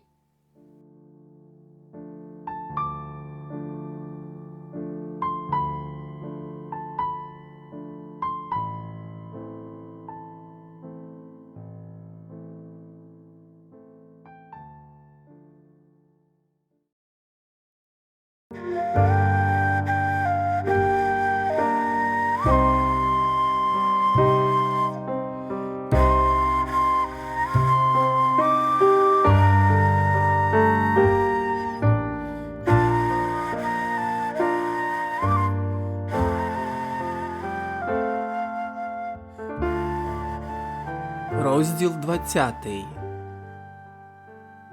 Світязь. Стояли біля самого озера, розглядали його береги і не могли одірвати від них очей. Полісся на озера щедре. Надто ж славилося Біле озеро, але учасники таємного церковного собору вибрали Світязь – найвіддаленіший куточок української землі. Зібралися тут мужі православної церкви з Холодного Яру і Маняви, Галичини та Почаєва, Львова та Луцька, Володимира і Корця, із сусідньої Білої Русі, десь добиралося сюди духовенство славної Вільне, найпопулярнішого православного міста на покорених короною землях. Вибрали цей край не випадково. Сюди серпневими днями з'їжджалося вище духовенство на свої церковні собори. На Світязі зібралися таємно од владик, а якщо точніше, проти владик. «Ну і край, скажу я вам!» – ніяк не заспокоювався Тарануха. Од Володимира до Шацька вкрита дрімучими лісами рівнина, суцільне зелене буйство, мовби кінець свіття. І раптом, прямо з лісу, могутнє синє безмежжя Світязя. Західні береги озера ледве мервіли. Але виразно проглядалася нерівна північна гряда, а ген по той бік якийсь дим. Певно, там гнали дьоготь чи курили деревне вугілля. Спинилися за якимсь сільцем. Табір розбили біля води, звели курені, у центрі поставили ридван. Коней пустили на прибережні луки, яких ніколи не торкалася коса. Духовенство переправилось на порослий віковими деревами зелений острів посеред озера. Тут на них уже чекали. Іваниця і білорус Курило поверталися звідти на човнах. Уже досягали осоки, що лізла з води до берега. «Куди гребете?» – показався за верб Ростопча і замахав рукою, щоб звертали ліворуч. «Розбери тут, всюди кущі та верби!» – відгукнувся Іваниця. «Наче сам не блукав?» Ростопча двічі ходив човном до острова, доки не стер долоні. Туди та назад до 10 верст, а весляр з нього, як тут кажуть, не люксусовий. Тепер збирав по березі паліччя для багаття і чортихався, коли торкався спохирених рук. Тарануха закасав штани і брів по піскуватому дну до рибалок, які підганяли човни до берега. Допоміг одному, тоді другому, низькорослому, бородатому і доброму. «Багато наловив, брате?» «Ну?» Озеро не мало краю, наче море. «Що, там за озером уже польська земля?» – спитав Тимко. «Ну?» Тарануха усміхнувся. Він усе не міг звикнути до цього нукання. «Жени човна до того миска. Забираємо твій улов. Ей, сябри, приймайте рибу. І рибалку беріть, він юшку славно готує». Підійшов хтось із сільських. Гурт зібрався чималий. Рибу чистили артільно. Бородатий Ванюта сам закладав її у казан, додавав домашні приправи. Місцеві люди займалися різним промислом. Добували дьоготь, смолу, живицю, збирали мед та віск, полювали хутряного звіра. Але найбільше, звичайно, займалися риболовлею. Усе це продавали у Володимирі, Луцьку, Острозі, Львові Перемишлі. Гайдуків білорусів троє. Вони приїхали раніше і встигли заприятелювати з рибалками. Відрізнити їх від Поліщуків важко, як важко визначити тут кордон між Україною та Білорусією. Таранусі найбільше припав до серця Курило. Він справді димів, як смолокурня. З кого почалося, сказати важко, але всі говорили про ординців. Чи тому, що вони знову з'явилися на Шацьких озерах, чи тому, що Ванюта, у нього весь час тряслися руки, завів мову про Чорне озеро. Якщо прямувати до Шацька, воно біля самої дороги. Туди стільки накидали ординців, що озеро ту геть не прийняло, казав він. Ось прислухайтесь, як вони опівночі галасують на дні. Вечеря вийшла гуртовою. Несли хто що мав – сало, сушену рибу, сільські бігали за цибулею. А це пальонка, щоб наша дружба замацовувалась, поставив сулію Курило. Ванюта розливав юшку в дерев'яній таці. Рибу виклав окремо до пшоняної каші, підсмаженої у казані на старому салі.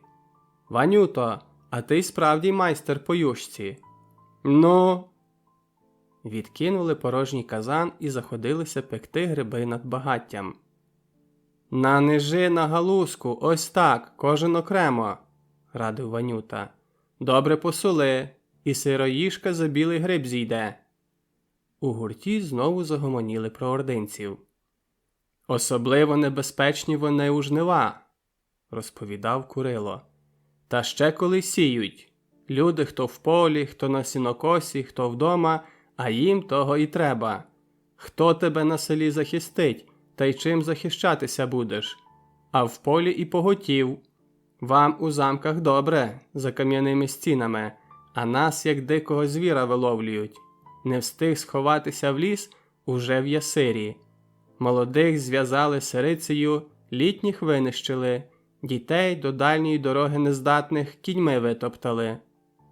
«Горе то наше, ординці!» – зітхнув Ванюта. Хтось затягнув пісню щиро високо, і вона шовково розіслалася по воді притемненого озера, що поблискувало від спалахів багаття. Ой у лузі береза стояла, а на березі зозуля кувала. Питалася зозуля берези: «Ой, березонько, чого ти не зелена?» «Ой, як я маю зеленою бути, коли піді мною татари стояли, копитами землю гарцювали, мечем гілля обтинали». Курило раптом доповнив відповідь берези, яка скаржилася зозулі. «Як же мене зеленой биці, подо мною татари стояли, татари стояли, голья рубали, голья рубали, корень выбивали, краничной воды добивали, своих коней наповали». По вечері та пісні довго мовчав чоловічий гурт на березі озера. Тарануха лежав головою до води. У небі тремтіли зорі, і звідки світив невидимий місяць. Пригасле багаття кидало відблиски на тендітну берізку. Може, і їй судилося вмерти від чужинської руки. Нарешті прибули із Віленського братства. 4 священиків, монахи і біле духовенство та півдюжини гайдуків. Вони обламались, передали про те на світязь, та козаки, що їхали назустріч, здибали їх уже в Шацьку. Таки якось справились із поломкою. Критий візок, а за ним гайдуки зникли на закруті шляху. Козаки лишилися у Шацьку. Це чимале містечко, населене переважно тягловими селянами та рибалками. У центрі двоповерховий заїжджий двір, крамниці на розвороті до Любомля і на Білу Русь. Біля заїжджого двору 10-1,5 осідланих коней з блискучою зброєю. Обідала багата шляхта. Рибалка, що ходив на люцимер по раки, розказував Таранусі біля крамниць. «Ото шлях на Підляща, до самого Бреста такі ліси.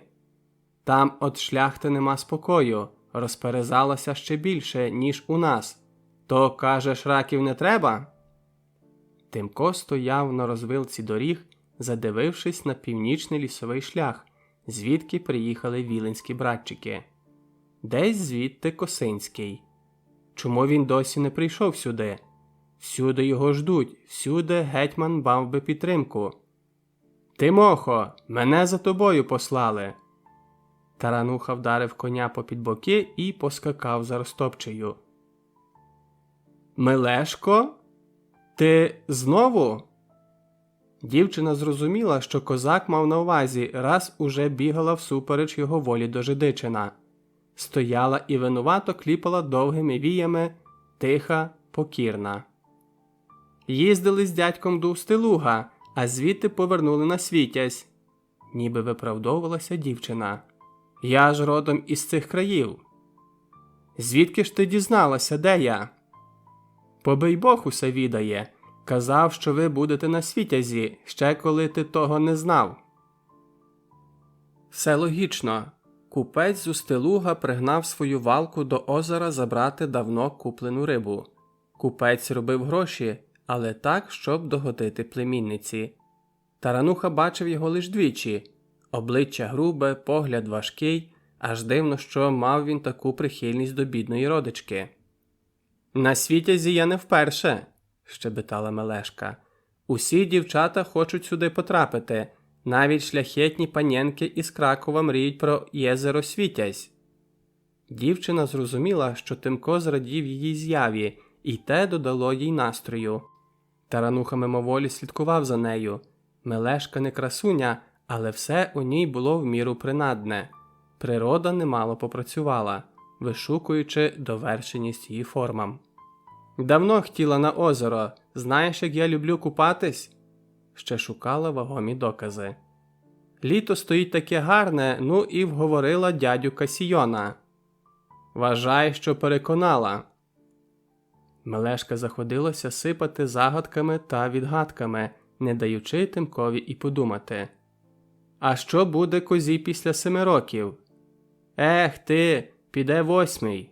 «А що то, летить птиця не крилата, не перната, носик довгий, голос тонкий, хто її заб'є, той людську кров прольє». «Не знаю», – сміявся Тимко. «Ех ти, він уже напився!» І вбила на його щоці комара. Непорушно сиділи коло води сині ракші, наче вони позамерзали, десь різко кричали сойки. «Чого стоїш? Ходімо!» Вони побрели берегом, обходячи кущі та чисту воду, що проступала з трави. На галявині поміж мочарами шмигнула лисичка, видно, підкрадалася до птаства або бігла пити до озера. Мелешка зраділа Рудій. «О, сестричка моя!» На озері птаства хоч греблю гати. Цілі колонії в осоках, на чистій воді на березі. Коло виступу, де вони спинились, плавало 2 лебедів. Вони час від часу широко розкидали крила, наче хотіли злетіти, але не злітали. «Глянь, водненько крило перебите. Я на стирі бачила. Хтось лебедя поранив, звір чи недобра людина». Лебединя відставала від ключа і лишилася з ним. Узимку їх люди забирають, а навесні знову випускають на стир. Їхні діти літають у теплі краї, а батьки – ні. Потім купалися, і вона не соромилася його. Похизовувалася своєю молодою звабою, ходила у воді, мов русалка, яких, кажуть, тут повно. Мелешці було приємно, що Тимко милується нею. «Я тобі подобаюсь?» – питала на березі, не поспішаючи одягтись. А тоді повела його в гущавину Поліського бору, і вони довго не поверталися до кинутого на березі одягу. Потім дівчина співала не взагалі, а йому. Відчував, що тільки для нього. «Як тут позавчора про ординців співали», – сказав Тимко, коли дівчина закінчила пісню. «Я наче знову у Криму побував». Мелешка заспівала сумної, дивлячись кудись у бік острова. Співала тихо і так печально, що птаство повмовкало і мов би принишк ліс. Із-за гори темненького лісу татари ідуть, волиночку везуть.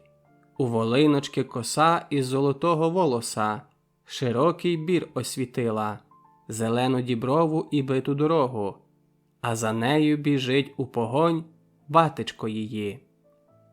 Дівчину захмарило, от-от бризне сльозою, але вона опанувала собою і докінчила. Кивнула, махнула білою рукою: «Вернися, батеньку, вернися, рідненький, вже ж мене не однімеш, а сам старенький загинеш. Занесеш голову на чужу сторонку, занесеш очиці на турецькій границі».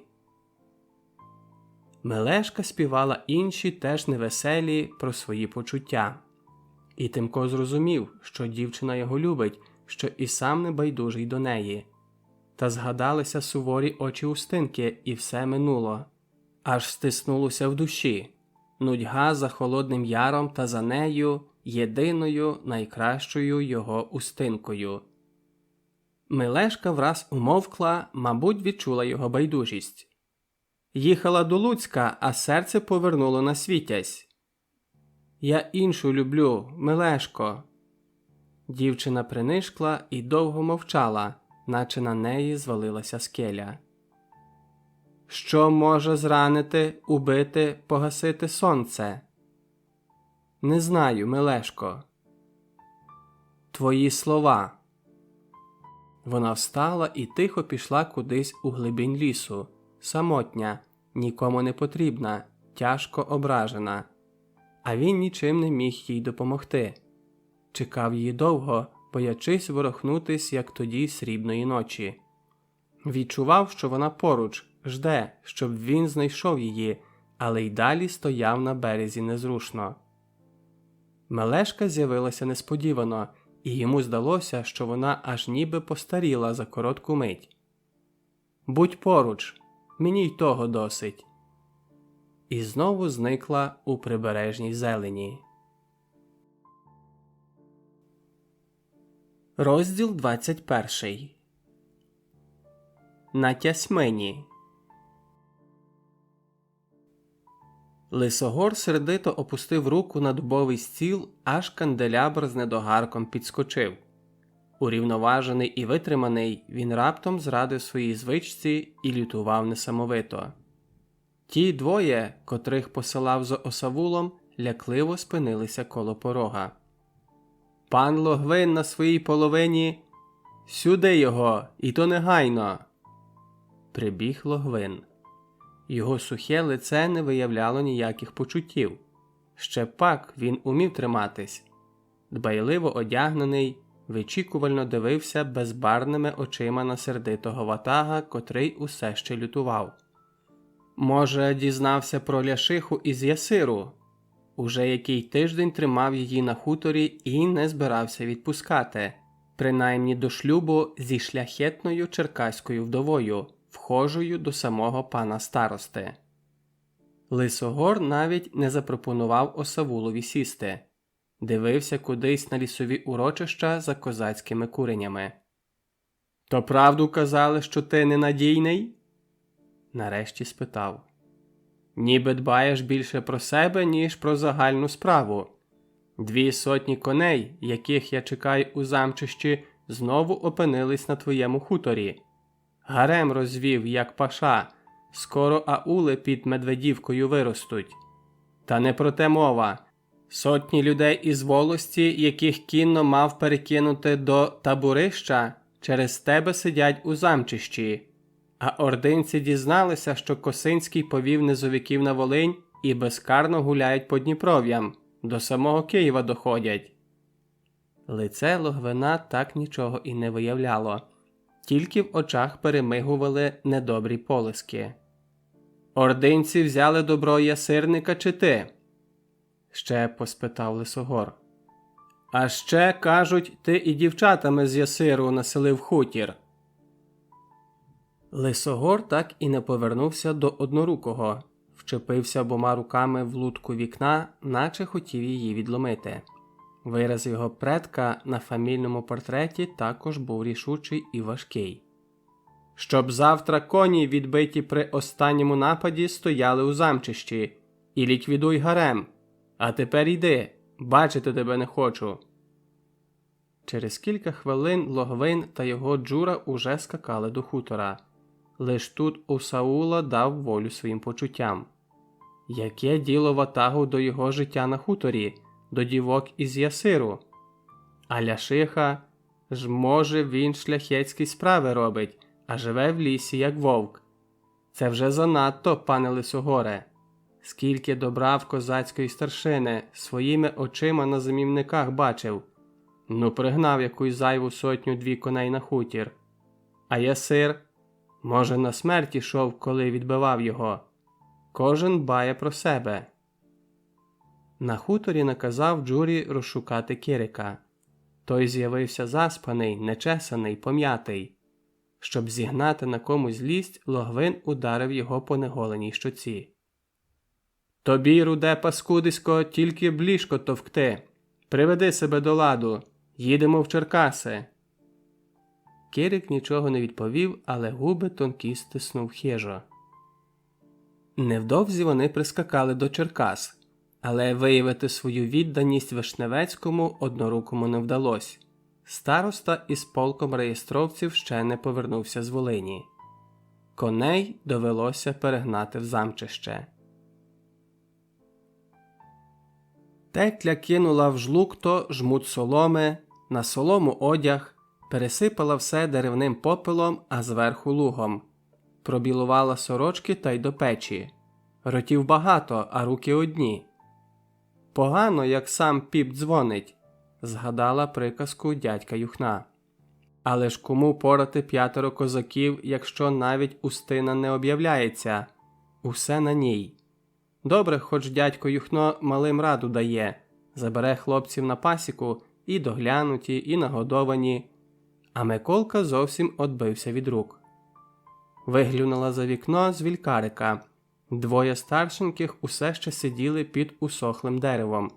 На початку літа із гнізда випало мале лелеча, то хлопці й слідкували, щоб попередити старих, якщо біда повториться. Дурненькі, адже лелечата вже літали. Та раділа, що сини ростуть добрими. Найменший козак плутався у теклі під ногами. Чубатий, як батько, ще й верхня губа така ж, як у Карпа, вивернута. Текля втішалась синами, бо вони справді в неї найкращі. Якось менший прибив каменем пальця, то хоч би тобі заплакав. На долю не скаржилась, хіба вона одна з дітьми? Таке пішло, що козаку не всидіти вдома. Рипнули двері. Миколка. Аж руками сплеснула. Таке невиспане та змучене. «Де ти пропадаєш? Ніч із-за тебе не спала. Дід Юхно теж до світанку підкашлював коло повітки». «Удома ночував. Думав, мама повернеться». Насипала йому галушок, що лишилось від сніданку, дістала із запічка все, що мала. Запрошувати хлопця не довелось. Підмів із столу начисто. Тоді стояв мовчки, доки Текля возилася з горщиками. «Ой, та ти плачеш!» – обняла його голову, тулячи до грудей. «Де моя мама?» – прошепотів. Відчула, що якось аж поважчала. «Заспокойся, дитино. Бачиш, ординці за ординцями, пропади вони пропадом, а до Тясминки світ не близький». Згадала щось, глянувши на підлітка, і кинулась до вількарика. «На тобі сорочка аж чорна, переодягни».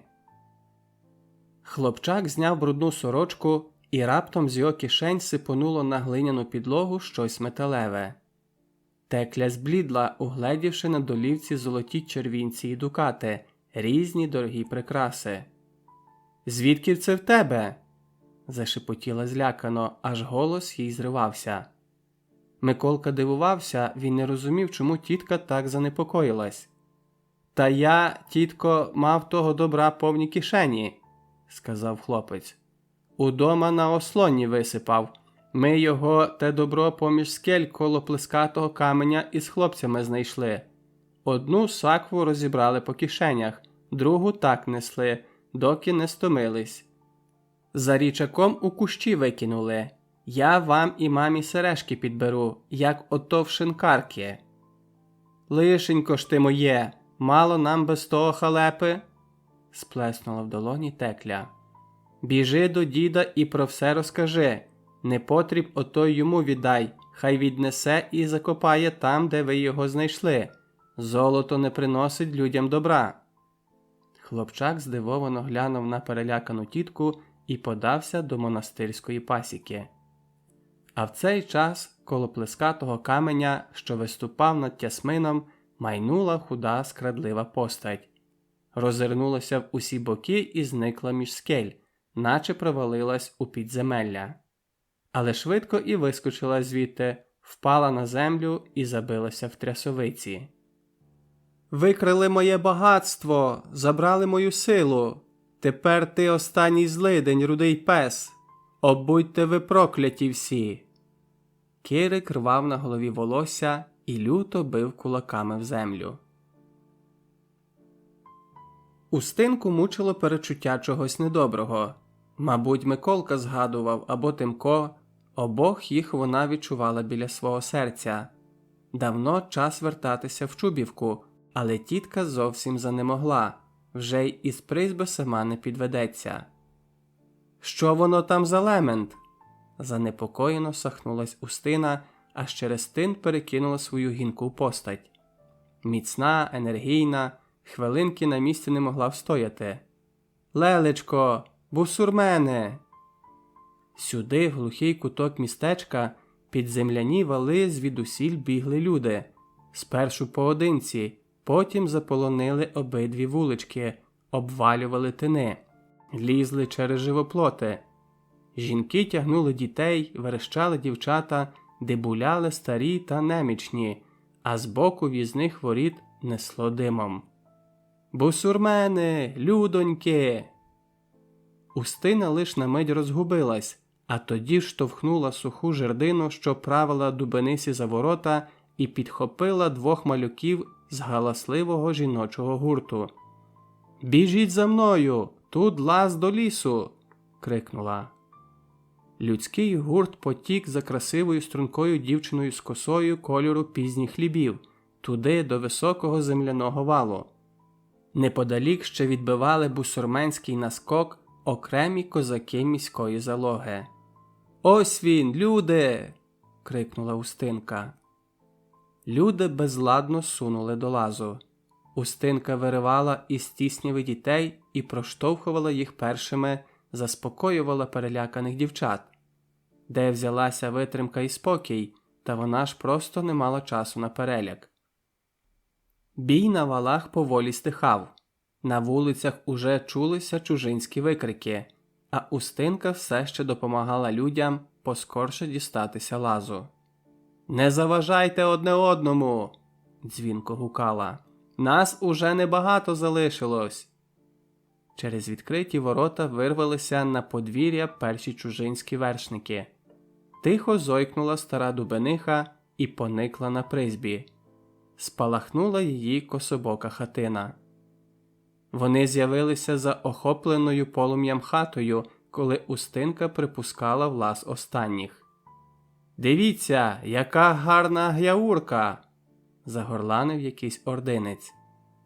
Чужинці гарячково зіскакували із сідел, а вона, вихопивши подарований Тимком запоясник, останньою заткувала до лазу, зібрана, рішуча, напружена як рись, готова до стрибка, спопеляла нападників гнівним блиском красивих голубих очей.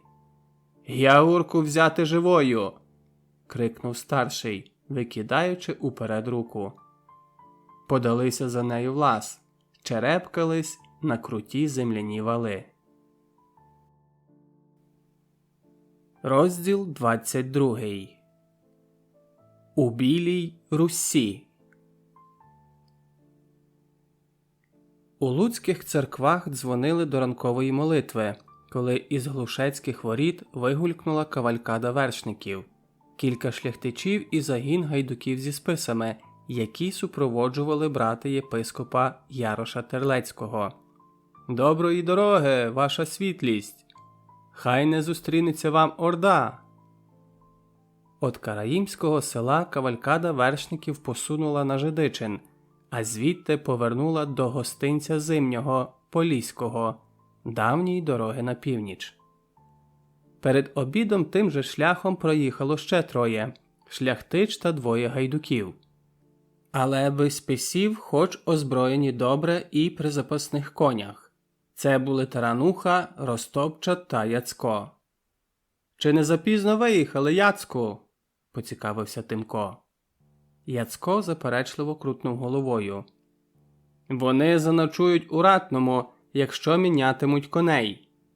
Верещака повідомить нашу людину, куди вони поїдуть далі.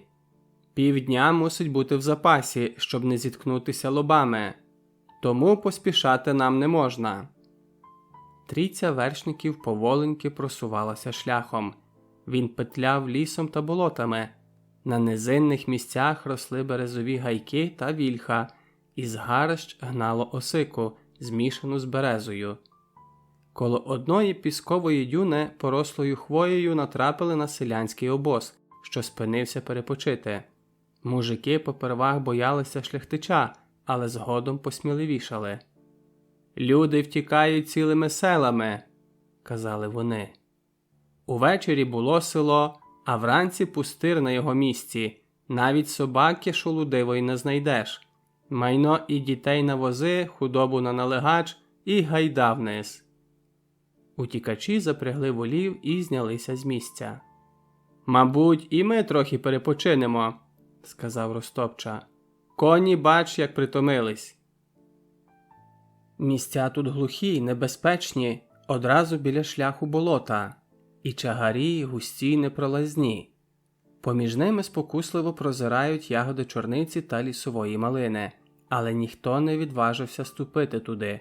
Відусюди підступно подсмокувала трясовина. Через годину всі уже погойдувалися у сідлах, і знову зашурхотіла піщана лісова дорога. Так і прямували, кожен думаючи своє. Незабаром за деревами вигулькнуло невеличке сільце. Злиденне, темне, безпросвітне, наче буря пройшлася по ньому. В занедбаних чорних хатах навіть двері на розхрест.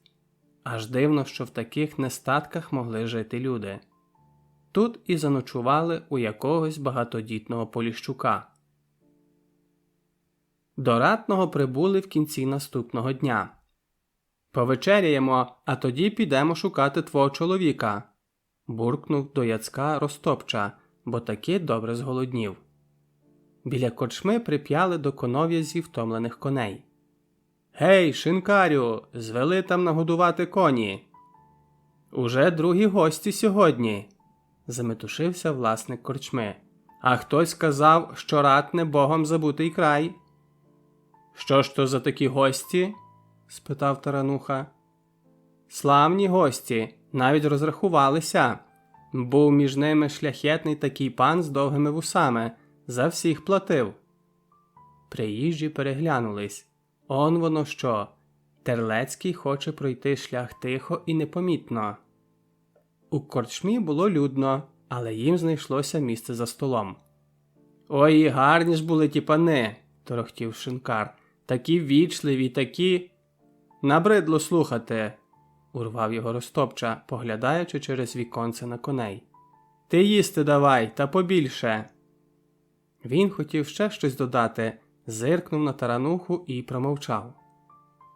Підпивши, місцеві селяни, які заповнювали корчму, говорили про запаси на зиму, про тяжку роботу, про князів Сангушків із Каменя Каширського. Як нападали на Ратне вони колись, так і нападають і тепер. А тоді перевели розмову про мор, що почався у сусідньому селі. Козаки до розмови не втручались, хоча слухали уважно. Місцевий купець, який гендлював сіллю і часто їздив у повіт, повідомив, що загін, який обідав тут, подався на Слуцьк. Ніч видалася темною, навіть дворище не проглядалось. Тарануха рішуче загрюкав у двері старого цегляного будинку з просторим ганком. Будинок стояв по сусідству із церквою та якимсь будівлями за деревами. «Хто є там?» «От владики Кирила!» Заскреготіли металеві засуви, впала якось колодка. Нарешті за дверей поткнулася скуйовджена сива голова шляхтича з вусами та бакенбардами. «Чого б то знову од владики?» Шляхтич затнувся, побачивши перед носом пістолі. «До поклажі!» – наказав Тимко. «Та скажи своїм, щоб не галасували!» Прослизнули в якусь глуху комору, де загін Яроша Терлецького скинув поклажу. Її ще не встигли і приховати, сакви лежали в кутку за діжею. Господар у нічному полотняному вбранні дрібно тремтів. «Все тут?» «Все, ласкаве панство!» При світлі свічок вони витрушували сакву за саквою, уважно переглядали і промацували кожну річ. «Ну й жадний же владика, навіть дароносицю забрав!» – бурчав Ростопча.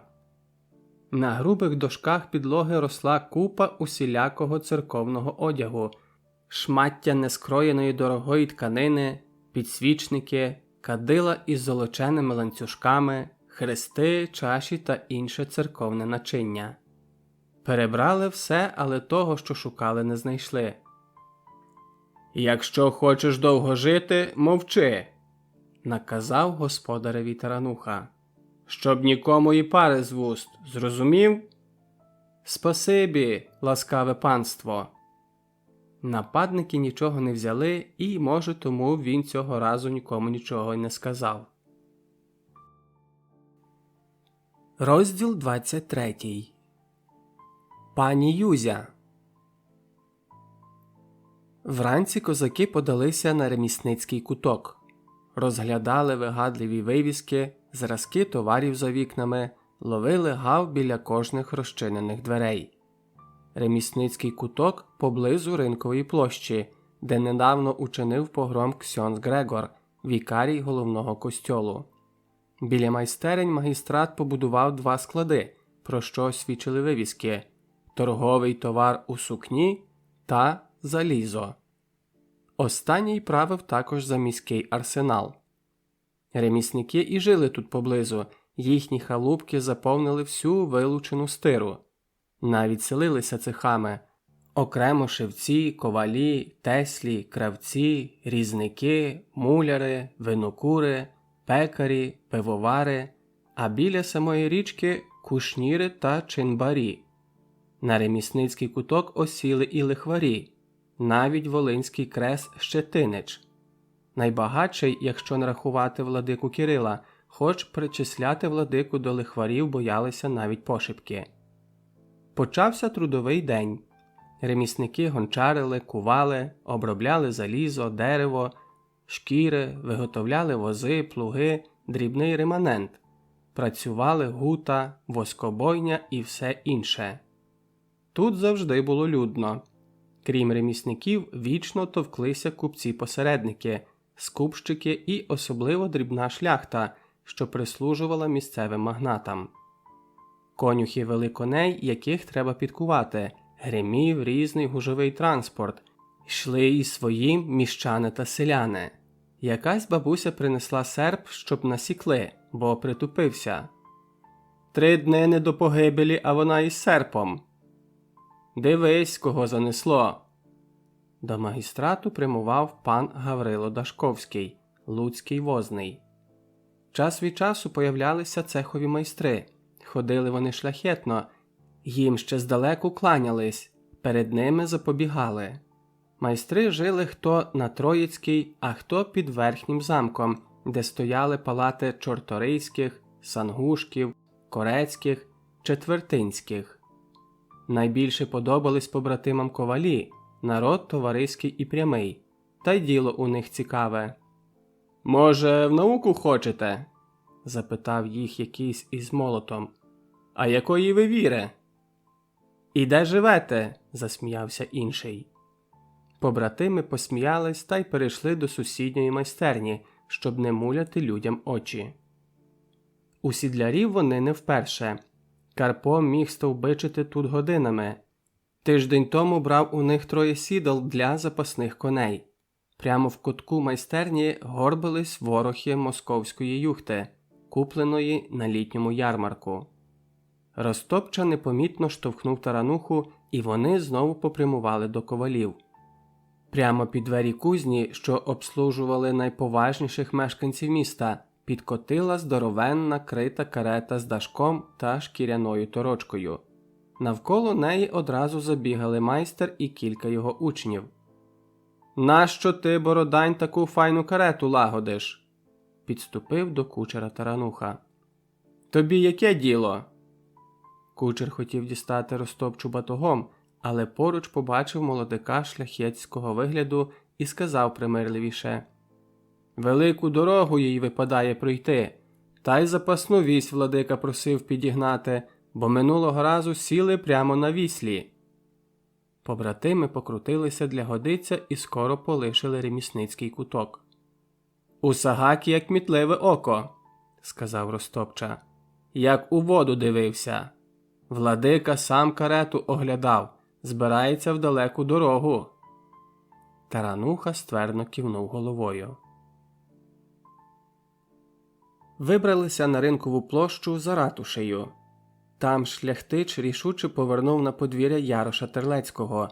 У дворі метушилися слуги, виносили з покоїв якісь валізи, трусили та сушили одяг, увішали двір довгими сукнями, накидками та іншою жіночою одягачкою. Роботою керувала сама господиня, відома в Луцьку шляхетна пані Юзя. Під навісом біля коней стовбичив і пан Ярош. У бриджах вузького англійського крою, високих чоботях та розстебнутій білій сорочці. Пані Юзя, спокуслива молодичка, видавалася дівчинкою. Вона одразу примітила симпатичного шляхтича, що наближався із кремезним гайдуком до неї. «Пан Броник удома, прошу чарівну пані?» – уклонився Тимко. «О, галантний пане, пан Броник удома!» – привітно заусміхалася господиня. «Проведи пана, Стефко!» У передпокої Тимко показав очима Ростопчі, щоб чекав. Той вайлувато переминався коло входу, тримаючи в руках важке барильце. «Пан Гайдук може поставити його на підлогу», – підказав якийсь слуга. «Ага», – погодився Ростопча і зовсім зніяковів. Броник Стахурський також збирався в дорогу. Він здивувався несподіваному гостю, хоч і намагався те приховати. «Радий бачити зацного пана», – забігав він по кімнаті. «Хай пробачає мені за непорядок, збираюсь у далеку дорогу. Така доля слуги рукодайного, вирішено, що маю знову їхати». Тарануха схилився у вишуканому поклоні. «Хай вибачить мені пан Броник, але ми так давно не бачились. А тут ще пригода. Отримав дарунок з маєтку». При цьому Тимко легенько ущипнув Стефку. «Гукни мого гайдука!» Ростопча став на порозі з барильцем в руках. «Презент пану Бронику!» «О, пан Тимош такий великодушний!» Та й не докінчив, бо у дверях з'явилася пані Юзя. Зайшла несподівано, не питаючи дозволу, наче до своїх покоїв. Пан Броник був навіть без жупана. А ще дивніше, не спішив його зодягти. «Негречно тримати приятеля у цій келії», – повела оголеним кругленьким плечем. «Запрошуй пана до вітальні». Тимко відчув, що припав їй до вподоби. «Пані Юзя?» Не дивуйте, хто не знає пані Юзю. Шукала вчора по хутряних майстернях горностая. Вона повернула до нього чарівне личко. Пані Юзя може мати в услуговуванні доброго мисливця, котрий добуде і горностая. Зайшли до великого залу, оздобленого витююватою ліпниною та золотим розписом. Тарануха упізнав руку Пилипа Маляра. Не тільки усі церкви Луцька, а й художні оздоби домів багатих лучан – його робота. Пані Юзя граційно вмостилася на пуфику, запросила сідати гостей. Стахурський так і прийшов без жупана, що геть подивувало Тарануху. «Що я вам скажу? А ось що. Вже звідколи одній мені виходити за ворота дуже небезпечно, одразу помічають», – стрельнула вбік гостя своїми гарними очима пані Юзя. «Пані всюди матиме поруч надійного охоронця», – осміхнувся Тимко. «О!» – у захваті вигукнула вона. Стефка внесла карафу з вином, чари і фрукти. «Маю залишити вас», – сказала пані Юзя. «Збираємось до Кракова, а від'їздити бідній жінці до столиці клопітно. Та ми ще, сподіваюсь, зустрінемось. Так, пане Тимоше? Бронику, як ти гадаєш?» Той повів головою непевно, якось аж ревниво. «Хай пробачить мені зацний пан за невчасний візит», – схилив голову Тарануха. «Ми скоро повернемось», – сказав Броник, – «десь через пару тижнів, і я радий буду зустрітися з паном Тимошем у кав'ярні». Козаки також приєдналися до гурту, що зібрався коло воріт замку, чекаючи на виїзд владики. Люди стиха перемовлялися. Казали слуги, в Торчин їде владика. А може до Острога, і там свою обитель має, раніше часто туди їздив. У владики 100 доріг. Замок грізно зводився над окольним градом з його суцільною забудовою та нерівними вузькими вуличками. За людським гуртом, що збився коло надвратної вежі, гризлася за кістку зграя собак. Біля самого рову двоє міщан даремно намагалися завернути на своє подвір'я порося. Нарешті з воріт вишугнули шляхтичі на баских конях. Між них був і Броник Стахурський. За шляхтичами котила важка карета владики. Довговусий, немолодий Ярош Штерлецький та ще кілька шляхтичів провели владичий поїзд за навісний міст і спинились, утримуючи заповіддя вигуляних коней. У віконці карети поруч владики Тимко помітив знайоме личко пані Юзі. Розділ 24. Тривожні дні. Тарануха і Ростопча поспішали на осінній ярмарок. Виявився він малолюдним, зайняв Глушецький виболок лиш до половини. Правда, вранці ще над'їхали люди із Тернопільщини та Коломиї, із Молдавії пригнали стадо волів. Козаки переслідували одну мету – почути щось про Косинського. Про нього говорили тепер усі, але щоразу різне. Надто ж прислухалися до людей зі східних країв. Ярмарок гудів як вулик, і все про одне і те ж. Кажуть, що Косинський стоїть табором під Острополем. Громить сусідні маєтки.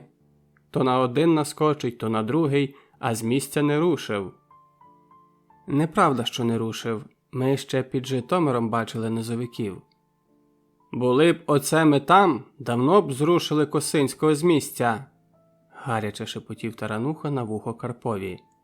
Сьогодні він міг би брати навіть такі міста, як Луцьк, без бою відкрили б ворота. Може, в чомусь Тарануха і перебільшував, подумав Ростопча, але луцькі міщани і справді одверто ремствували на міській власті, чинили їм опір. Тож не випадково, що шляхта ходила тепер по місту лише групами, а увечері взагалі нікуди не показувала носа. На зворотньому шляху Тимка і Карпа зупинив випадок, який потвердив недавно сказані Таранухою слова. Шляхтич Стефан Княгинський ні за що образив на мосту міщанина, та ще й вихопив шаблю. Краще б він того не робив. «Доки терпіти їх будемо, браття!» підоспіли на допомогу ображеному глушецькій мешканці. «Тягніть його з коня!» 2 десятки міщан з різною зброєю, як записали наступного дня в Гродській книзі, стягнули шляхтича на міст, побили і кинули в Глушець. «До Косинського ходімо всією громадою!» – загули міщани. Тимко давно не навідувався до конторки писаря Сагакія. А виходить, що все тут було, як і раніше. Архівні справи так і висіли над головою писаря, горою лежали на столах. Сагакій мовчки скрипів пером. У владичому дворі жодної живої душі. Всі жили вересневим сеймом. Стало зрозуміло, чому владика вибрав не найкращий осінній час для мандрівки в корону. «Сагакію, що говорять про сейм?» – спитав Тимко. «Різне». «Але що?» Той мовчав. Що з нього візьмеш? Сагакій лишився вірний своїм звичкам. А тим часом на вересневому сеймі спалахнула бурхлива суперечка. Українські магнати на чолі з князем Острозьким вимагали для придушення косинського коронного війська. Їх підтримували сеймові посли з України. А шляхта польських воєводств боялася за себе. Як тільки коронне військо піде на схід, повстануть польські селяни. Проект Конституції, який обговорювався на осінньому сеймі, передбачав гострі репресії проти козаків. Конфіскувати маєтності, надані війську та окремим особам, урізати їхні права і привілеї, а повстанців вважати бунтівниками і ворогами корони, ловити їх і садовити у в'язниці. Та не прийняв Сейм такого рішення. Найпершим його ворогом став гетьман Замойський, який очолював коронне військо. Замойський конфліктував із Острозьким і вважав, що придушення повстання – приватна справа князя Василя Костянтина, бо вибухнуло воно з вини його роду. Сидячи вдома в Замості, коронний гетьман радив своєму помічникові гетьману Жолкевському написати Острозькому, щоб той не доводив боротьбу з повстанцями до війни, а кінчив справу по-доброму. Казав, що то домашня справа українських магнатів, у яку нічого втручатися. Король опинився між двох огнів. Боявся українських магнатів, боявся і повстання, яке може спалахнути в короні. Тому військо на Україну вирішив не посилати, дав лише згоду на посполите рушення шляхти Волинського, Братславського та Київського воєводств. «Але посполите рушення теж погано, Сагакію», – сказав Тарануха. «Магнати сильні». «Погано, сильні. З тобою поговориш». Тарануха осудливо глянув на схиленого переписувача і замовк. «Так ось де ви поховалися. Думали, не знайду?» Заскочила до конторки Мелешка, і зразу все пішло шкіреберть. Дівчина кинула на перегородку свою свитинку, розшиту легкою вишивкою, шепнула Тимкові. «Яцько з Карпом прийшли, хочуть знати, що їм робити». «Хай чекають». Мелешка не спішила вертатися назад. «Ось я вам груш принесу», – затрималася на порозі. «Такі висять». На владичому дворі, як розповідав Сагакій, день пройшов спокійно. Раз лиш заходив у дім Оликій, та прибігала молоденька покоївка. Посмикала замкнуті вхідні двері і подалася із замку. Владика з братовою ще не повернулися із Кракова, і саме тепер побратими вирішили проникнути до єпископського дому. Королеві не до Терлецького, його непокоїв Косинський, тому обережний владика міг бланкети і не взяти. В Острозі під боком у князя Василя Костянтина він їх навряд чи триматиме, не виявилось їх у Торчині та Слуцьких речах владики. Отже, якщо владика не возить їх із собою, бланкети десь тут. Треба перетрусити єпископський дім, ще раз проникнути у владичу вежу, і зробити те потрібно тихо. Його роздуми обірвала Мелешка, яка увірвалася до писарської кімнати мов несамовита. Такою Тарануха її ще не бачив. «Лешко, що трапилось? На тобі лиця немає». «Там, під городнею, собаки, труп». Тарануха кинувся до виходу, заметушився невразимий Сагакій. Люди вже бігли до городень з усього замку. Обходячи писарську, Тарануха постеріг, як із світелки, що по той бік саду, виринув дворецький Оликій, побачив людей на звалищі і одразу десь зник. «Чого б це він?» – подумав Тимко, проштовхуючись до звалища. Обличчя небіжчика хтось прикрив, та по заляпаному фарбами одягу всі одразу впізнали Пилипа Маляра. Через годину увесь Луцьк збігся під замкові стіни. Міст через рів стражники підняли, на городнях заметушилися гайдуки. Люди кричали: «Убивці! Кому заважав Пилип? Старосту давайте сюди, хай пояснює!» З натовпу сварилися кулаками, хтось кидав угору камінням. Раптом пролунали гарматні постріли. У натовпі стали падати, щинився ще більший галас. До замку збіглося багато шляхти ще до підняття мосту. Трилувалися на старостинському дворі, розібравши зброю, багато полізло на городні. Забрався туди і Тарануха. По той біч валу угледів Ростопчу та Яцка. Отже, напад на владичий двір зривався. Пролунало ще кілька гарматних пострілів, і натовп розбігся.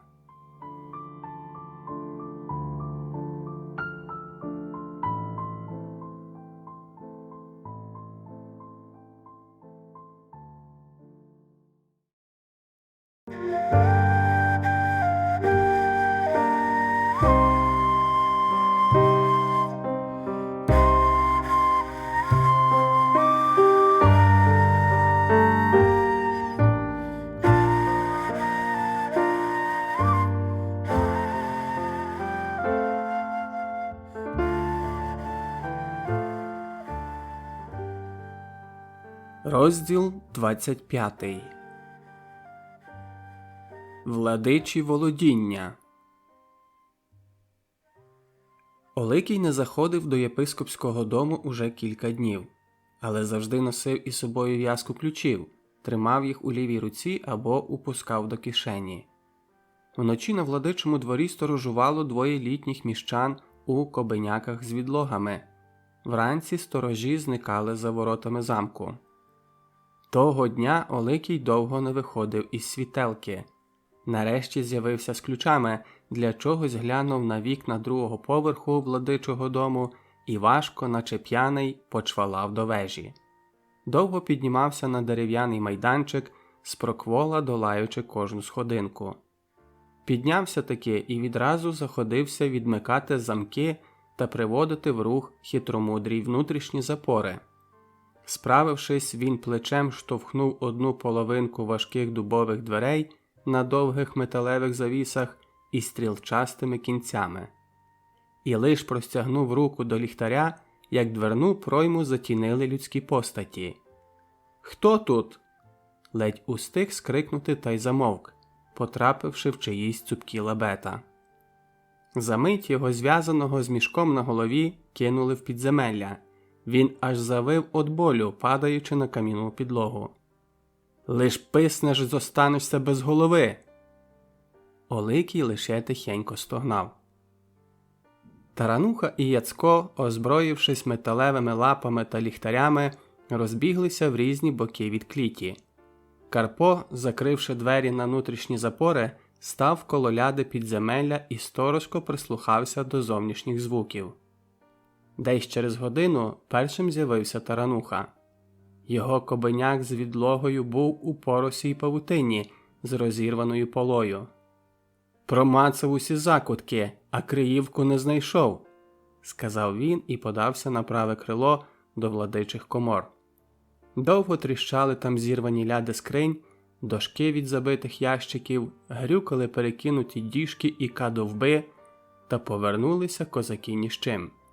«Нема! Нічого нема!» Обтрусивши порохняву, шмигнули на владичий двір, а звідти до єпископського дому. «Закривайся зсередини, Яцку!» Почали із скрині, що в кімнаті із загратованим віконцем, в якій владика Кирило зберігав коштовності. Тоді промацали стіни, підлогу і також нічого не знайшли. Не виявили тайника і в службах першого поверху, хоч перевернули навіть гайдуцьку половину. Тарануха нервував, не говорив, а гарикав. «Погано шукаємо! Заглядай у кожну шпаринку!» Такої розкоші Яцкові бачити ще не доводилось. Кожна кімната обставлена дорогими меблями, дзеркалами та кришталем, увішана і устелена килимами, дорогими шатами на вікнах, наче тут жила вельможна вдова, а не єпископ. Але Тарануху не цікавило єпископське багатство. Він ладен був трощити ці дорогі меблі, бо, може, в Софії чи тому граційному дзиглику сховані бланкети, які йому вже почали снитись. У єпископській опочивальні вище килимів викрасовувалися ліплені амури. На вигадливих підставках поблискувало коштовне скло. Фаянсові фігурки на міфічні сюжети, чужоземні вази. М'які килими скрадали звуки під ногами. Так нічого і не знайшовши, через якийсь час вони знову пробралися до владичої вежі. «Може, їх взагалі не існує, тих проклятих бланкетів?» Аж вилаявся Тарануха, пожбуривши в куток металеву лапу. «Ану, ходімо до твого бранця!» – запропонував Ростопча. Оликій відчув поруч своїх кривдників, завовтузився у мішку і голосно застогнав. Яцко грубо штовхнув Дворецького під бік і ткнув у груди за поясником. «Говори, як на сповіді, а то буде зовсім кепсько!» «Де бланкети?» – визвірівся Тарануха. «Не знаю, вельмошановний пане!» – заскімлив Оликій. «Владика ховає свої папери так, що навіть пан Ярош не відає, де вони. Якщо хочеш втретє потрапити до наших рук, то розкажи владиці про наші відвідини». «Я мовчатиму, як риба», – простогнала людська гора в мішку.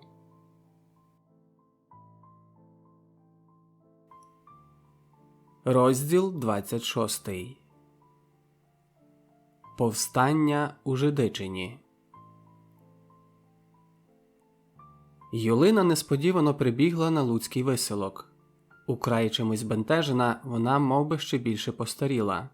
У її змучених очах стояв невимовний смуток.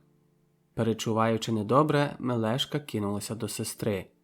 «Що трапилось?» Юлина гірко заридала.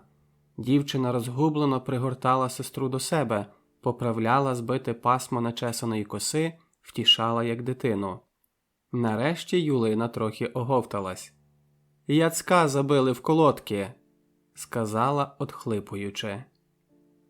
Через кілька хвилин Тарануха і Ростопча уже були на Сапалаївці, а звідти хутко поскакали на Жидичин. Самі не знали, як могли зарадити біді, але зараз головне розібратися, що там сталося. Коні гучно били копитами промерзлий шлях. На початку падолиста зненацька вдарили холоди і повалив сніг. Але сніг швидко зійшов, і знову зеленіла трава, де-інде прибита морозом. Береги стиру за голими вербами видавалися беззахисно відкритими. Ліс проглядався далеко, тільки ялинові бори, що чергувалися з листяними, стояли такі ж густі і ошатні, як і влітку. За півгодини вершники добулися Жидичинського закруту річки, де тіснився монастир і стояло село з княжим палацом у центрі.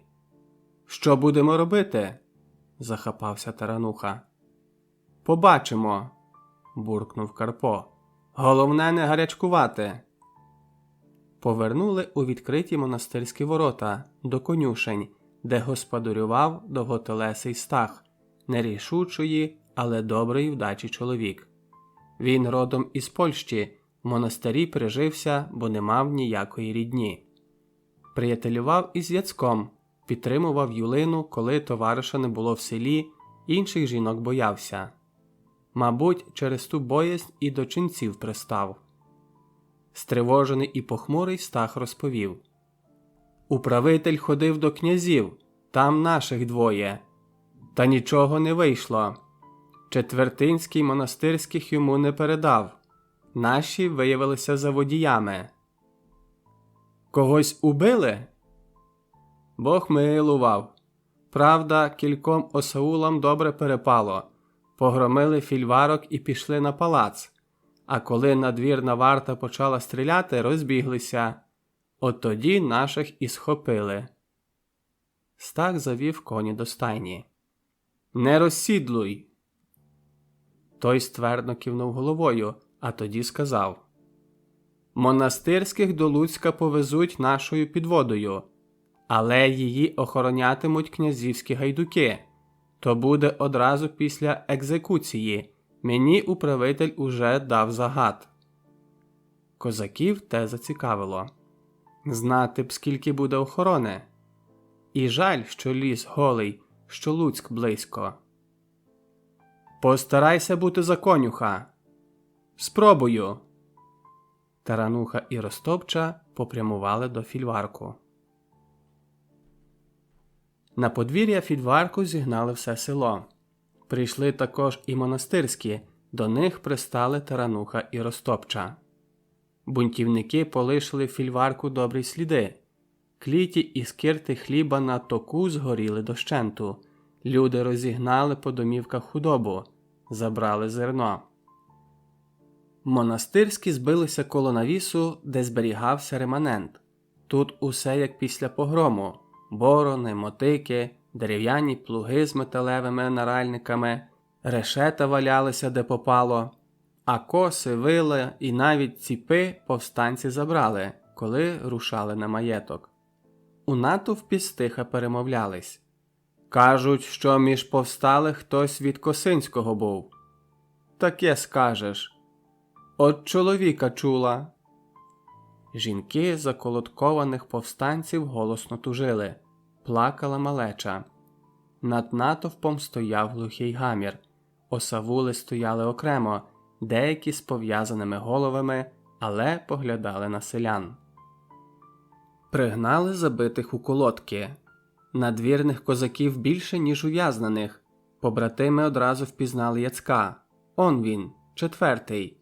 Ростопча подав йому знаки, але той не помічав. Щось говорив управитель, когось викликали з натовпу. Карпате злило. Почалася екзекуція. Тих, хто в колодках, клали на кобилу, били до крові, до непритомності. Якась жінка кинулася захищати чоловіка, її схопили і нещадно били нагаями. «Убивці! Кари на вас нема!» Ростопча облизав пересохлі губи. Сипнув сніг, трусив і трусив, наче збирався приховати панські злочини. За монастирською підводою із 2 бунтівниками у колодках скакало 4 надвірних гайдуки князя. Кіньми правив Стах. В'язні лежали горілиць, бо колодки ні сісти, ні повернутись. Підморозило, і підводу немилосердно кидало на всібіч. «Ти, верста, поганяй!» – прикрикнув на Стаха передній гайдук, мабуть, старший. Стах бачив муки Яцка при кожному струсові, намагався об'їжджати вибоїни на нерівній дорозі. «Тримайтесь, хлопці!» – шепотів він. «Ще побачимо, чия візьме!» Домовились, що Тарануха і Ростопча нападуть невдалік Яровиці, де ліс і річка сходяться найвужче. Там ялинник, глухе місце. Під'їжджаючи до умовного місця, Стах зумисно притримав коні, щоб не проскочити далі. Гайдуки всю дорогу мовчали. Стах подумав, що в них прокинулась совість.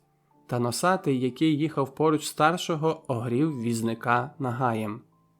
«Псина монастирська, поганяй! Ти що, на кладовище їдеш?» «100 дяблів!» – стиха вилаявся Стах. Нараз позаду вчувся кінський тупіт. Гайдуки знервувались, але, побачивши, що подорожніх двоє, заспокоїлись. «Ти чув, лайдаче, швидше!» – прикрикнув старший. «Узявся шкурвий син!»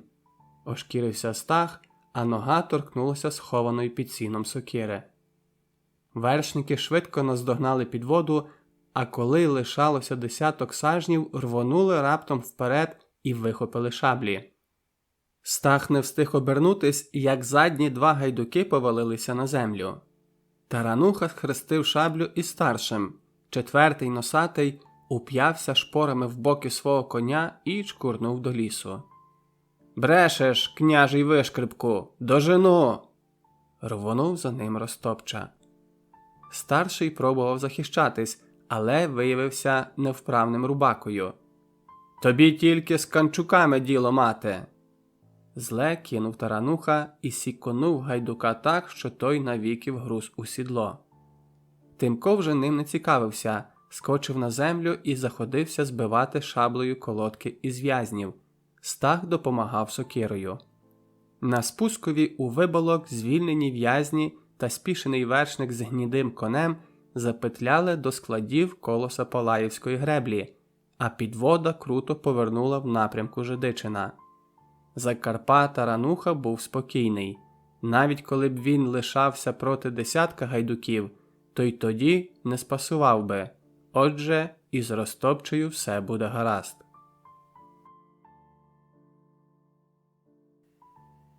Розділ 27. Володимир.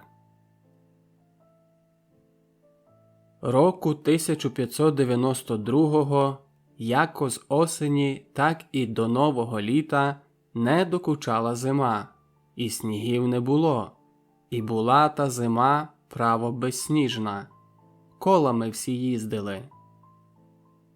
Так писав новгородський підсусідка Федір Євлашевський, чоловік довго бувалий у чужих краях, про зиму того року на Білій Русі. Такою вона була і на сусідній Волині. Але перед Різдвом ударили морози, надовго завалувала хуртовина. Козаки змінили кобеняки на довгополі кожухи. 11 січня 1593 року, незважаючи на мороз та снігові замети, до Луцька з'їхалось панство Наземські і Гродські сеймики. Шляхта внесла протестацію у Гродські книги, якою пропонувала припинити сеймики, бо оголошує себе мобілізованою на придушення повстання Косинського. Того ж таки дня вони послали свою постанову шляхті Волинського повіту із закликом до того згодного постановлення прихилитись. Але через 2 дні сталася подія, яка затримала відповідь сусідів. Помер владика Мелетій, Бреський і Володимирський єпископ. А 16 січня Сигізмунд III видав універсал. Сваволя низових козаків так далеко зайшла, що вони міста панів-сенаторів і шляхетських ворожим способом беруть і руйнують, над підвладними знущаються, маєтки грабують, а що ще важливіше, примушують давати їм присягу і обіцяти послух як людей шляхетського стану, так і міського. Те шкодить нашій повазі і загальному спокою. Успенський храм велично здіймався над засніженим Володимиром. Місто, огорнувшись зимовою ковдрою, сховало під нею усі свої тривоги і людські злидні. За білою чашею заплави луги поблискували у надвечірньому сонці церковні бані Зимницького монастиря. Тарануха милувався околишніми пейзажами, які так вразили його минулого літа. Ростопча терпляче очікував початку вечірньої відправи. Уже 4-й день побратими у Володимирі приїхали слідом за владикою Кирилом, що прибув на постриг брестського каштеляна Адама Потія в бозі Іпатія, майбутнього єпископа Володимирського та Брестського. До Володимира з'їхались як на собор. Прибув київський митрополит Рогоза, львівський владика Гедеон Балабан, перемишльський єпископ Михайло Копестенський, який минулого року писав послання, що він не причетний до прихильників унії, холмський єпископ Діонісій Збуруйський та пінський владика Леонтій Пельчинський. Були ще якісь нижчі за церковним саном, та найбільше враження справив приїзд князя Острозького. Всі знали, що йому через Косинського не до постригу в ченці якогось там дрібного каштеляна, а він, бач, приїхав. Приїжджі жили в замочку коло храму, де козаки чекали початку відправи. Владика Мелетій провів останні місяці свого життя в городку, маєтності Києво-Печерської лаври, тому замочок довгий час був порожній і лиш тепер ожив. Доступу сюди козаки не мали. Тарануха тільки згадував, як добре жилося їм минулого літа у Зимнівському монастирі. Постригав Іпатія екзарх Кирило Терлецький у соборному Успенському храмі. На честь такої події вище духовенство зодягнулося в коштовні дорогі шати. У храмі горіли 1000 свічок і щедро курів ладан. Усі були піднесено урочисті, лиш владика Гедеон ходив насуплений. Найбільше цікавив Тарануху Іпатій Потій. Йому було десь 50, і він видався козакові спритнішим од владики Кирила. З-за нього і приїхали до Володимира. Ходили глухі чутки, що Потій ненадійний для православної віри, але його підтримував сам король. Тарануха став тінню майбутнього володимирського владики. Він знав усіх його слуг, з більшістю знайшов спільну мову, хоч нічого певного про Потія сказати не міг. Бачив тільки, що він розумний, обережний і рішучий. Такий на шляху до мети не зупиниться ні перед чим. У Потія була власна думка про кожного. Він зверхньо усміхався митрополитові в спину, в його очах спалахували мстиві вогники, коли зиркав на балабана, байдуже проходив мимо інших владик. До Терлецького ставився підкреслено ввічливо, але важко було повірити у щирість цієї ввічливості. Потій умів красиво говорити. Проповідь, яку він виголосив, відзначалася добрим знанням церкви і розумом. Від одного з його найстаріших слуг, ласуна Корчемної Сивухи, Тимко дізнався про численні пригоди із життя Адама Потія. Народився той на Забужжі, його предки мали 2 села на півдні Брестського воєводства. Учився спочатку в кальвіністській школі князя Родзивіла, відомого покровителя протестантів у Литві, а потім у Краківській латинській академії. Служив, як і батько, королівським писарем, земським суддею у Бресті. В 1589 році став там каштеляном міського замку. Одружився Потій із донькою волинського князя Федора Головні, надбав 6 дітей і жив, як вареник у маслі. Але після смерті дружини пустив за вітром усі свої маєтності, дуже збіднів, і це його травмувало. Одначе смерть дружини, а також її родинні зв'язки із Острозьким відкрили йому дорогу до багатої Волинської єпархії. В роки навчання Потій зрадив вірі батьків і прийняв протестанство. Потім зрікся протестанства і став ревно вихваляти православ'я. Словом, до святого Потію ще було далеко. «Заснув чи що?» – штовхнув Тимка Ростопча. «Уже священик до церкви пішов». Підтримуючи поле довгої ряси, священик простував по снігу від замочка чомусь один. Мабуть, щось змінилося у планах Божих слуг. «Ходімо і ми!» – пропустив Тарануха перед себе Ростопчу. Слідом за прихожанами козаки попрямували до собору. Тарануха, як і минулого літа, впіймав себе на думці, що храм чимсь його гнітить. Біля нього, грізного, великого, як гранітна брила, людина почувала себе придушеною. Воно, певно, так і мало бути. Будувався храм в епоху Володимира як символ могутності і незламності нової віри на Русі. Та історія храму була драматичною, хоч і обдаровувався він щедро. У напрестольне Євангелія вписувалися цілі села, бо храм був пантеоном родових волинських князів. Першим осквернив церкву Батий, хоч вона і уціліла. Далі пронеслися лихі ординські наскоки. 1491 року бусурмани спалили храм, але через 3 роки чорторийські його відновили. Володимирська єпархія стала не менш багатою, ніж Луцька.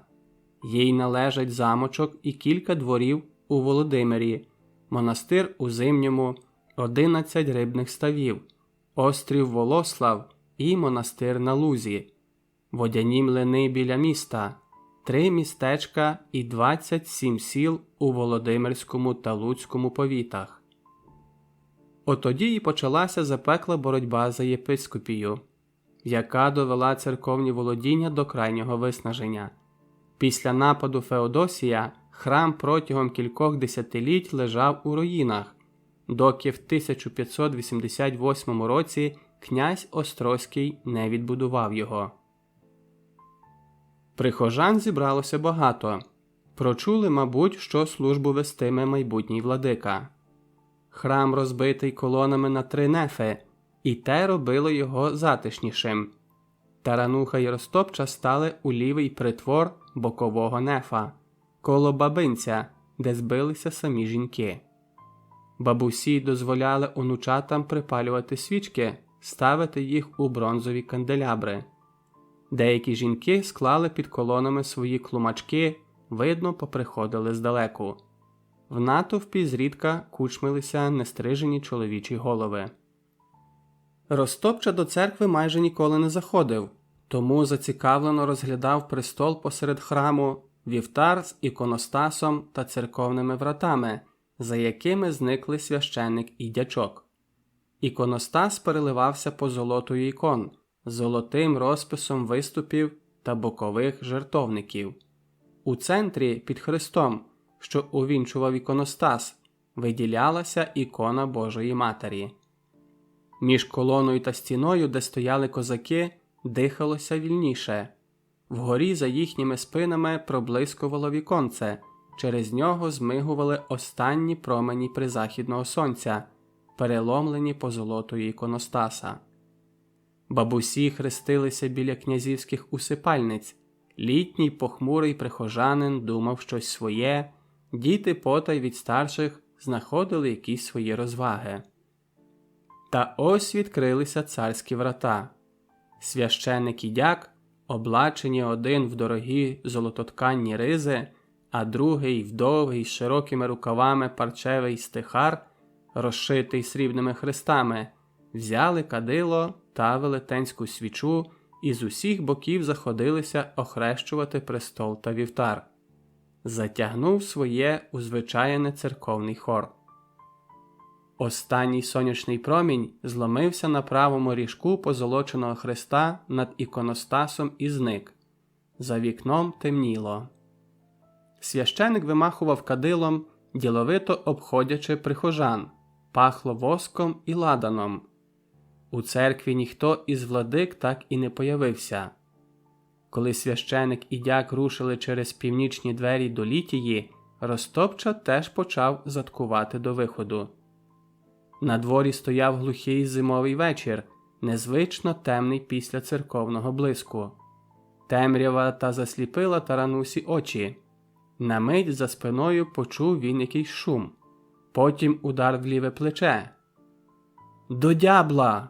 – простогнав за спиною чийсь голос. Тарануха крутнув різко, ще встиг побачити вивернуту Ростопчею руку літнього прихожанина. У ньому одразу впізнав одного із слуг Іпатія Потія.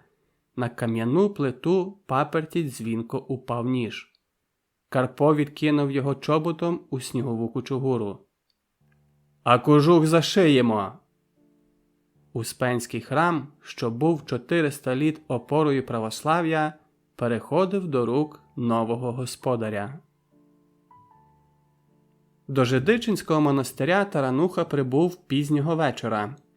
Карпові їхати не дозволив. Передаючи коня Стахові, запитав: «Князь ще не заспокоївся?» Стаха уже кілька разів допитували, цікавляться, хто такі нападники та куди вони зникли. «А той, що врятувався, носатий, когось пам'ятає?» «Хто його зна? Карпа він запам'ятав. Отець Танас давно уже очікував тарануху. Уже й депутація Львівського братства із Москви повернулась, а тебе, отроче, все нема. Чи не задарма вони їздили, питаєш? Щедру милостиню привезли. Соболі, куниці, золото на царські врата та на покриття хреста, гроші для шпиталю. А хто ж нам дасть? Краків? Звичайно, Москва. І одразу перейшов на володимирські події. Він уже мав звідкись добру інформацію, може навіть більшу, ніж привіз тарануха. Наш управитель Григорій, синовець Балабана, теж хотів їхати до Володимира, та вони щось не поділили із владикою Кирилом. Немає миру між ними і, мабуть, не буде. Хіба тоді знали, що Терлецький двічі робитиме замах на жидичинського управителя? Тарануха виклав, що бачили і чули у Володимирі, висловив свої припущення. «Розділяю думки твої, отроче, що Іпатій Потій не той, за кого себе видає. Кажеш ти мені не перший. Його порівнюють із владикою Кирилом. Владиці далеко до Потія. Коло першого півроку ходжу й нічого, а цей за кілька днів побачив, хто ми. Князь Четвертинський вас шукає. Треба вам, отроки, зникнути хоч на деякий час. Ти вірно речеш, що Потій не владика Кирило. Відпусти нас, отче, до Косинського, попросив Тимко. Той подумав і благословив. Йдіть, куди ваша совість велить. Шкода тільки, що так і не вихопили бланкети.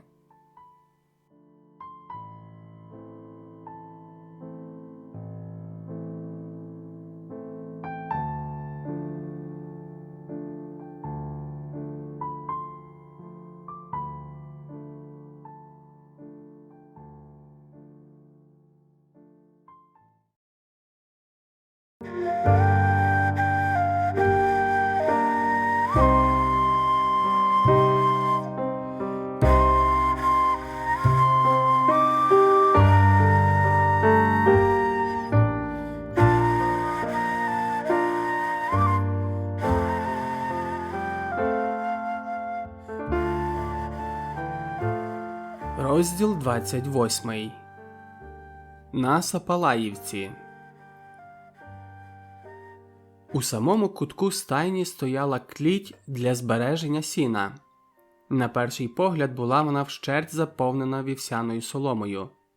Карпо відсунув солом'яний куль і за ним побачив так-сяк збиті з обаполів двері комірчини для фуражу. Туди і сховав він Яцка та другого колодника від сторонніх очей.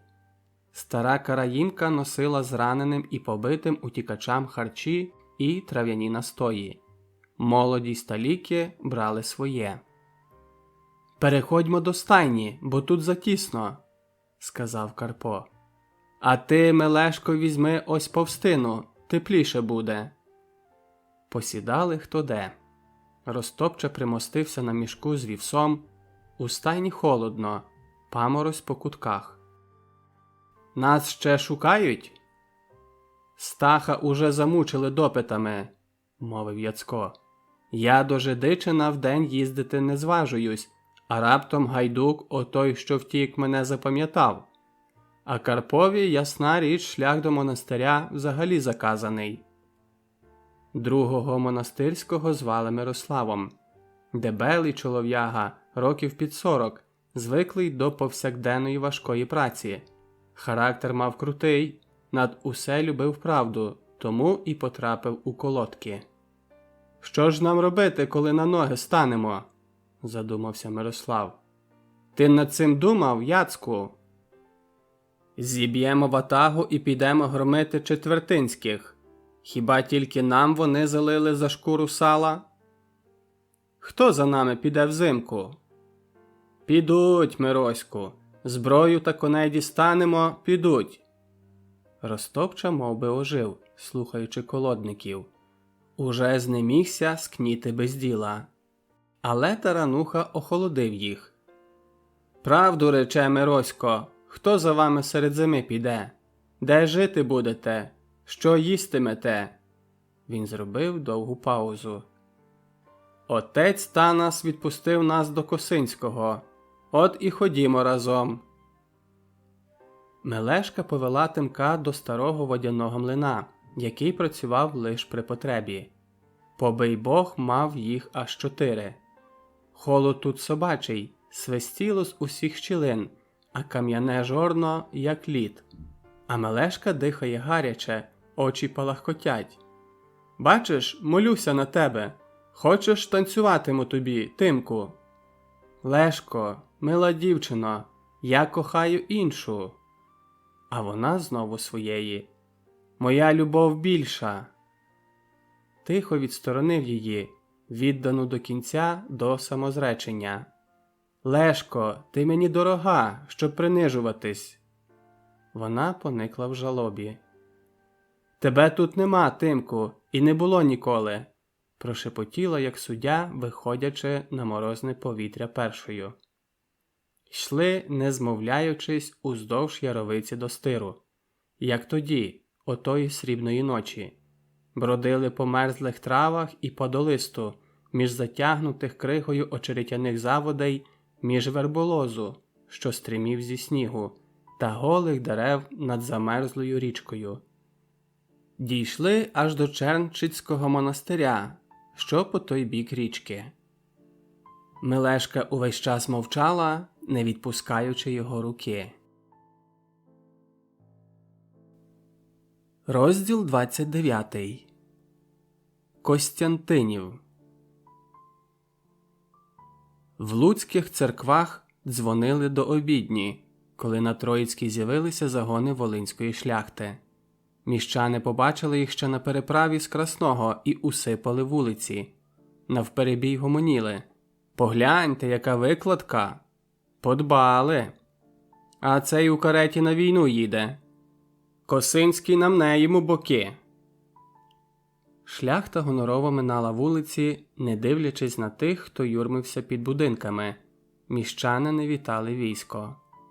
Потягся обоз. Уже й вершники зникли за горбом, а він ще не кінчався. Навіть обозні вози були обтягнуті пурпуром із золотою шнурівкою. Через якийсь час із Дубинських воріт виїхав ще один шляхтич з 3 добре озброєними пахолками. Туго набиті сакви свідчили, що шлях у подорожніх буде неблизький. «Бажаємо панові звитяг!» – кинув догідливо один із стражників на воротах. Шляхтич дав йому злота – за побажання чи за те, що легко випустили. Слідом за вершниками із Дубинської брами вийшла якась дівчина, добігла до початку Кривого мосту і спинилася там. Стояла зі збитою на потилицю хусткою у розстебному кожушку, аж поки вершники не зникли за митною коморою. Тимко оглянувся, прощально звів руку, хоч відчував – вони ще зустрінуться. Подорожні ожили, як тільки місто сховалося за горбами. «Пронесло!» – сказав Тимко. «Ну, з Богом!» Карпо аж сяяв. «Уявіть, сьогодні вже не бачитиму оту довгополу породу. Як же вони мені набридли!» «Гріх таке говорити, козаче!» Осудливо кинув Мирослав, хрестячись вільною рукою. «Я б оце усіх владик на одну гіляку!» – вів своєї Ростопча. «Або як на січі, ракам на корм. Вірою торгують, як цигани кіньми». Коні тюпали бадьоро, мабуть, також знудьгувалися по дорозі. Утрамбована тисячами копит, вона знадливо кликала вдалину. Перші години не відчували і відстані. Не щулися, коли вигулькнуло в заплаві річки Дубно. Неподалік передмістя вершники спинились. Уторований шлях показував, що Володимирська шляхта з обозом попрямувала до Луцької брами. Інша дорога повертала ліворуч і губилася десь за скрижанілою іквою у дрімучих лісах, які оточували Дубно. Ростопча звернув коня на приміський шлях, За ним рушила решта вершників.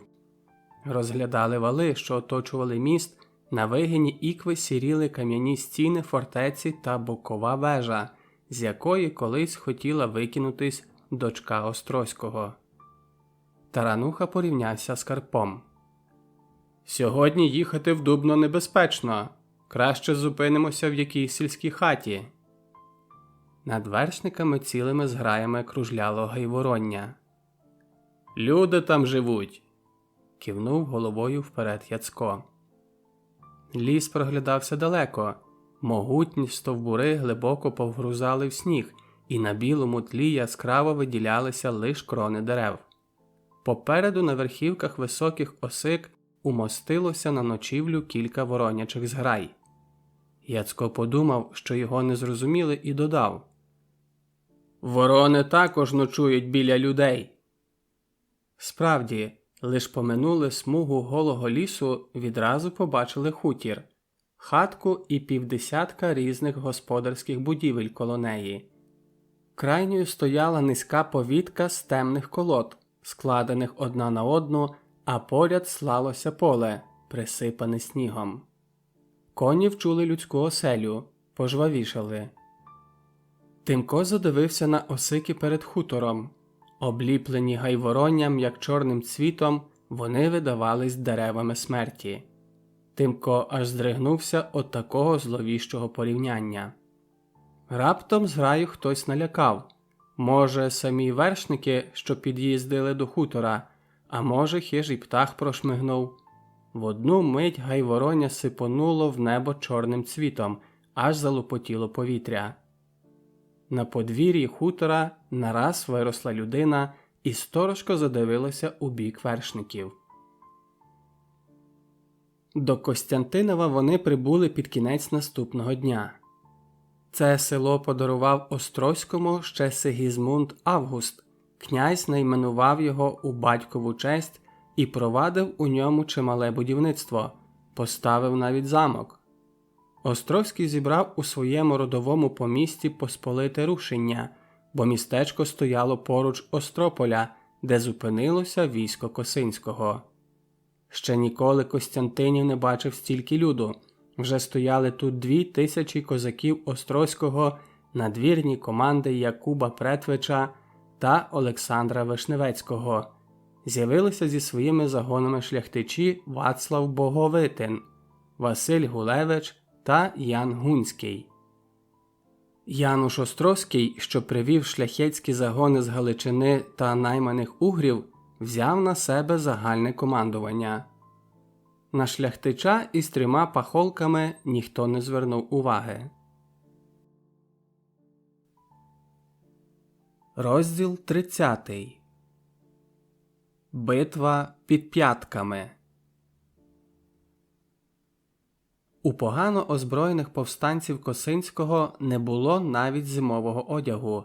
Не мали вони вдосталь і продовольчих запасів. Багато селян давно розбрелося по домівках. Побачивши, що шляхетське військо готове до виступу з Костянтинова, повстанці вирішили відійти на більш вигідні позиції. Рухали за козацьким звичаєм табором.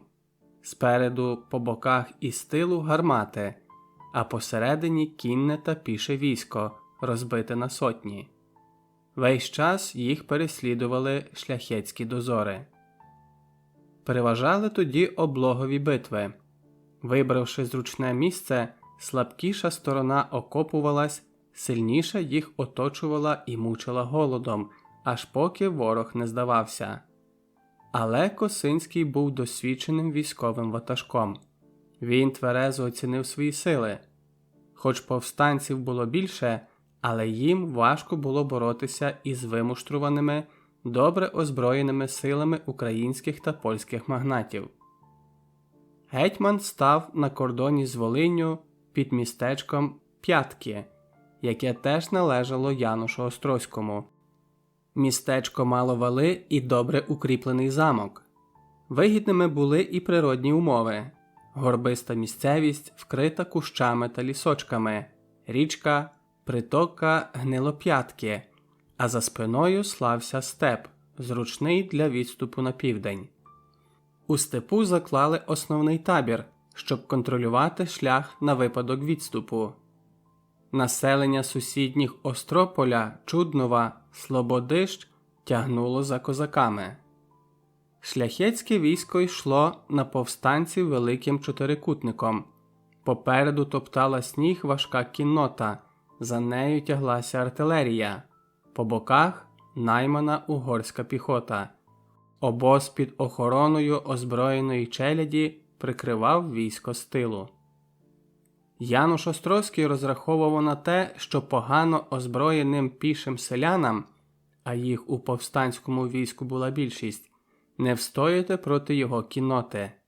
Єдиний захисток – шанці, та як окопаєшся, коли земля промерзла на півметра, стояли високі сніги, лютували хуртовини. 2 лютого 1592 року Острозький пішов у наступ. Спершу успіху вони не мали, шляхта не могла захопити зроблений із возів, скріплених ланцюгами, козацький табір. Князівська надвірна поліція почала відходити. Косинський кидав усі сили, щоб відтиснути шляхту від степового табору. Та несподіваний удар закованої в лати шляхетської кінноти, так званої панцирної коругви, розірвав козацький табір і змусив повстанців відходити до міста. Низькорослі козацькі коні грузли в снігових заметах, позбавили січовиків руху, а селяни взагалі втратили здатність до опору. Шляхта гналася за втікачами до самого міста, рубала їх, колола списами, топтала кіньми. Косинський загубив 26 гармат і всі коругви. Вишневецький войт Костянтин Цешинський у листі до Миколи Жолкевського хвалькувато писав, що в цьому бою лягло близько 2000 повстанців, а шляхтичів не загинуло і десятка. В числі останніх, хто зник за міською брамою, був шляхтич з 3 пахолками, які чомусь перекинулись до переможених. Опинившись за міськими стінами, Косинський забрався в приготовлений для нього будинок шляхтича, що втік із містечка і не пускав до себе нікого, навіть вірного Івана Крячковича. Старшина тупцювалася в сусідній кімнаті, але зайти до гетьмана не зважувалась. Нарешті Косинський переміг відчай. «Івана до мене!» – крикнув Джурі. Іван Крячкович із шаблею і каламарем біля пояса відчинив двері гетьманової світлиці. Косинський навіть не повернувся від вікна, за яким безладно збилося козацьке військо. «Ганьба! Яка ганьба!» «Війна, гетьмане, а на війні трапляється всяке!» намагався втішити Косинського Крячкович. «У всьому я винен! Нащо розпорошили сили? Нащо погодився закласти ще один табір? Хотів мати шлях для відступу та й погубив усю нашу справу!» Іван Крячкович заспокоював його. «Гетьмане, ти казав, щоб зібрати всіх за валами. То старшина?» «Гетьман за все в отвіті. На те він і гетьман, щоб робити остаточні рішення». А через мить відірвався од вікна, налитий безсилою люттю. «Клич старшину!» Старшина тихо заповнила світлицю. Багатьох гетьман не побачив, лишилася за брамою, десь у снігах. «Як будемо діяти далі, панове?» Стояла нерушна мовчанка. Мовчав і гетьман, пригнічений непоправним, аж поки не згадав, що він гетьман. «Рушайте до своїх сотень, рихтуйте їх до прориву. Втечі, коли хочете. Виступаємо завтра вранці. Ні, вдосвіта, коли шляхетне панство заб'ється у передранковому сні». Старшини мовчки вийшли із світлиці. Лишився один Крячкович. У досвіта широко розчинилася брама, і на шляхту, зморену холодною безсонною ніччю, налетів шквал козацької кінноти. Ударили на валах гармати, які лишилися у повстанців. Першими за Косинським летіли січовики, запеклі і люті.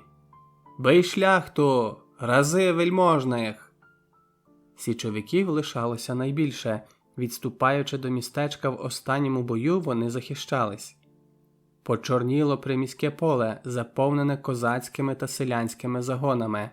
Отримали наказ гетьмана не вириватися за окремими шляхетськими групами, а кучно таранити ворога, маючи за спиною розчинену браму.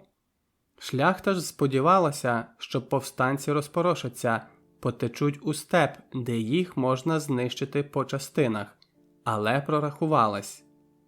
Бій розгорявся, біля Косинського зібралися найдобріші воїни. «Бий шляхту! Рази бидло! Лотри! Зрадці! Ослушники!» Угнулися селянські загони зліва, поламалися ряди, відступаючи, стали валити своїх.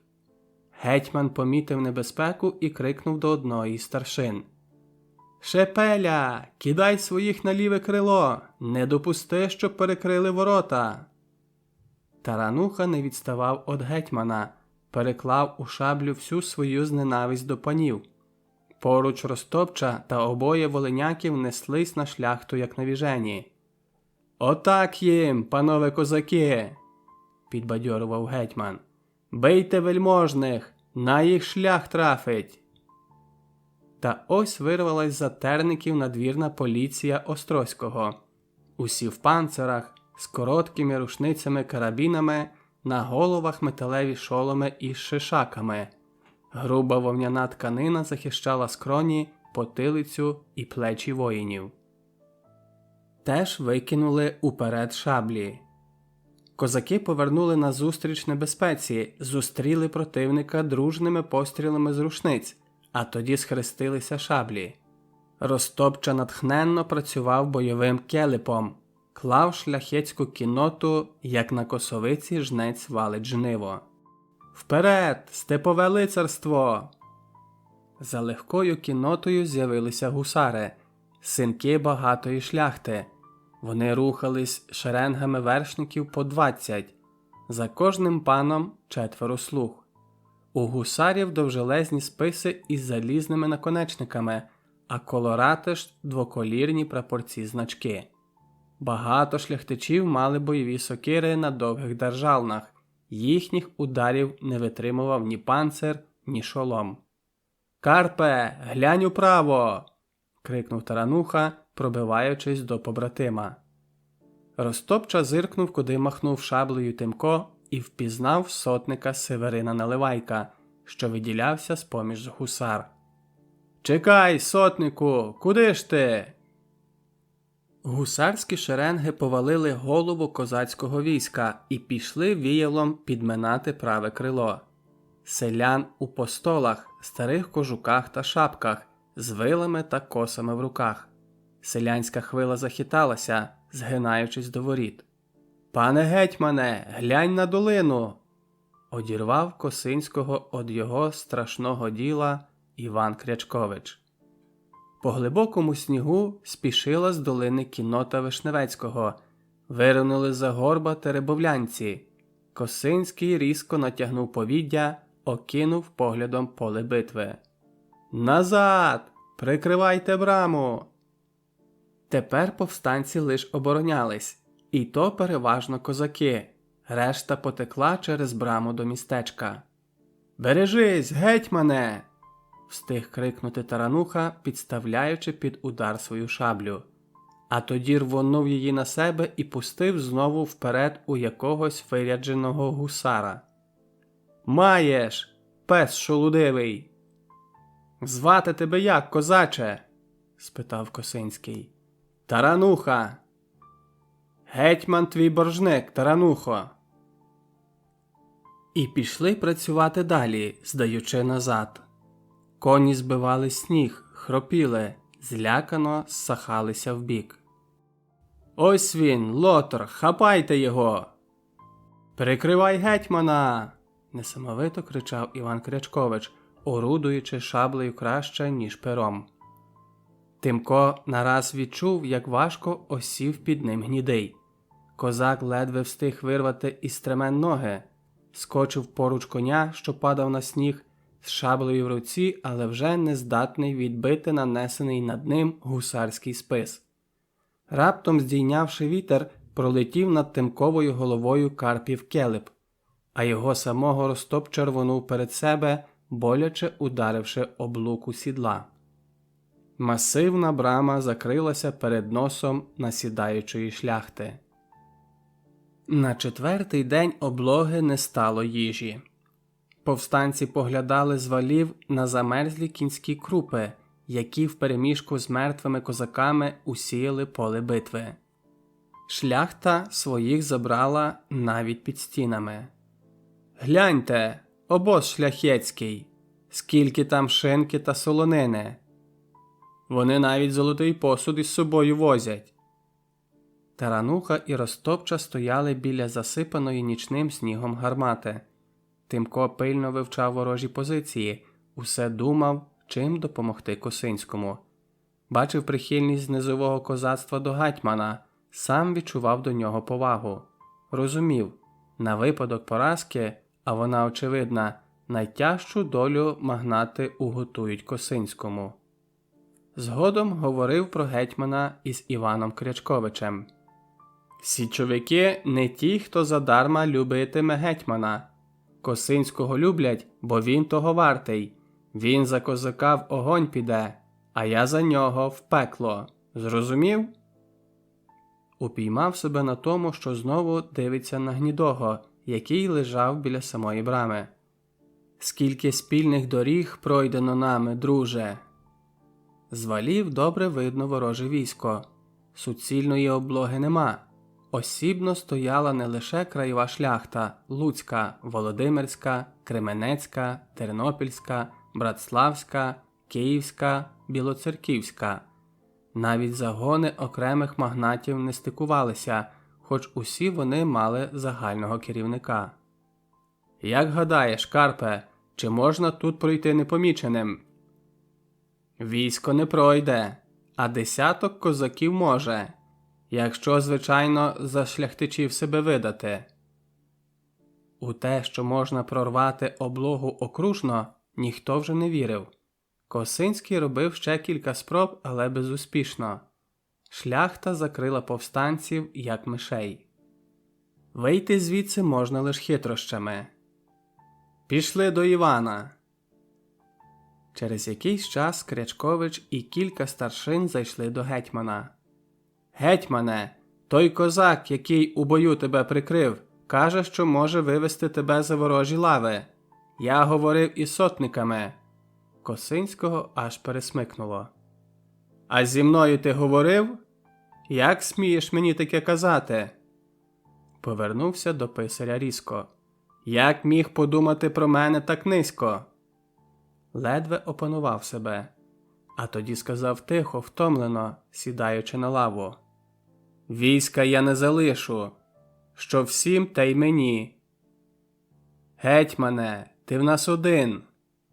Нікуди без війська я не піду», – крикнув щосили Косинський. Почався другий тиждень облоги. Все, що можна їсти, повстанці з'їли.